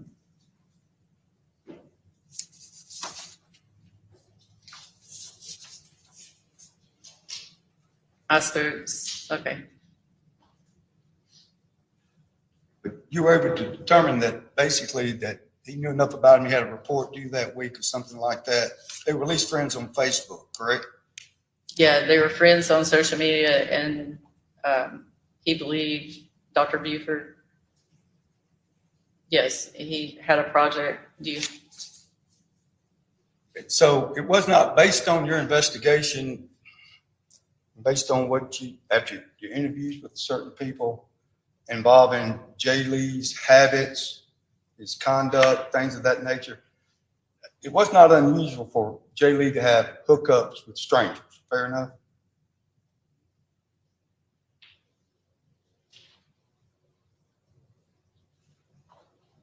I don't know how long of a time frame you want to call a stranger. I'm not, I don't get, you know what I'm saying? People that he didn't know very well. Just speculation. I sustain the objection. I withdraw the question.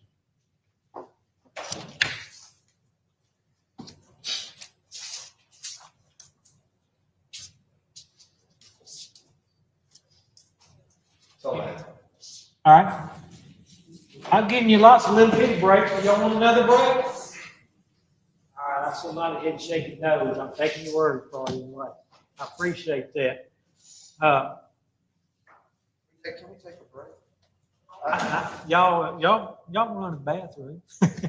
I'll give y'all one. Can I? I'm gonna get a witness break too. She's been here for 2 hours. I am gonna take a job. Y'all wanna stay right there? We can think of a matter, has to do with. Y'all gonna get a break whether you want one or not, anyway. And you.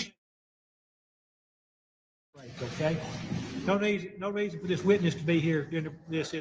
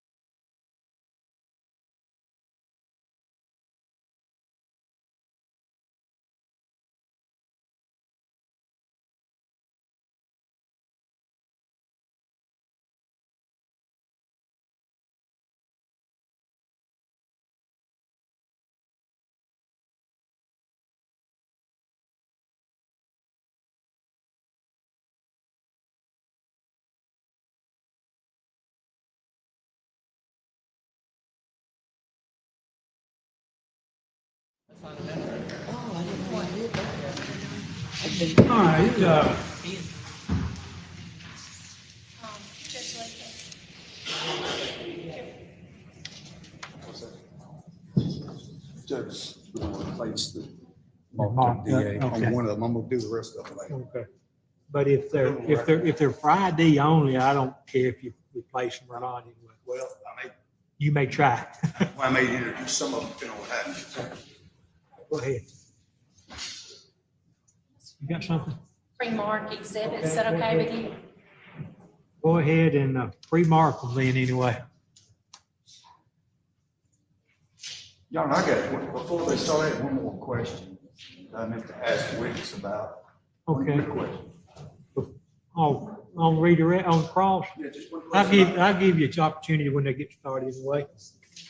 Brooke, I know it's in your job description, but would you find me a bottle of water? There's some up here, but Okay, I'm not asking no. She went to Okay, California. Ricky. She lost her second, it was in California. I loved it out there. Was it good? It was good. What you said you saw Kendall? Kendall Brown. He Kendall lives Brown? out there. Oh, does he? Yeah, he went back home. He was from out there. Oh, okay. Yeah, him and his mom's from Mississippi. But they just But met he's in a the federal man. military. He's a federal man. No, that's Jeremy. Jeremy's here.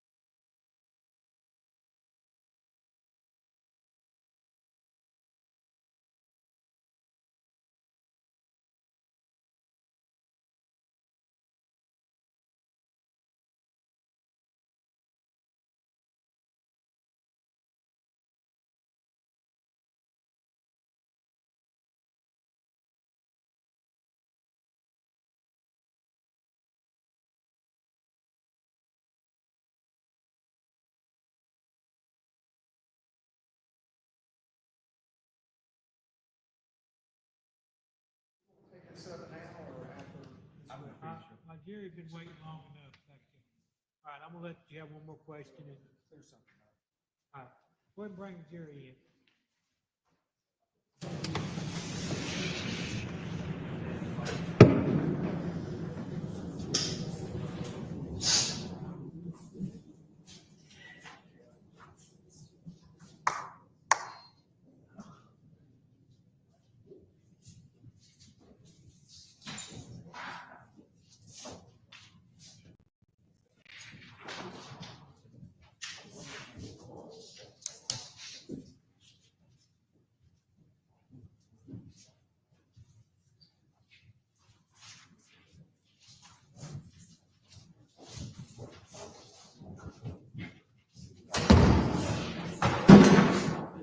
All right, I appreciate your patience with us, and we did do some things while we were on the break. I think in the long run, we'll shorten the process down a little bit as far as market exhibits and such. I believe you had another question or two. Just clean something. Go ahead. Captain, been on the stand a long time, I know, and I want to ask you something real quick. I don't want to leave the impression something left kind of gray. We talked about Eli Davis and Isabel Teller. They live in, according to the report, correct me if I'm wrong, they live in apartment 22.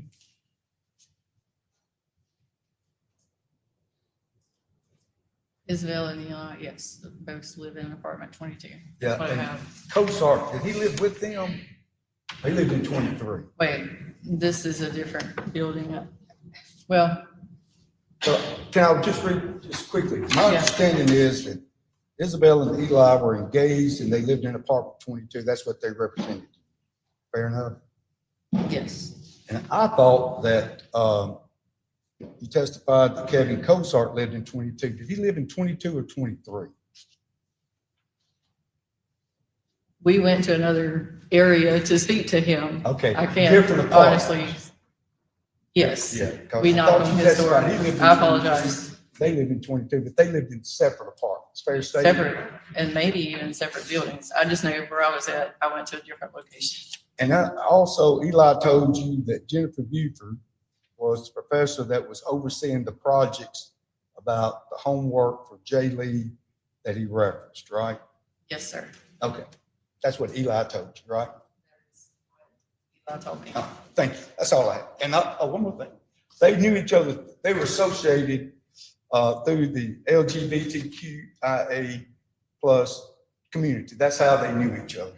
They were allies. Eli and Isabel were allies for that community, and that's how they were associated with him. Fair I to think say? that maybe knew how they knew of Jay Lee and obviously they were friends on social media with Yeah. him by their statements. Thank you. You may redirect.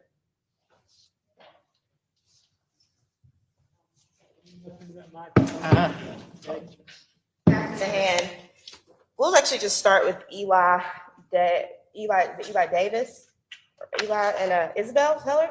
Yes, Said that they were, or I believe defense counsel said that they were engaged and living together. yes, Okay. And Eli and Isabel told you they didn't hang out with Jay Lee in person, didn't they? right. They actually said they'd never seen him in that area before, and that they were friends on Facebook. That's what Eli said. And Isabel said she had actually lived at those apartments for approximately 2 years, and she had never seen Jay Lee in that area before, and it was out of the ordinary for like Jay Lee not to be on social media. And so they both confirmed to you that it would be unusual for Jay Lee to be in that area. Would that be correct? Yes, they both said they'd never seen him in that area. Something was brought up about Code Pink. What is Code Pink? To my understanding, is like a show, like a drag queen show where you have people perform. So it was like a performance of drag queens. Yes, Okay, that's just to my wanted to make understanding. sure. So it was like, it wasn't I believe Kevin Cozart, did he tell you that he was a part of Code Pink? Not specifically. He told me like that Jay Lee participated in that lifestyle. So so obviously he identified as male and presented as a female. So Kevin went into explaining to us that baby queens who are not. Okay, so you said that lifestyle, but Code Pink is a performance organization, right? Yeah, it's like a show. Okay, That's so how I understand it. you saying that Jay Lee participated in Shows. like performances dressed as a woman? Yes. Okay, so essentially like on stage, like a drag queen. Yes, I mean, I think even reviewing some of his social media back at that time, they were pictures of him Okay, on stage. so I just want to be clear, Jay was participating in an organization that put on shows for like drag shows, correct? Yes, Okay, and even Taylor, his sister, had mentioned that to me when I went to the hotel to speak with the parents, and they called her and put her on speakerphone. so she mentioned Code Pink. yes, that it, okay. And are you at all familiar with like drag shows or anything like that? Like personally? Not enough to be well versed in it or to be able to explain it other than a performance. Okay, yes. I just wanted to kind of outline, see if you had any personal experience or knowledge to that kind of performance. It's okay if you don't, but you're saying you don't. Okay.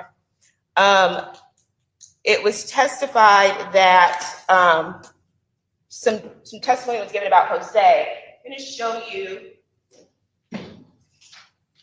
a part of State's Composite Exhibit 6 that's previously been admitted into evidence.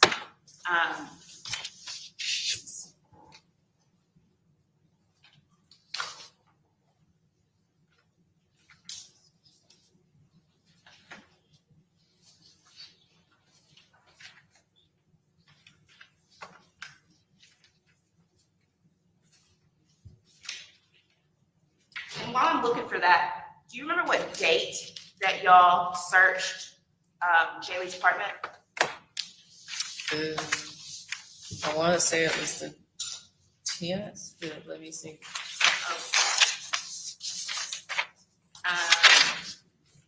Search warrant of Jay Lee's room. Yes, on July 10th. Okay. There was a pic earlier when we were testifying. I found, or you identified some items from Jay Lee's apartment. Do you remember that? Yes. Okay. Trying to look for a particular one. Do you remember seeing a card? There was a card in there From Jose. Jose.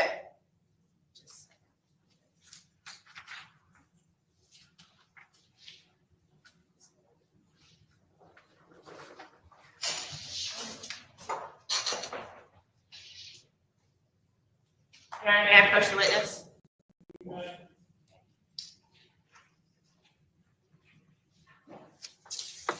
And do you know when Ole Miss typically holds their graduation? Like what month? May. Okay. Could you please read what's in exhibit, part of State's Exhibit 6? My beautiful sister, you've done it, and I couldn't be prouder. You honestly are the epitome of dedication. You had your mind set on something and you accomplished it. I know firsthand how difficult it can be. I recall the phone calls and the text convoys. I knew it wasn't easy. It looks like baby maybe. But even through all the hardships, you powered through and earned that degree. I wish to have at least half of the determination and resilience that you have. And then it says on the other side, use, maybe certainly, that part is cut off. The next line, manifest it, can't read the last of that, and finessed it. I'm forever proud of you, Jimmie, my sister always, and now you should be. The card actually says, it's And not who is signed Henry, by? Jose. Jose Reyes? Yes, that's the only Jose I know of. And that question is. Sorry, what date did you say that was? I'm sorry. The search warrant? Oh, I'm sorry.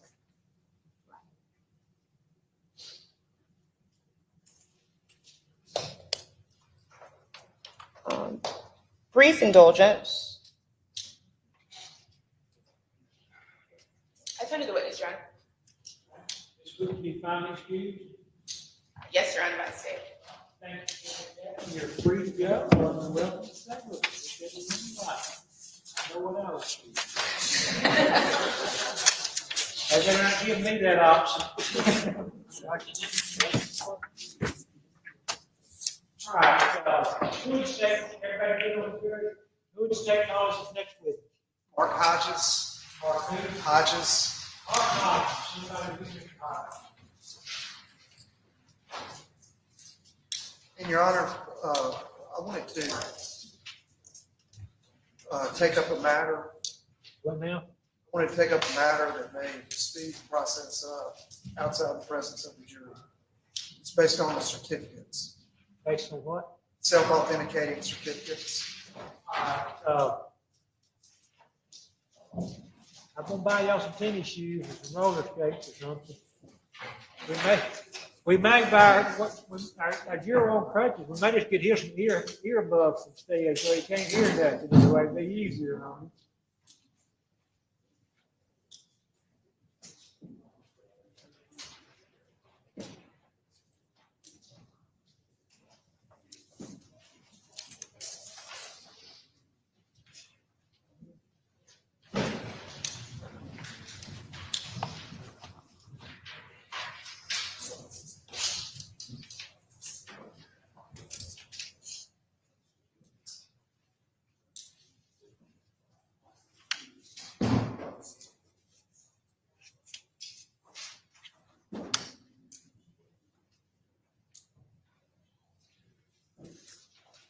Your Honor, those that are marked, I believe that's Exhibit 11, S11, That's 12. so- S12.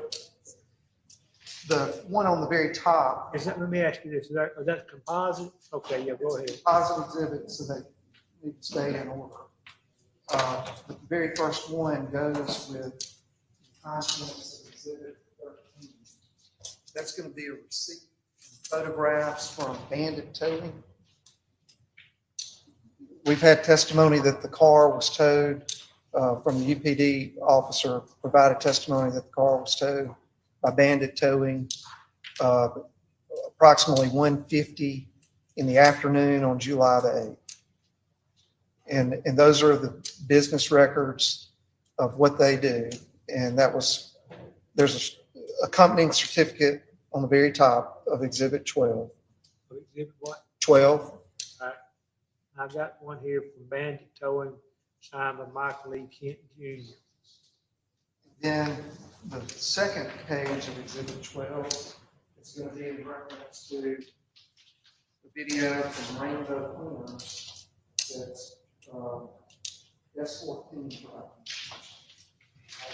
It's a thumb drive of video. Thumb drive of the video. Okay. All right. All right.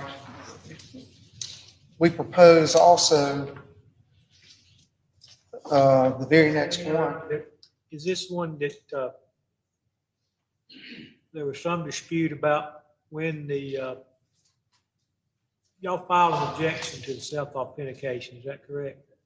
Yes, Judge. Judge,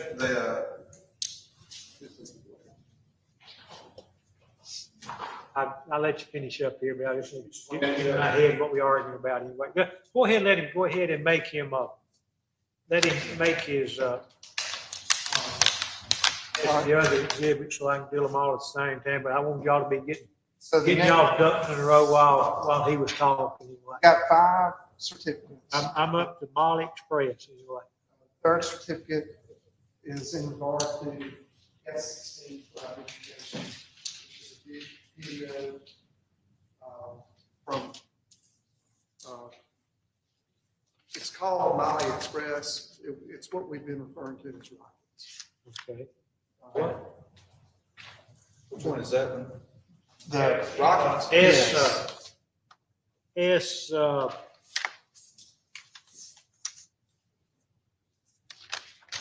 You put a.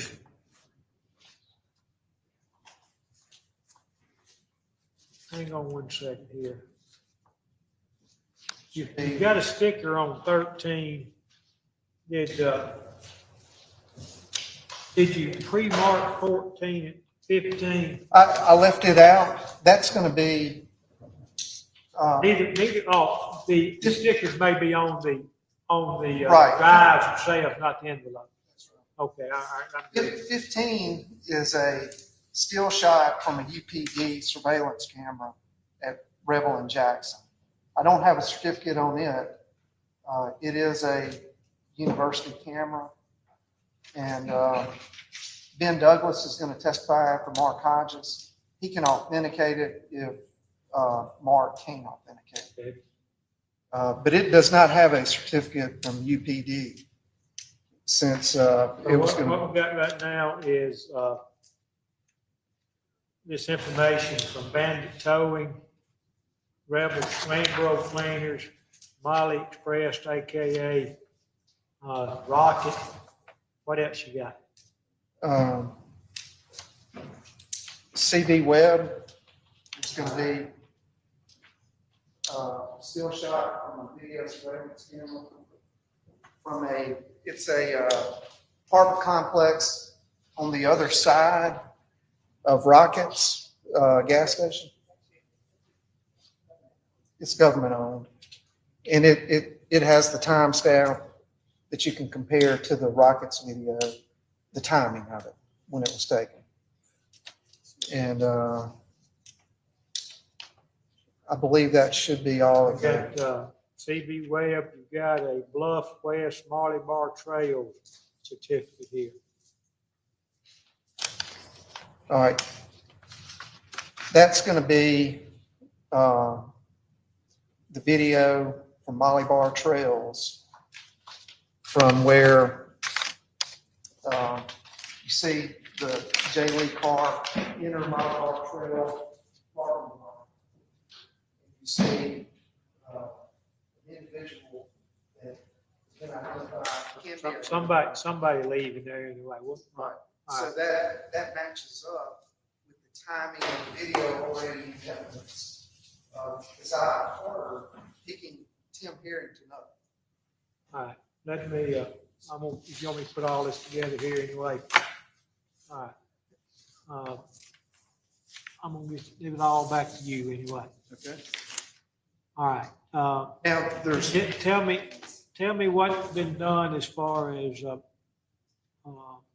and just for the court's information, the last exhibit, or for ID, is a map that shows the videos when they were taken in route and in sequential order.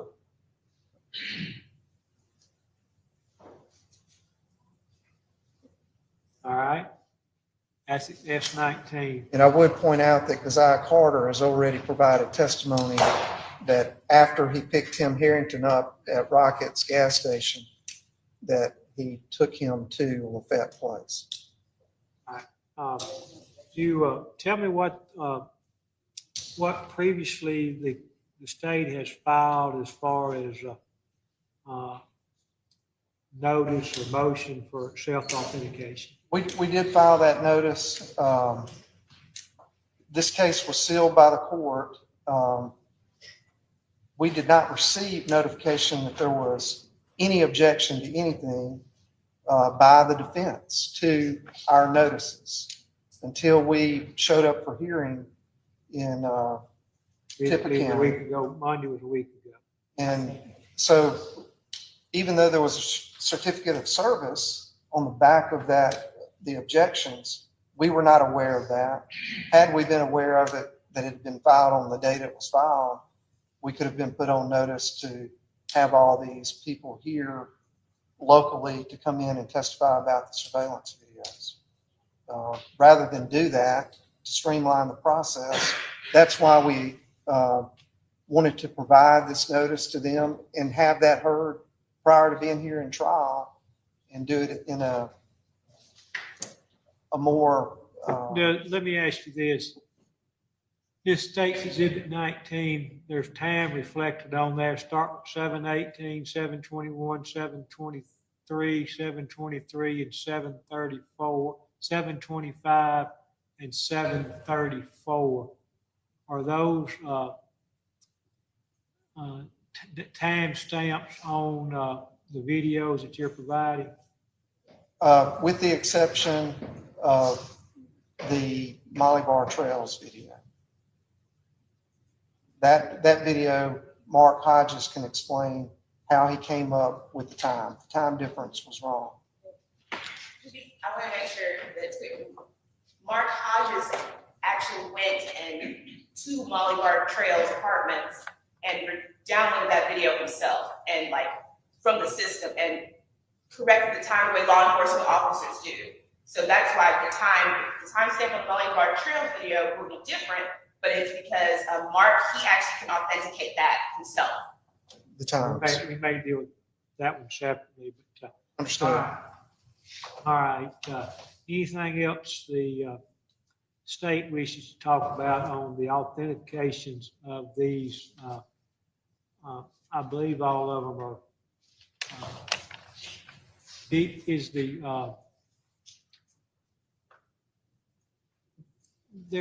first one was something from the tow company. Is that a video as well? Or was it? It's a receipt and photos that they took before they took the car. All right. I can't hear what you said. He said that was a receipt and photos before they took the car, not a video, but some receipt for the car, towed the car. They made pictures of the car. Yeah, the bandit, yeah. All right. Anything else the state wishes to offer before I turn to the defense and listen to them anyway? All right, I'll listen to you. Thank you, Judge. Judge, I think that the first and most important thing to consider here is the procedure for certifying records of the regular conducted activity as the self-authenticating documents and the procedures in which that's done.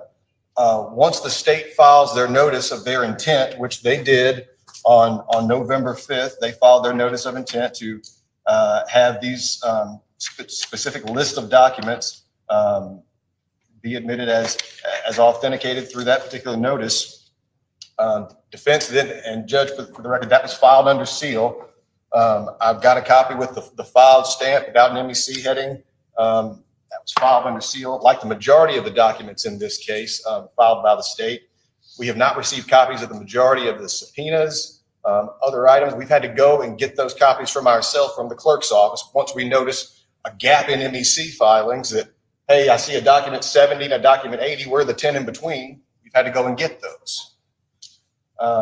Once that notice is filed, we've got 15 days in which to object. Otherwise, they're. Let me just say that if I work under the assumption that you filed an objection within the time period, well, tell me what the ramifications of that are. Well, Judge, the requirement then is. Just for a minute, let's forget about whether there's any dispute about when he filed it, when y'all answered it, who got notice. Let's just assume. Well, I'll just represent, we did file within the proper time period. All right, so let's just move on to, they filed a notice, you filed an objection there too. What's the score after that? Well, so then, Judge, after that, the requirement it's not a suggestion, it's a requirement under Rule 902D that the proponent must schedule a hearing on any objection, and the court should determine admissibility on the record before the trial or hearing at which it may be offered.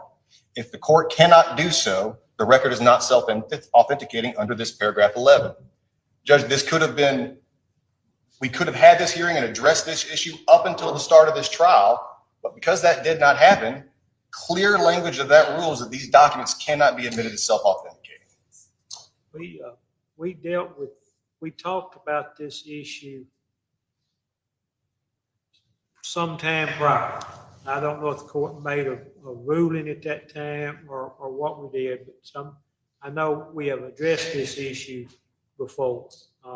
Somebody will have to refresh my memory on what. Judge, if I apologize, when the state indicated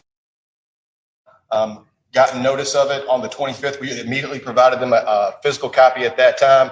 We had some informal discussions in chambers at that time, but the requirement's clear. They must schedule a hearing. Schedule it. There's been no hearing noticed, and aside from informal discussion, and to bring it for the first time today on the second day of live testimony, this has not been addressed. Had this been at least addressed and scheduled, we could have had a hearing on this prior to impaneling the jury, and we could have had this issue and they would have had whatever arguments they wanted to make. But it's clear under the rule that because they did not schedule a hearing, these documents cannot be self-authenticated. Listen to the state response.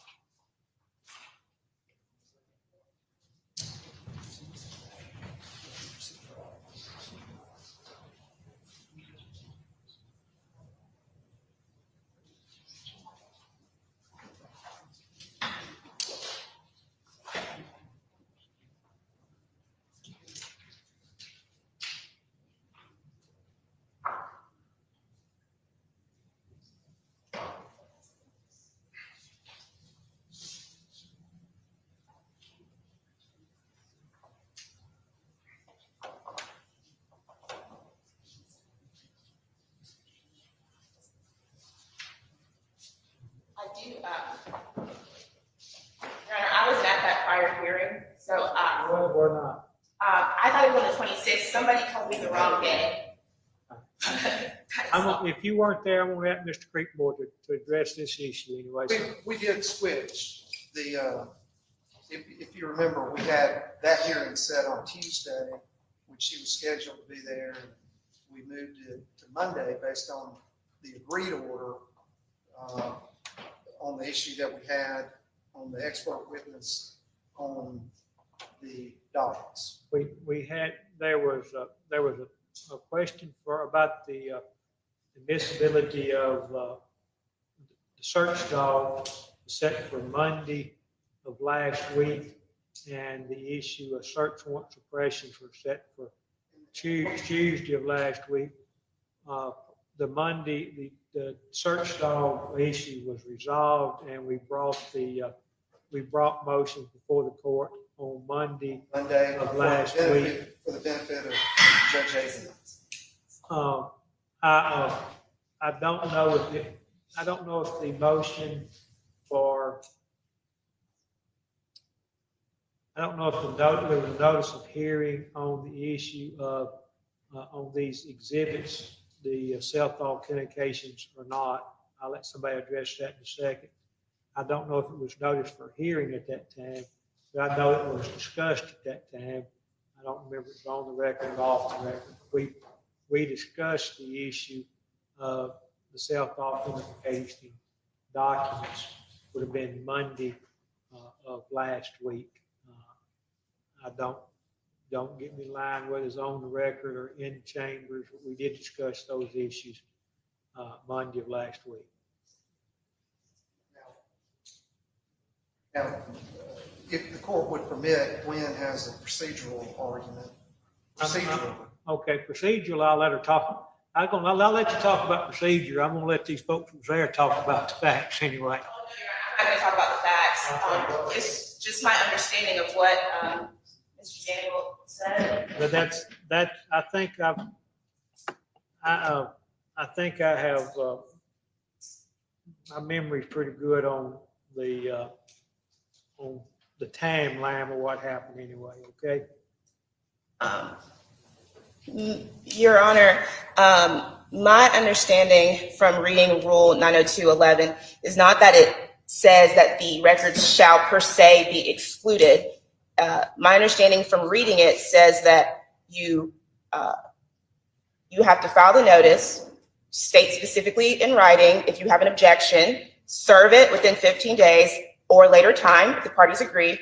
And then it says the proponent must schedule a hearing on any objection, and the court should determine the admissibility. It says if the court cannot do so, like if the court cannot determine the admissibility, the record is not necessarily self-authenticating. That doesn't mean that, that's just if the court cannot determine the admissibility. You can still determine the admissibility now. I'll give you the last bite here. Go ahead.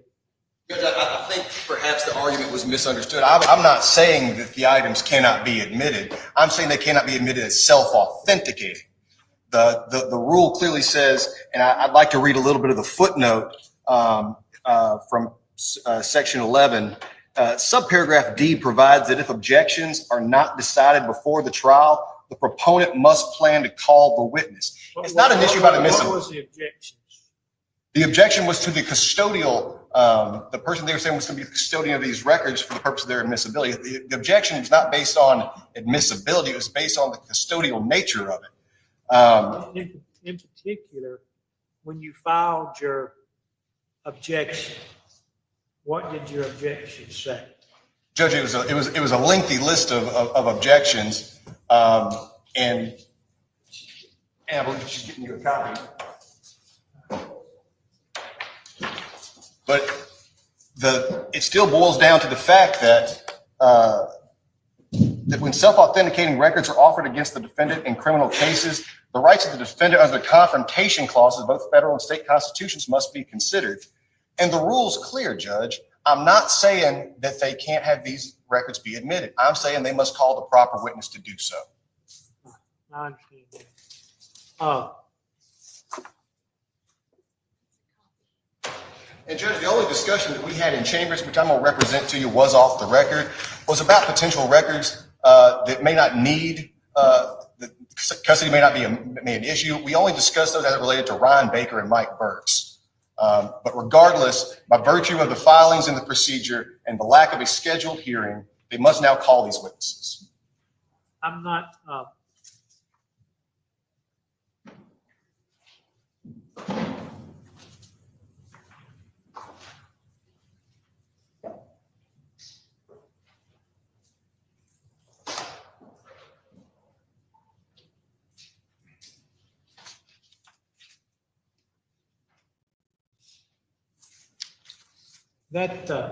we were in Ripley last Monday. I said, I've been reminded here that the discussion about this was in chambers. I said I would address this matter when the time came. I also offered to be available Wednesday for any hearings anybody might want, or Friday for anybody might want. I'm not addressing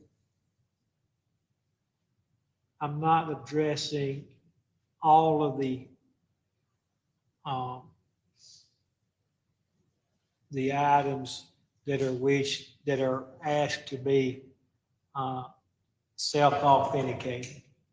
I'm dealing with these that have been presented to the court today, and the timelines that I've already heard testimony on, the timelines on the videos that are in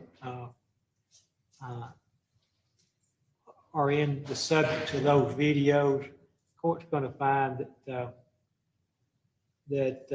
they're sufficient indicative of reliability. And I'm going to allow those, if there's otherwise supporting evidence and a proper foundation is laid, I am going to allow those to be introduced as self-authenticating. I noticed on the list that there are other videos from other jurisdictions that we don't have a time frame to reference to. You know, we don't have the testimony, I picked somebody up when I got off work at this time and my car went down this road and this how far it was. I'm not ruling on those. But these particular items, I'm going to, when we have a point of reference of when something happened and when something else happened, I'm going to allow those to be introduced, if they're otherwise admissible, without the necessity of someone to authenticate those records. I'm not saying the same thing about, I noticed weighed equipment somewhere, some other location in some other towns where we don't have a point of reference on time, but and I will give you a hearing, separate hearing when sometime when the jury's not there waiting to decide if those will be. But as to these particular items that the state has proposed to be self-authenticating, I think there's sufficient indicative timing and reliability to permit those into without a further hearing. But this room just extends to these that's been presented to the court. All those exhibits. These videos that say at 7:18 this car passed, I assume that's what they're going to be. And at 7:25 and 7:32, a short time window. I'm not just the ones that we've talked about so far. Like, the UPD, Your Honor, it's clear, UPD records, video, they don't even need an authentic certificate to get those in.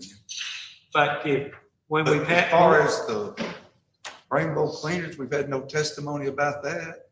But I'm working on the assumption, and from the map they showed, this appears to be videos along the route that Mr.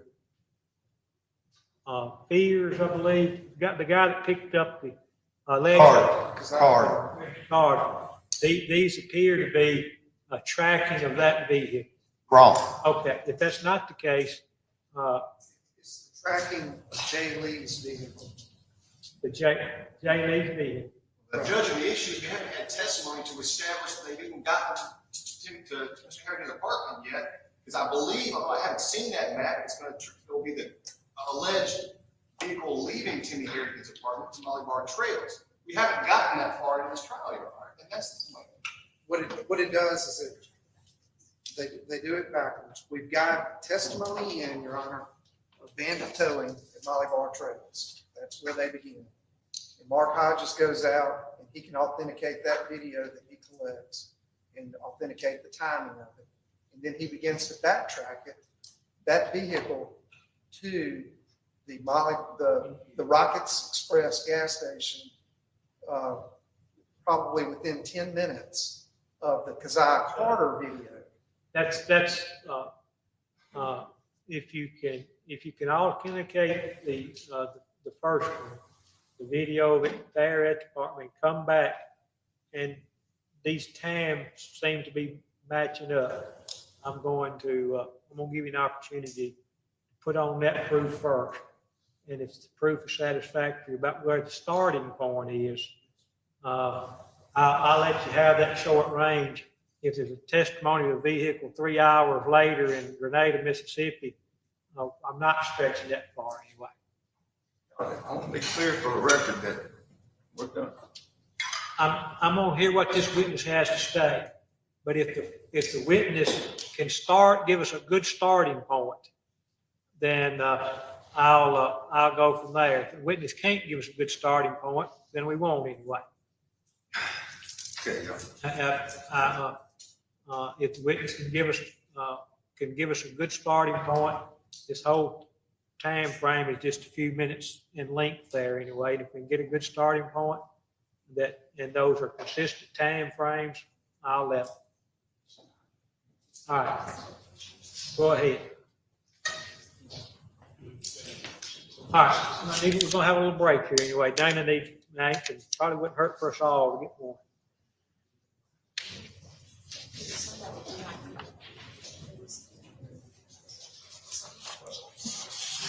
I'm gonna got them in order. I've got them in order. I'll let you look at them in just a second. That won't be long.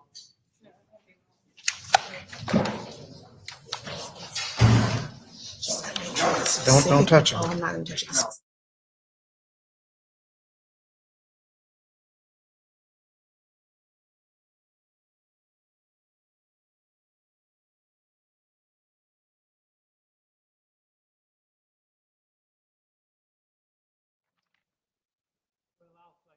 When we get back on the record, I'll say, I know they got notice.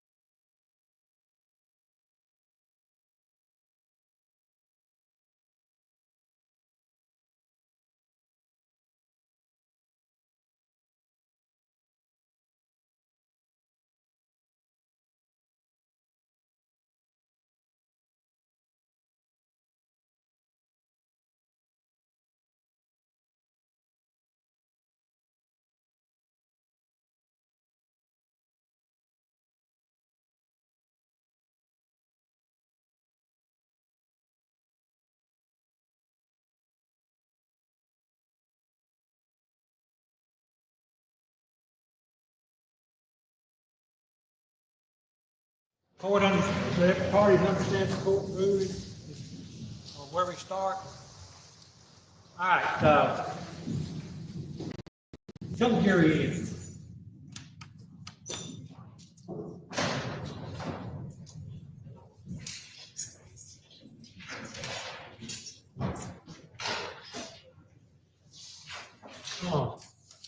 And we need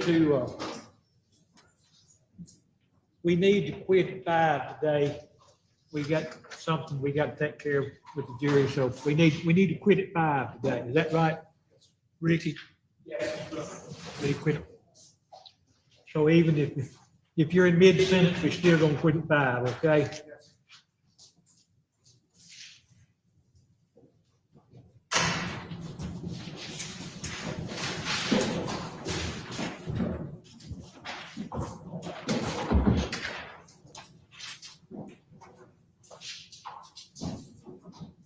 All right, everybody back. Who'd you call as next witness? They would call Mark Hodges. Well, Mr. Hodges.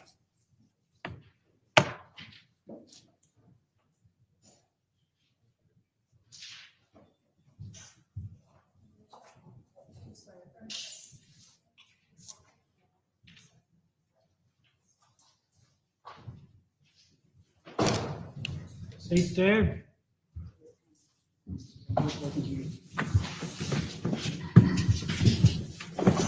All right. You may proceed. Tell us who you are and what you do.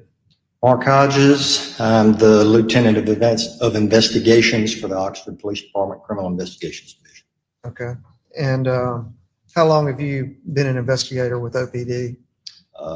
With OPD, 6 years roughly. Okay. Prior to that, Prior to that, 2 extra additional years, whereabouts? Greenville, Mississippi. All right. So in July of 2022, were you an investigator with the Oxford Police Department? Yes, We've had testimony about the whereabouts of Jay Lee beginning on July the 8th of 2022. Were you aware of that? I became aware, I believe, around the 11th. Were you made known any information about Jay Lee's car? Yes, All right. What was that information that was relayed to you? that Bandit Towing had towed it from Molly Bar Trails Apartments. Okay. Did you receive information from Bandit Towing about them towing a car from Molly Bar Trails around 1:50 p.m. on July the 8th? Detective Scott Hollowell did, yes, sir. Well, you would have been made aware of that, correct? Yes, Did you find out what the car looked like based on that information? yes. Okay. Do you recall what kind of car it was? It was a Ford Fusion. All right. I'm going to hand you what's been previously marked as fried video as exhibit S13. If you can look at that exhibit. Yeah. I'm sorry.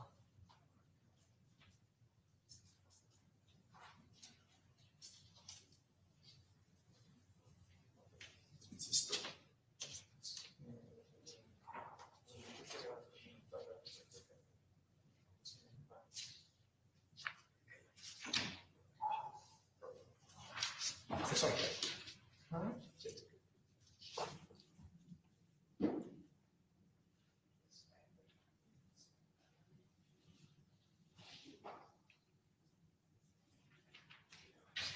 S13 is that the same guy? It was a S13. S13.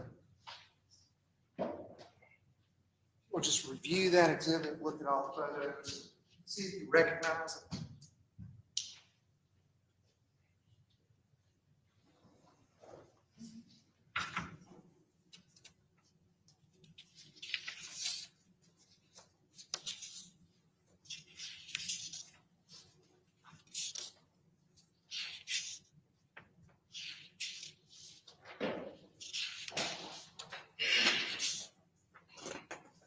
Yes, sir. Do you recognize it? Yes, sir. All right. In the vehicle, were you able to identify who that vehicle belonged to? Yes, sir. That was Jay Lee's vehicle. All right. And even on the tag, it had J. Lee on the back of it. Yes, sir. Was the car distinctive? Yes, sir. Why was it distinctive? It has a gold, I guess what you'd call a racing stripe down the front, the hood. All right. Now, are you familiar with those types of documents that would have been collected or gathered by APD from bandit towing? The Type of documents? tow receipt. Yes, sir. Yes, sir. And their photos also attached to that towing receipt. Is that, in your experience, common for the towing company to do that? Yes, sir. Just in the regular course of business? Yes, sir. Your Honor, at this time, I would ask that this exhibit be received into evidence. I will note objections of Same state, objection. okay, I have continued objection, I'll note those, and, but I will admit it into evidence. All right, 13 will be admitted. All right. If you could hand it to the reporter. Are you familiar with the layout and parking area of Molly Bar Trail's apartment? Yes, sir. Okay. Can you describe that for the jury? It's a one-way in, one-way out apartment complex. When you go in, it makes a circle. So the entrance is the exit? Yes, sir. No other entry, no other exit? No, sir. All right. Now, are you familiar with the surrounding area for Molly Bar Trails? Yes, sir. All right. Can you describe that for the jury? It's Molly Bar Road. If you were to take a right out of the apartment, leaving the apartment complex, you would run to a three-way stop right there. It's Molly Bar and McElroy. Right there at that corner is the convenience store that they've called Rockets. Okay. And behind that, are there any trails or walking areas? What's behind Molly Bar Trail apartment complex? The woods and the airport. Okay. Do you know, if you do, let the jury know, is that airport fenced? Yes. Okay.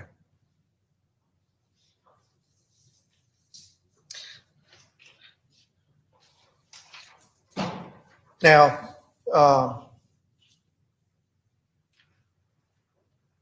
was it significant to you that J. Lee's car was found there? And what did you do when you learned that information? When we learned that Bandit Towing towed the vehicle from that location, they gave us a starting point to start working backwards to try to figure out where the car had been. Okay. So I went to Molly Bar Trails and spoke with the management, asked them if it was possible for me to review the camera footage, download it. They agreed, showed me where the server room was. I went in there and downloaded the footage. Did you find the footage of J. Lee's car entering into the complex? Yes, sir. All right. Now then, let me back up just a little bit. Do you know what area of the parking lot J. Lee's car was found in by Bandit Towing? By Bandit Towing? Yes, sir. Pretty much. I believe it's got a number on the ground. Okay. Do you know what that number is? Is it listed on that exhibit?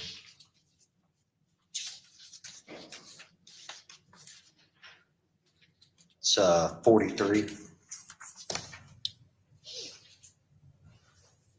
All right. So you went to the management at Molly Bar Trails and looked through video surveillance. Were you able to secure that footage? Yes, sir. All right. Have you reviewed that footage? Yes, sir. All right. I'm going to hand you. Your Honor, I think the court understands our objection on the grounds of relevance to it this time. I understand it's probably conditional, but this time procedure, I think we need to object on grounds of relevance. As to all these I'm going to note your record and overrule your objection. Thank you. Hand you, exhibit. Do you recognize that? Yes, sir. Look, if you don't mind looking to try to get contents of that envelope and see if there's a jump drive? Yes, sir. All right, it's got an exhibit sticker on it. Yes, sir. What's that exhibit sticker? S18. S18 for identification. Have you reviewed the contents of that? Yes, sir. And how do you know? Because I watched it. All right, and what'd you do after you reviewed it? Put it in the envelope. Okay, and did you put your initials and date? Yes, sir. All right, so you reviewed the contents. Yes, sir. Does it accurately depict the footage that you obtained from Molly Bar Trails Apartments Yes, sir. with Jay Lee's car? Yes, sir. Now the state would ask that exhibit 18 be received in that. I'll note the objection of the defense, but I will admit it anyway. The objection has been duly noted.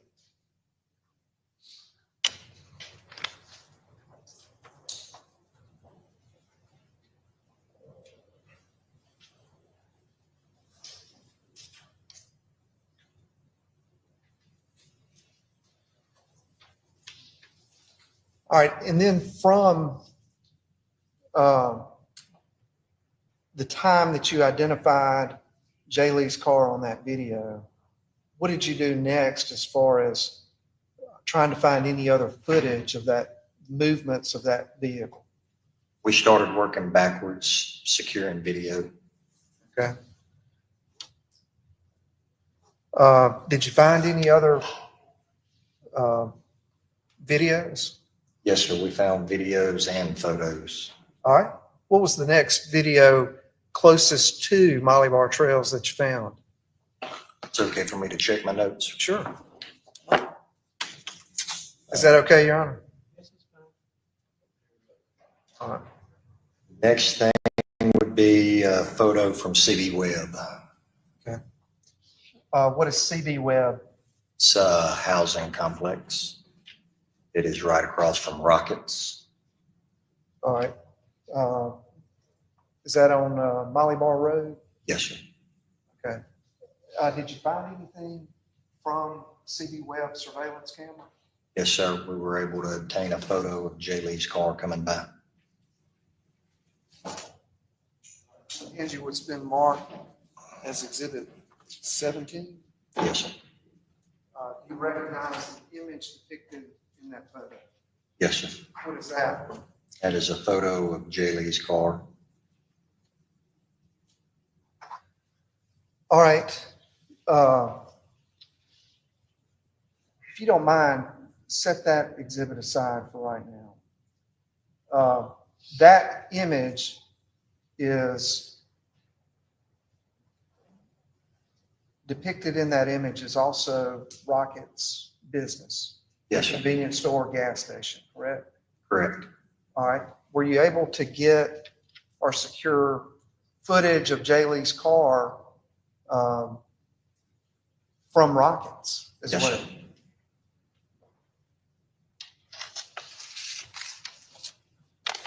All right, I'm going to hand you, it's been marked for ID as exhibit 16. If you don't mind looking that envelope, can you identify the contents? Yes, sir. What is that and how can you identify it? That is a thumb drive containing the video from Rockets. Inside the thumb drive is labeled S16. All right. On the envelope, it has my initials and the date. And have you reviewed that footage? Yes, sir. All right. Does it accurately depict what you observed when that footage was obtained by law enforcement? Yes, sir. All right. Now then, Your Honor, I would ask that exhibit 16 be received into evidence. 16 is the rocket. Yes, sir. With having noted any other objection other than that that's been previously. All right, and that can be noted, and I'm going to admit it. All right. Now They then, will be admitted. thank you, Your Honor.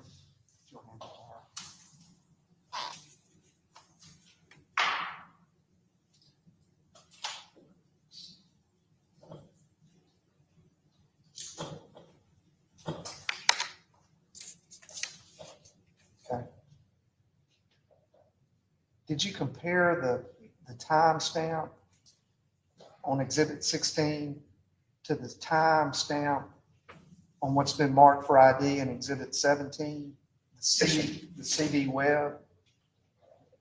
And did you make any observations about the time?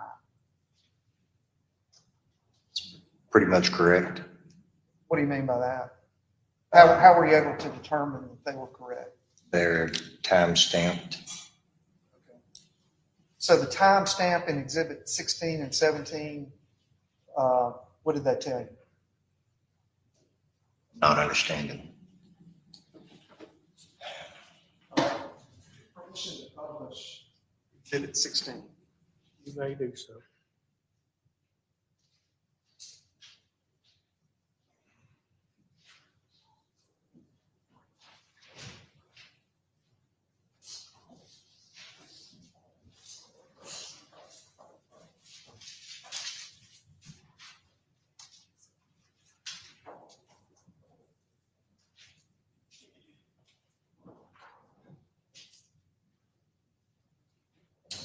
Gwen.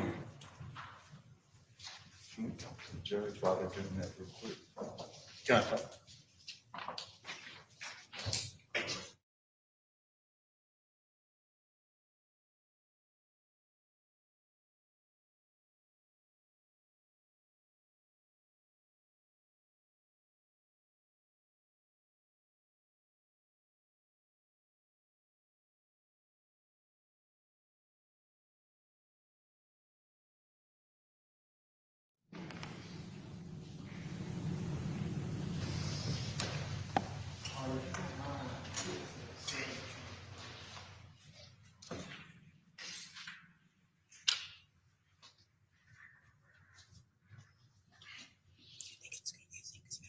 I know it. It's all right.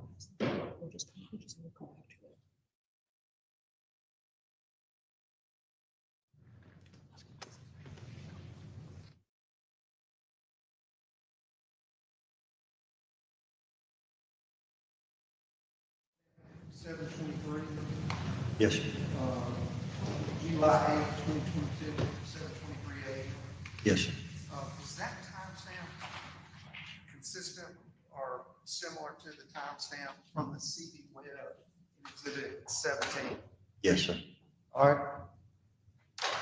And what was that timestamp on? Well, Your Honor, at this time, the state would ask that Exhibit 17 be received into evidence. Holding the defense continued, the action will be admitted. All right. Now then, Letter stamping. Go ahead. so you've got that timestamp of Jay Lee's car from CD Web and Rockets. Where did you go after that? After Rockets, we got a photograph from Jackson and Rebel. All right, and where did that surveillance video come from? UPD. All right, we've already had testimony that their UPD and Ole Miss have cameras. Is that from an Ole Miss UPD camera? Yes, sir. All right. What is Rebel and Jackson Avenue? Where's that located?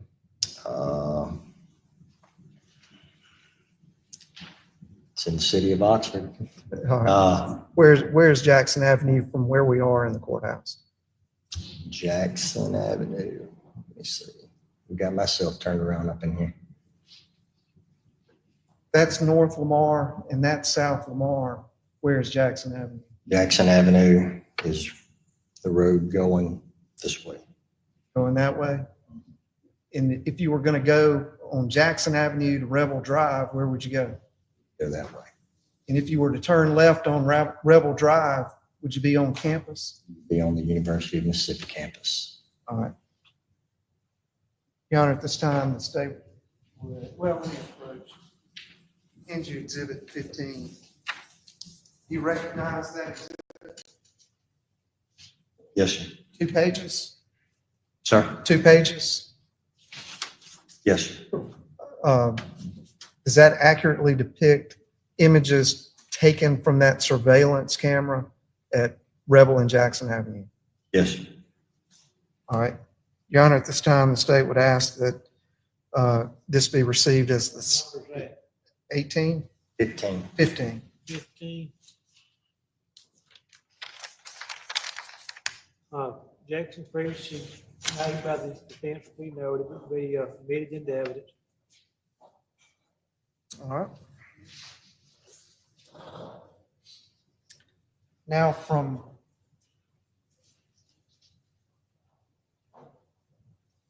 there, were you able to find any other video surveillance depicting Jay Lee's car in the same general time frame? Yes, sir. Where was that? Rainbow Cleaners.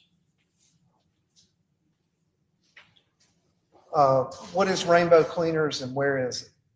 It's a laundry cleaning service. It's on Jackson Avenue.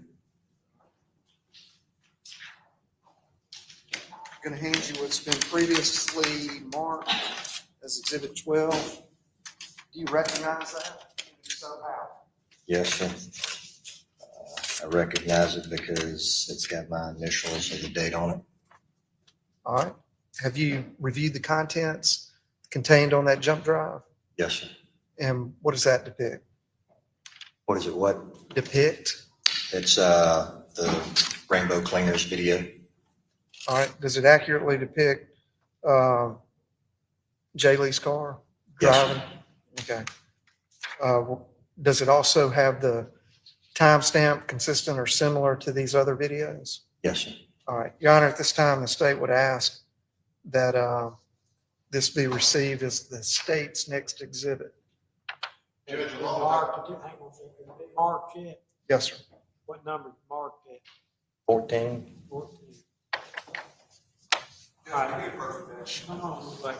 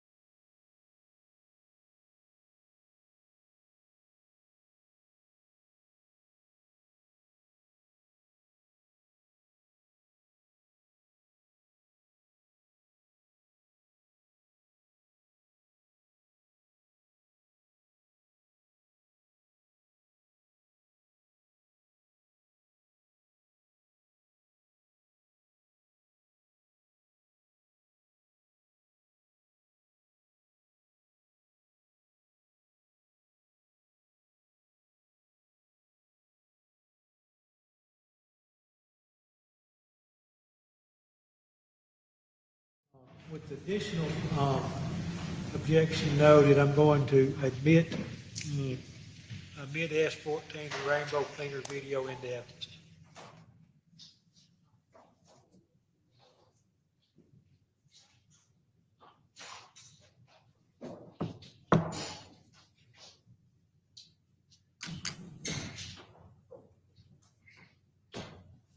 All right. I'm going to hand you what's been marked Friday as Exhibit 19. You recognize that? Yes, sir. All right. Now then, were you able to find any other videos, video surveillance in Oxford within that time frame regarding Jay Lee's vehicle? No, sir. All right. Now, you started at Molly Bar Trails because that's where the towing company picked up his car on July the 8th at 1:50 p.m., correct? Yes, sir. And then from there, you work backwards. So the first video sequentially that you see is that Rainbow Cleaners video, correct? Correct. All right. Permission to publish that to the jury? Let me ask you this. That's been admitted. You may publish it. That's S-14.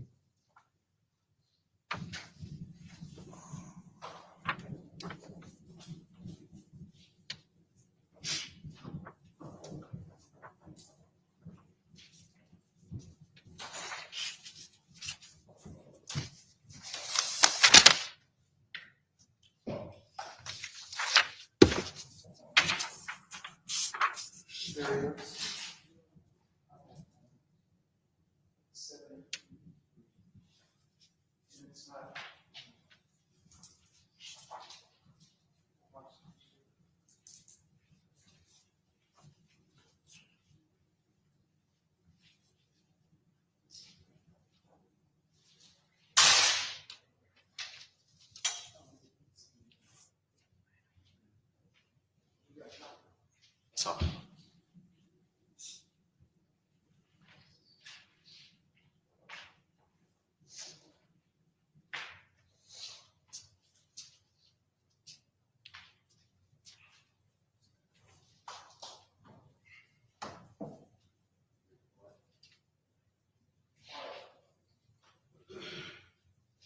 Do you have the exact time frame queued up when you observed Jay Lee's car?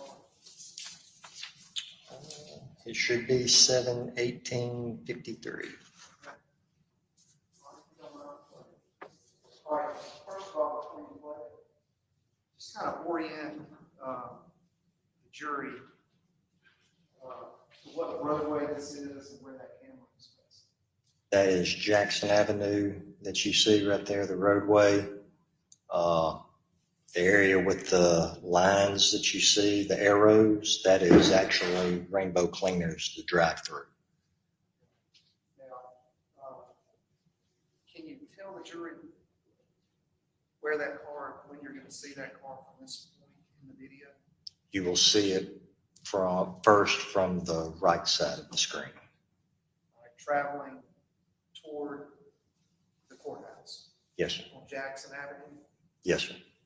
And will there be any other vehicles before they see the Jay Lee vehicle? Yes, sir. Can you describe? I believe it's a white truck with a trailer. Okay.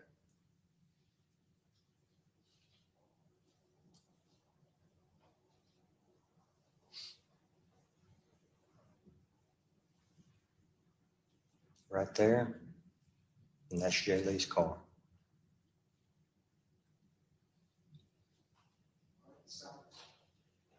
Now then, from there, the next video camera sequentially is going to be the photo frame from UPD, correct? Correct. All right, what was the time stamp from Rainbow Cleaners? It was 7/18/53. 7/18/53 Yes. AM? Yes. All right.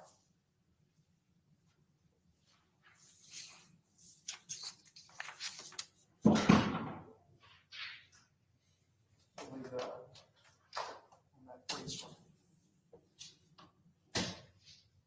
Permission to publish Exhibit 15. Okay.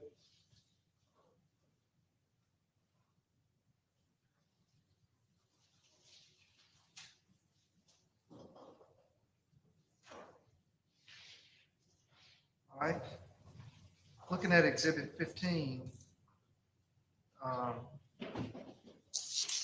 this is Rebel Jackson video camera from UPD. Don't say, don't. Is that It's on the list right here.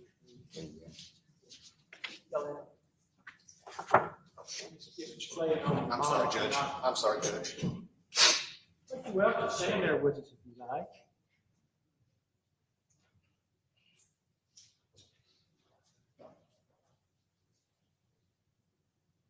Is that from the Rebel Jackson surveillance? Yes, sir.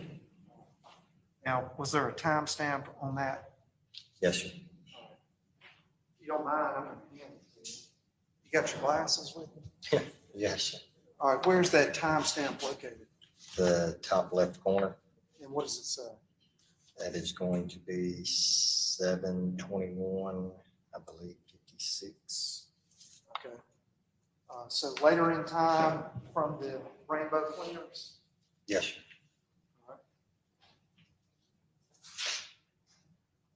Now then, from there, of course,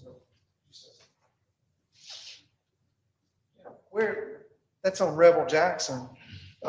Where's that located in relation to rainbow cleaners? It is going east. Are there any stoplights in between there and Rebel, in between rainbow cleaners and Rebel Jackson Avenue? Yes, sir. All right. How many? You have Fraternity Row, Country Club, and then Rebel and Jackson. Stoplights. Is there a stoplight at Rebel and Jackson Yes, sir. and a turn signal at that Rebel Jackson intersection? To turn on to Rebel. All right. Now,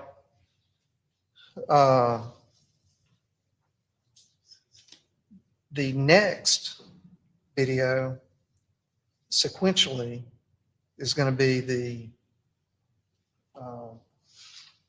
Rockets video. Yes, sir. CD web.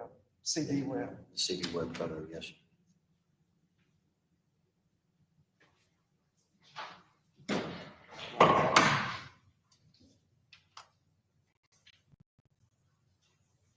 And before we get there, on that second photo, second page of Exhibit 15, were you able to notice any distinctive features in that image?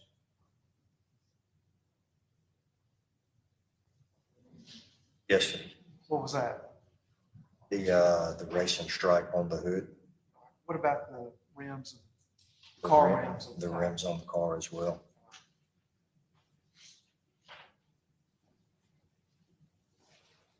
Now,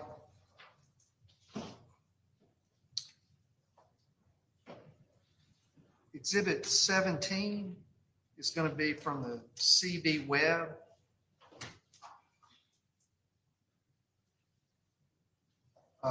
Video camera, surveillance camera.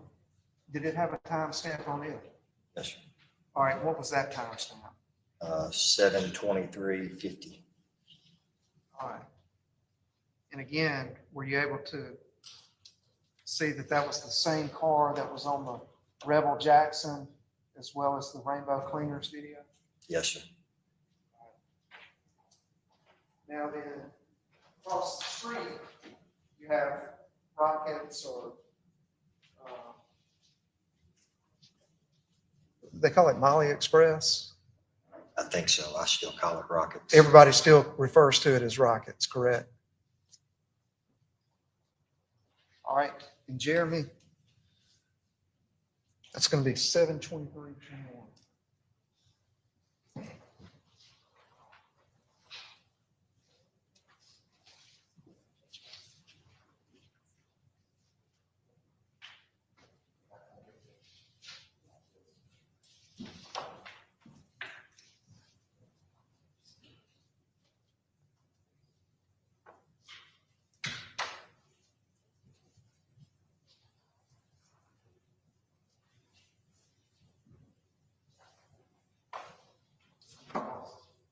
Did you observe the car? Yes, sir. All right. Run it back.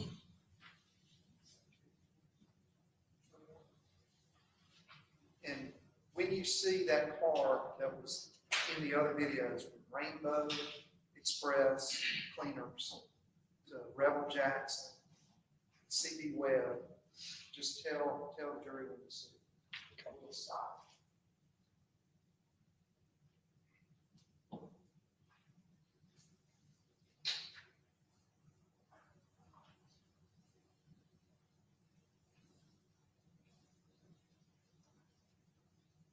right there. And what, if you can, John, can you step down and identify the timestamp? If you don't mind, step down and identify the timestamp and date of that video.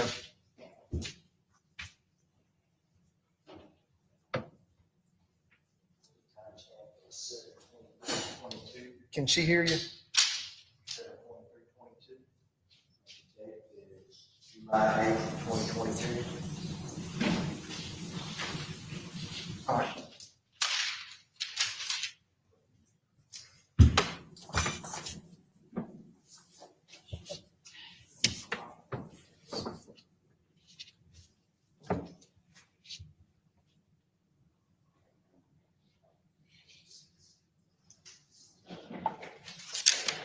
Good, exhibit 18.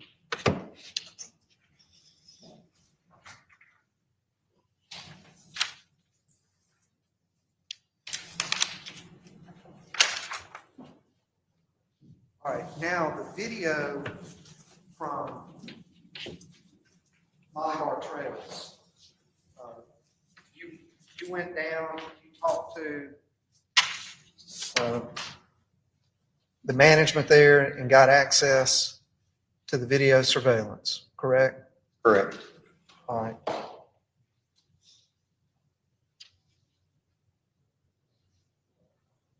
Now there were, if you can, remind the jury of what was important to you when you went through and looked through all that video footage. What were you looking for? Jaylee's car. So the car had been moving in that direction based on what you backtracked from this video, based on what we've seen just the last few minutes Yes, sir. for the jury's benefit? Yes, sir. All right. Now,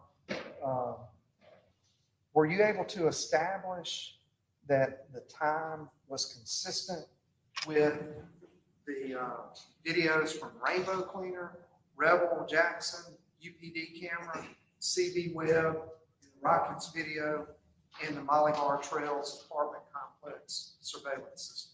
Yes, sir. All right. How were you able to do that? By watching other videos and seeing the other vehicles besides Jaylee's car pass through. Now, if you can, we're going to, Jeremy, if you'll put that on 2017.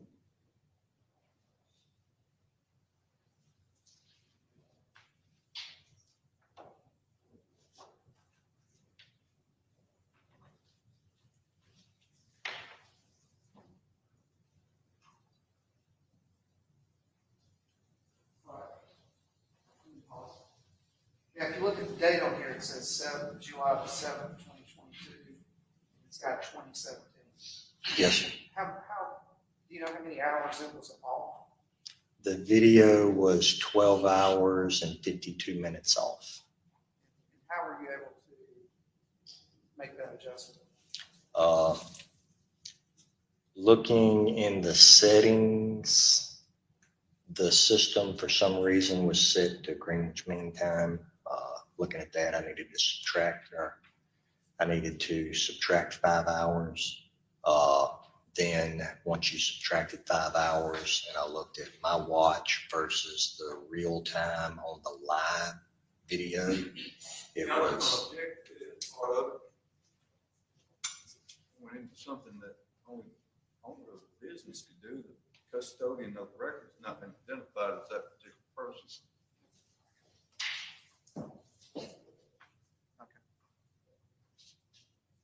Do you want me to respond to that? I want y'all to approach the bench anyway.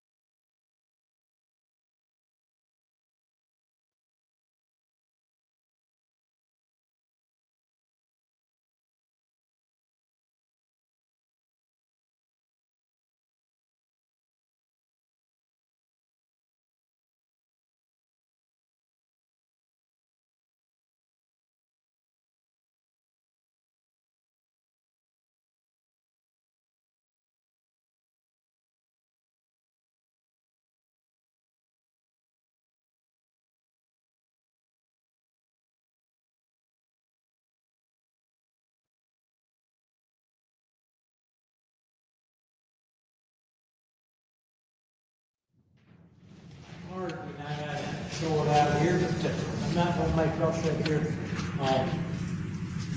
This, after this, wait on me to listen to it. I'm gonna let y'all take the evening break. Start back at 6 in the morning. Here we go. Don't discuss the case, don't let anyone discuss the case with you. Don't express your formal opinion, don't let anyone express opinions to you. Don't investigate the case. As a problem with this regard, let the court know. Y'all go, we'll have a good evening, have a good meal. I'll see y'all back here at 9 o'clock tonight. 9 o'clock, everybody good to start, or y'all wanna start earlier? 9 o'clock's fine.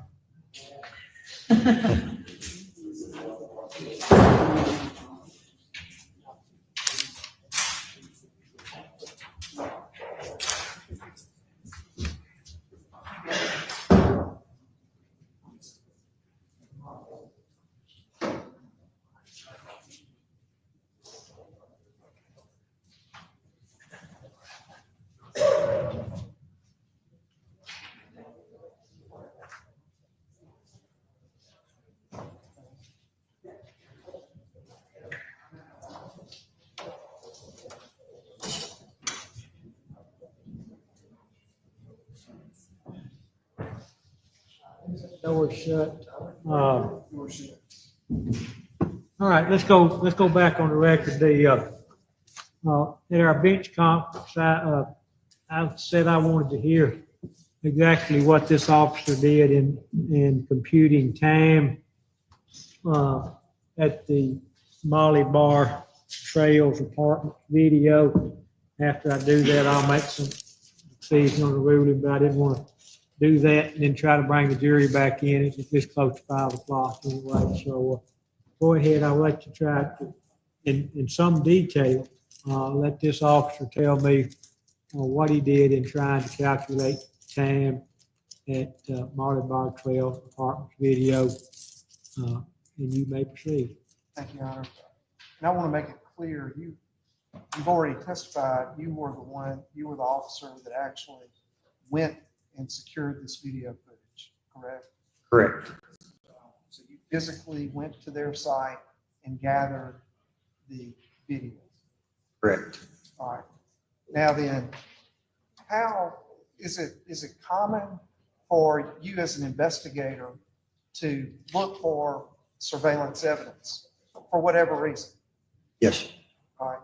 Is it common for you to go look at some business around Oxford, their surveillance system, and the time not be accurate? Correct. Yes. That's common. Yes. All right.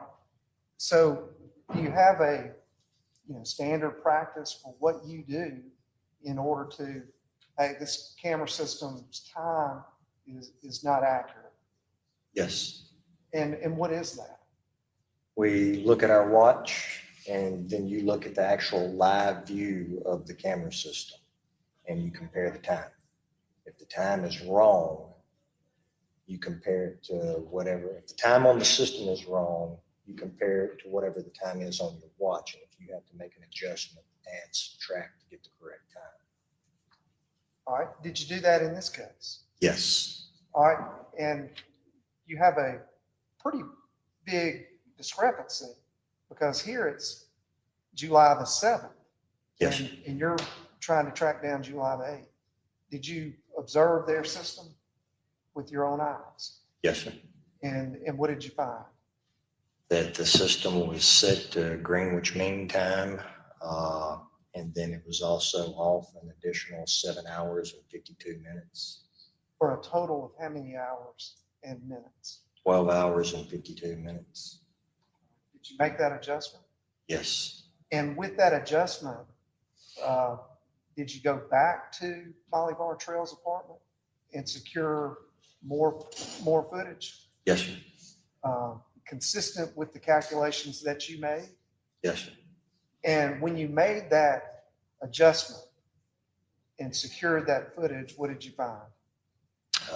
The footage that we needed showing Jay Lee's vehicle coming into the complex. But there's also another part of that too. Do you see anything else in that video surveillance besides Jay Lee's car coming into Molly Bar Trails? Yes, sir. What do you see? Later on in the day, you see the tow truck. No, before that. After the car is there, do you see any individual shortly after the car comes in?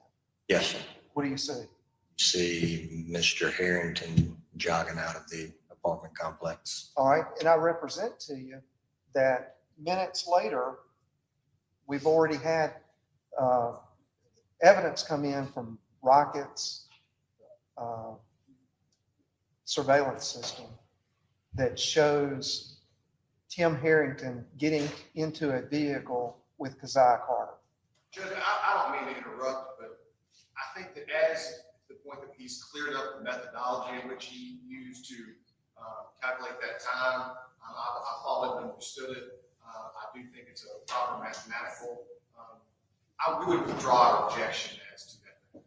Okay, that sounds good enough anyway. I would like to clarify the record, I understand, because I get this right in my head, and there ain't no jury here. You said you later obtained other video and compared times on that. Is that what you said? I'm sorry, I couldn't hear you. I believe he said he later obtained other videos from this thing. And did you say, I didn't hear good. Did you say he compared the times on? I think I can understand. I think when he first went to Molly Bar, he didn't know the time was off. So when he got July 8th, it was just, he didn't even see Jay Lee's car drive by, that's the only way he could go. So when he realized the time was off, he went back and got another footage to see, he corrected it, like, let me check this other area.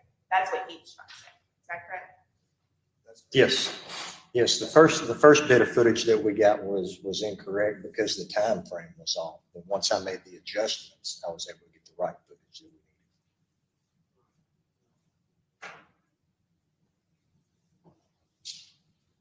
we needed. And this was sometime that same day, bandit towing would appear at that same time. Is that correct? 1:50 p.m. What? Bandit towing is 1:50 p.m. 1:50.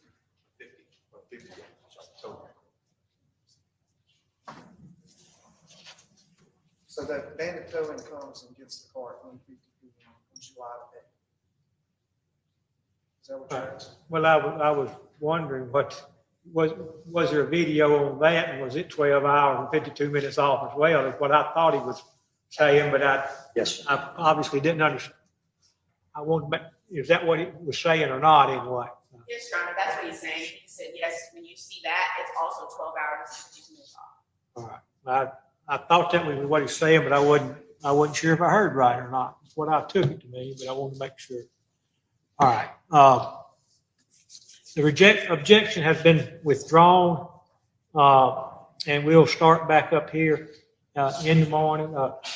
Austin, don't discuss your testimony with anyone between now and tomorrow and return to the witness stand, okay? Yes, sir. All right. I'm gonna be here before 9 o'clock in the morning. I'll be here by no later than 8:45. I would encourage y'all to do here.